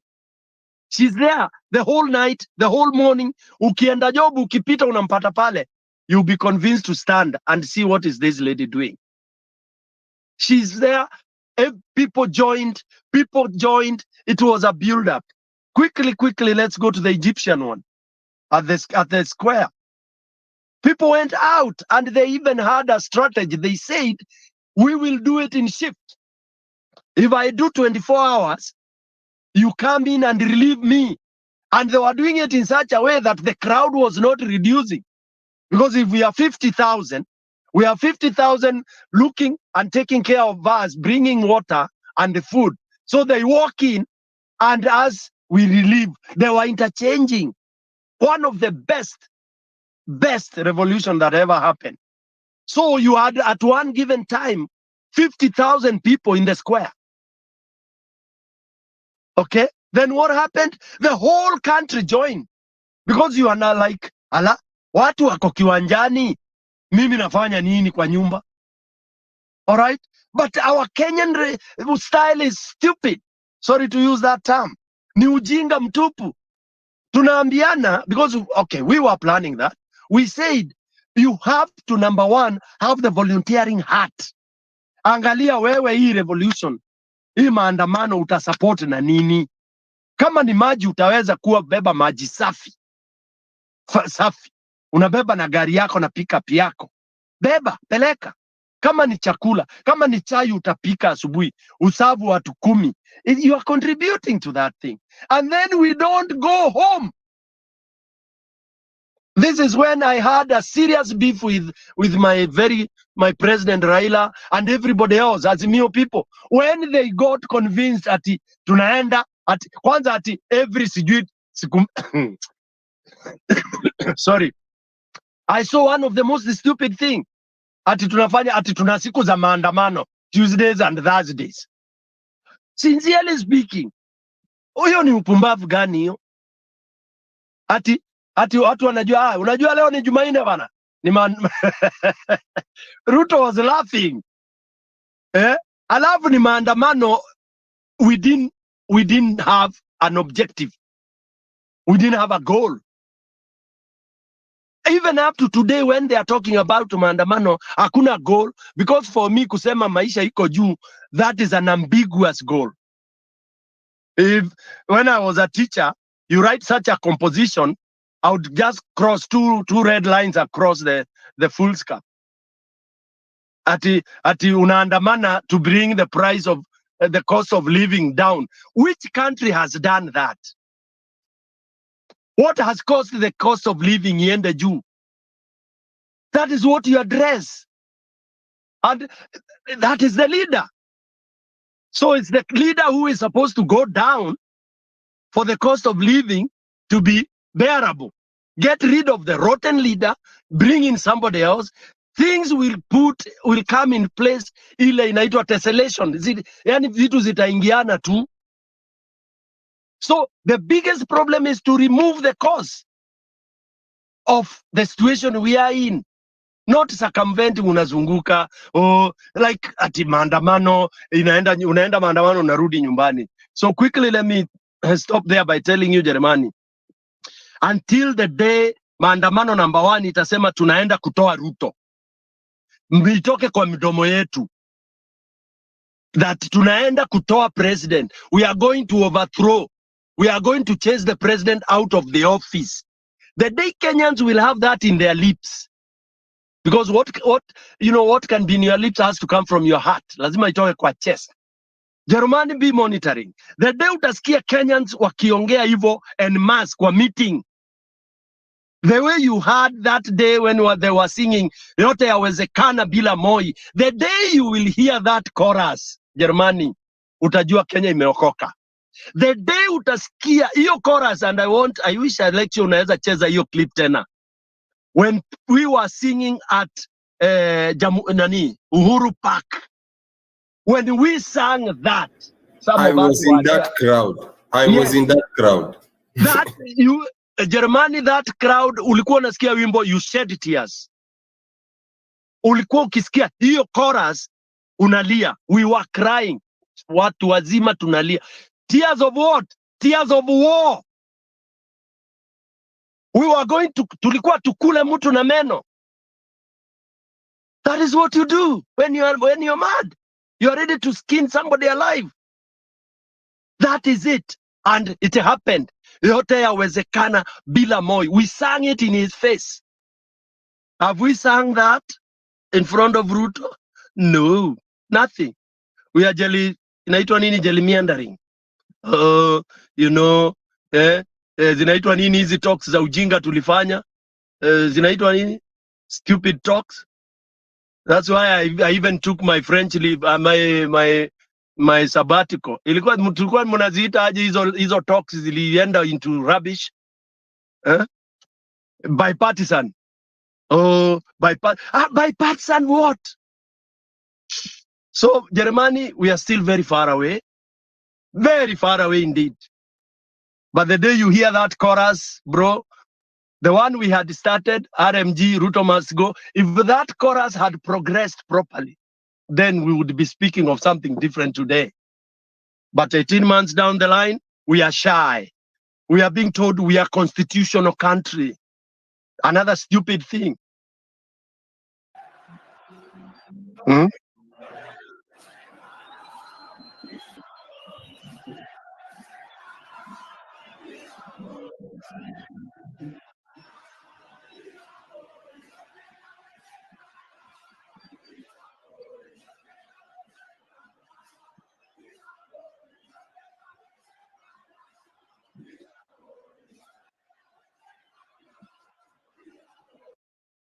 Thank you very much.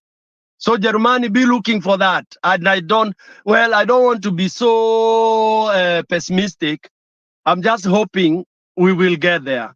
But the day you will see that, you can open up your inaitwa nini, whatever your best drink, sit or join and start champagne. dancing. Yes, champagne. Yeah. Champagne. Yeah. Kama utakuwa Kenya, open it and join the crowd and start celebrating because you will have crossed to Canaan. Thank you. Thank you. Thank you, Stone PK, and thank you, Alexio, for the indulgence. I wanted to make the following comments, and I appreciate very much, Stone, what you've said. I think at some point we need that bitter reminder, because it appears that in Kenya we take a lot for granted. We complain once, things get okay a bit, and then we think everything is okay, and we forget the reasons why we were agitating for change, and we start saying all seems to be okay, so we retreat back to our cocoons, we retreat back to our boxes and bubbles and continue life as usual. We all know, for example, that when someone is given antibiotics to take, it is supposed to clear the system of the particular bacterium that is in the body. And if you do not complete your dose, what usually happens is that whatever bacteria was in this body mutates. It develops a new form that whatever antibiotics you are now on will need a stronger dose than you had taken before. And my view is that in Kenya, we have gotten to that stage, because I start analyzing the sequence of events since 2002. And I see that in 2003, the fight against corruption was so strong that, as you discussed previously, policemen were being arrested. But then we got to a point where, as Ton PK said, the language of extortion was now very polite. And I think we have now receded back to that situation where it is outright. It is presumed today that if you are with the people who are in government, then all is for the taking.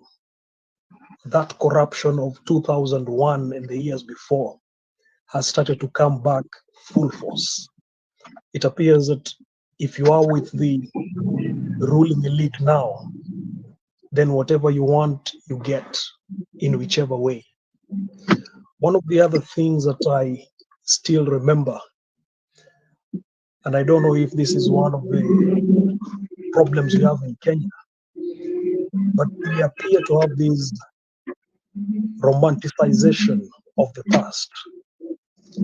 Today, people always talk about Mwai Kibaki's time as president as being one of the best. But I have a critical view to that notion, because one of the things I remember is that 2003, 2004 is where, one, we lost the battle against corruption. Number two is where we started also losing the national fabric. National fabric being, we were all looking at ourselves as one Kenya going forward against the previous oppressive regime.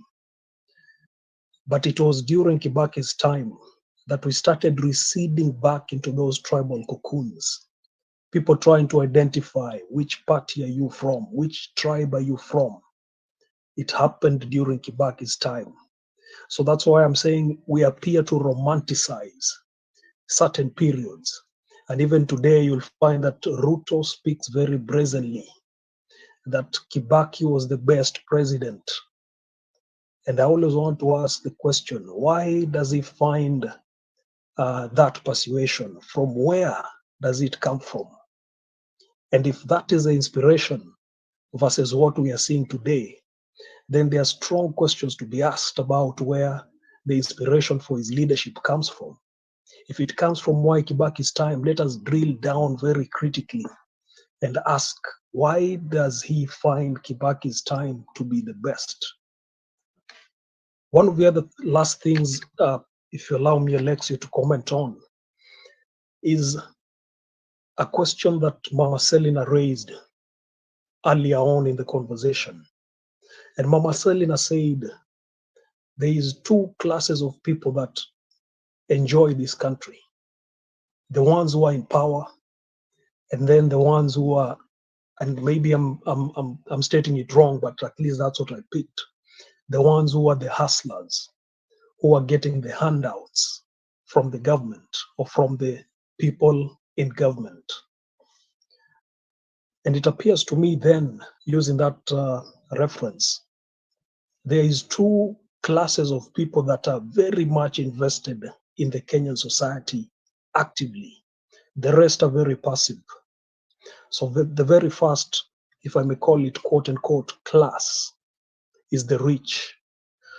These are the rich people who will fund elections, who will fund people running for election, because they know the outcome of the win is that we are going to get those tenders, we're going to get those procurements, we are going to get all those favors that come with our person being in government. And then the other class invested very actively in the happenings of Kenya is this quote unquote class that we call the working class, the hustlers, the people who are being referred to on a frequent basis as Mamba Mboga, Boda Boda riders. That is the other class that is invested in the nation on a day-to-day basis, because their earnings come from day-to-day toil. Now, the critical class, quote unquote, is this other class that I don't know how to refer to, but Mama Selina was calling it the middle class. The ones who are neither rich and they're neither poor.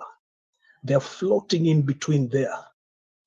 And then these are the ones who, if Maandamano was to be called, will be parking their cars back home and saying, I'm not going into town today because my car will be hit. I'm not going to town today because there will likely be tear gas. Passive participants in the Kenyan society. That, to me, is a very dangerous class, because they remove themselves from the day-to-day problems of the Kenyan society. Because number one, they're guaranteed of their salary at the end of the month. They're guaranteed of their health care. At worst, they can mobilize through friends and their networks to meet their health bills should the situation arise there. The rich will pay for it if the problem comes. The poor who are not within the means will either die or will just go and ask for help here and there. But this particular class, quote unquote, is the one that keeps letting down the fabric of the nation. Passive participants in what is happening in Kenya today. Finally, and maybe this is something I would invite everyone else, including Alexio, Lala, and Stone PK to comment on. I always have this saying, mwiba uchomeapo, ndipo utokeapo. And I'm saying this because I'm referring to the Constitution.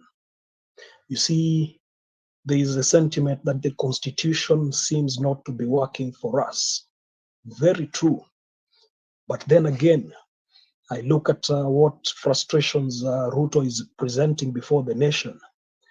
And my basic premise here is that it is that same Constitution that is giving him the frustrations.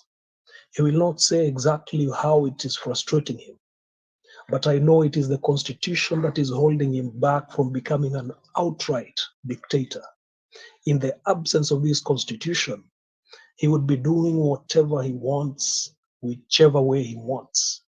But it is holding him back. And we must take cue of that and say, if that is what is holding him back, can we use that same instrument to organize or bring about a situation where we can remove him from using the instruments of power bestowed by that same Constitution? I say this because we must never forget, and probably that's where our starting point should be, the Constitution 2010 that we have today. This is a constitution that Ruto campaigned against. This is a constitution that he said, lazima tuiangushe, ndio tuirekebishe. And then the day comes when he's now in the power, and now he appreciates the same constitution he fought against. How are the rest of the Kenyans to appreciate that if that same constitution does not work to his favor, he will uphold it? Back to you, Alexio. Thank you, Jeremiah. That's a good insight. Actually, I like your thinking. Mwiba uingia hapo ndio unafaa kutolewa tena. And again, yes, we have complained on this platform. The Constitution seems not to be working. But you have brought about another idea which I kind of like it. The same Constitution is frustrating Zakai. So I think it's high time we tighten on that bells, we tighten on that place. The way it does, we can just tighten on it a little bit tighter, and then tutakuwa tumenyonga huyu mtu haraka. I can see there is a way. Actually, I have seen there is a way. As we wind up, I'm seeing we are almost 5 hours, the maximum numbers of hours that are allowed in a show. I would like to give you, each and every one of you, the closing remark of 2 minutes. Can we start with Reverend Lala?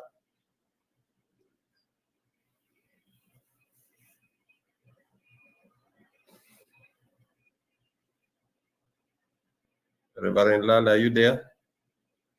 If Lala is not around, Stone PK, unasikiaje mambo? Mwiba wingi hapo ndio unavaa utokewe hapo. Yeah, thank you, Alexio, and thank you, Jeremani. I know Reverend Lala he must be around. But in my closing remark, I'll still just do my rallying call. I agree, Mwimba wingi hapo ndipo unautolea hapo. It's true, because if you try to push it through, itokee pande ile ingine ni kazi mingi. Okay? So uchungu ukitokea pande ile, it's more painful. It's a lot of work. But kutolea pale umeingilia is the easiest. But Kenyans, sisi ni waoga sana. We don't have that principle. Hatuna hiyo principle. Waoga kweli. By the way, truly speaking, you'll allow me a little bit more, but not a lot of time. Let me tell you, truly speaking, Kenyans are cowards. You take it to the bank. We are cowards. Sisi ni waoga mno. And we rely on lies. We rely on lies and dwell on lies. We live a lie. Unaona ile you live a lie thinking you are the strongest man in the village. You are this, you are this. We like that way. We live that way. We've lived lies that we are we fought for independence. That's a lie we've been told. And it has become really religious. It's a lie. Oh, we fought. We fought. You fought who? You fought. Who did you fight? I want somebody to give me a list of how many whites were killed by us fighting. Tukaenda, tukavamia kambi, tukaua wazungu. Wale tulikuwa tunapigana. We agitated for independence. We never fought. We were agitating. Hakuna vita. Vita hiyo tulipigana, tulikuwa tunapigana wenyewe kwa wenyewe. Which is the same thing we are doing. That's why we are saying maandamano ni ya watu fulani. Maandamano ni ya Raila. Maandamano ni ya Stone PK. Maandamano, because if we had that culture of one cause, that one cause is only found in West Africa and North Africa, where they stand and they say, Germany is our enemy. They all agree. Point number one is to remove Germany. Kugawana viti baadaye. Wakenya tunaanzanga na kugawana viti. I mean, it's another stupid thing we do. We start by fighting kwanza. Germany, wewe utakuwa nini? No, Germany lazima uniwachie mimi Stone PK. Mimi ndio nitakuwa chairman. We have not acquired whatever we want to do, but we are already fighting. Chairmanship, secretary, sijui nini. Oh, I'll be the only candidate. You will not. Then that wears us down. It weakens us. Okay? So unfortunately, we are not fighters. We should not lie to ourselves. We are greedy. We like fighting for a food that we even don't have. We start kugawanya, kukatiana part. Mnyama hajaanguka ule tunawinda, but already tunapigana nani atachukua maini, nani atachukua mguu ya mbele, nani atachukua. And that's why we have failed. Germany, I know you like studying this thing. Just study Kenyan, the way we've agitated for whatever we agitate. Even that section 2A. Ask yourself, why is it that Raila has been so exhaustive and used? Why has it been so tiring? Why is it that he has done it through his life? And yet it's a point that majority of Kenyans thought it was worth it. Why did they take him? It took him his self. Mpaka anamalizwa ndio tutoe Moi point 2A. It is sad. It is very sad. Because sisi ni waoga. Waoga mno. And we are selfish.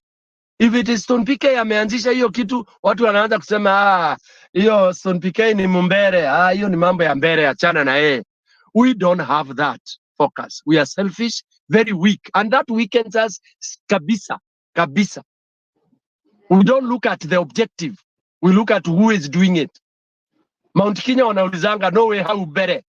In Mountain languages it asks who is there in front. Ukisikia ni Mohammed, kutingĩkorwo na Njoroge hau mbere, yani hatuwezi kuwa na Njoro hapo mbele. Look at that. That draws you back completely. Inakutoa pumzi. Mimi nimekupigia Germany, toka tunaenda vita. Unaanza kuuliza nani yako hapo mbele kwa vita? Stone PK ati Wamalo angekuwa hapo mbele. Sasa badala utoke, kuna mtu mbele anatuongoza, twende hii vita, tung'oe hii kitu. So That is our biggest weakness. And I'm appealing to Kenyans. At my last word, can we find this common goal? We don't have it. Can we find it? Tunaweza kutafuta kiini, ni nini tunataka kufanya, si kumlete gharama ya maisha chini. Acheni hiyo, hata kwa hii TV tuache kuongea hiyo. That's irrelevant. Mrs. Ouma, my English teacher, ningeanza hivyo angeniambia irrelevant, ananirushia karatasi, enda ukaandike tena. What is our objective? Hii maandamano tunaitana ni ya nini? Si ya kuleta vitu gharama chini.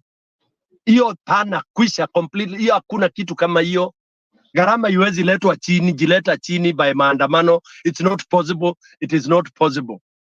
Maandamano will not bring gharama chini. French Revolution ilileta mkate, bei ya mkate chini by removing whoever was in leadership. Egypt the same. Okay, Tunisia the same. Ethiopia the same. Not Ethiopia, what do we call it? Apanani. South Sudan the same. So Kenyans, we are not on course. We are lost. We have no direction. Let's Sudan. get our direction. South Sudan, Sudan. Yeah, Sudan. Yeah, Khartoum, Sudan. Yes. So Kenyans, hatuna dira. Let's get the compass and let's decide. Is it Ruto we want to remove? Call it as it is. Yes. Don't give us that constitution anini. Say we want to remove Ruto. Period. Thank you very much, guys. Thank you, thank you. Yes, the rallying call should be, we want to kick Ruto out because he has killed our institutions. He has made sure our institutions are not working. Period. Lala, Reverend Lala, it's your turn. Asante, Stone and Jerumani. I think revolution is necessary. The main agenda, the main reason is simple. Kenyans went for an election to choose a leader to lead them out of whatever circumstances they were in. And the election itself went well, but there was a disrespect of Kenyans voters. That is what Kenyans believed. We went to the street because we believed something was wrong with that electoral process. Kenyans were asking for the opening of the server, counting, and finding where the problem was and correcting it. That was not done. Instead, people died. And so the reason why we are going to the street is because we believe that our constitution was subverted, was not respected. And so every other problem has come to us because we failed the test of that constitution. And therefore, we do not recognize this government as legitimate. And that's why we are protesting. Those other things are secondary. The price of commodities and others, those simply support our cause. And therefore, we can raise them, but they are not the key. The key thing is this man is not the president of Kenya based on what we believe as wananchi. And therefore, we don't want him. People who protested died. I live in the US. I took a trip to Kenya to bury some of those young men and women who were killed I went to their homes. I saw those bodies get into the grave. I saw the cartridges. I saw the arrows with my own eyes. I saw what happened to those people. I traveled sites like Luanda, sites like Kagan, and those places with my own eyes. These were young, promising Kenyans who just wanted their constitution to work. The same constitution condemns this people called Ruto. Then I saw how the people hunted and hunted like rats on the street, people carrying guns and in the name of police, rogue bandits. I call them bandits. And that to me is not a government. And so Kenyans are on the street, those who went to the street, because we believe our constitution was not respected then and not being respected now. That is the reason for us to get back to the constitution, constitutional democracy, because we are now outside of the rule. So the same constitution, yes, it's a beautiful constitution, but in some of our minds, it is not being used, not being applied. Is basically used when it supports or protects Ruto and his men and this system. And most Kenyans are vulnerable because the constitution is not there to protect us, and it's not protecting us up to the moment. So in my mind, Kenyans must step out and get rid of this government. I happen to work with a certain system, and when there's a crisis, I see people come to my office, some of them, a number of them, saying, I want to re-enroll in the military to go and fight. In other words, the number is always there. But as Stone stated, I think we are afraid of truth. We are cowards in a sense. And because we're afraid of truth, we are shouting, we want more facts. And when as facts come forward, appear, and we discover them as Ruto messes, we keep on pushing the yardstick. As if that's not enough. We want another one. So every single day, something new is coming which is convincing us more and more that we are on a wrong side of our constitution, if it is there at all. Some of us, we think we are not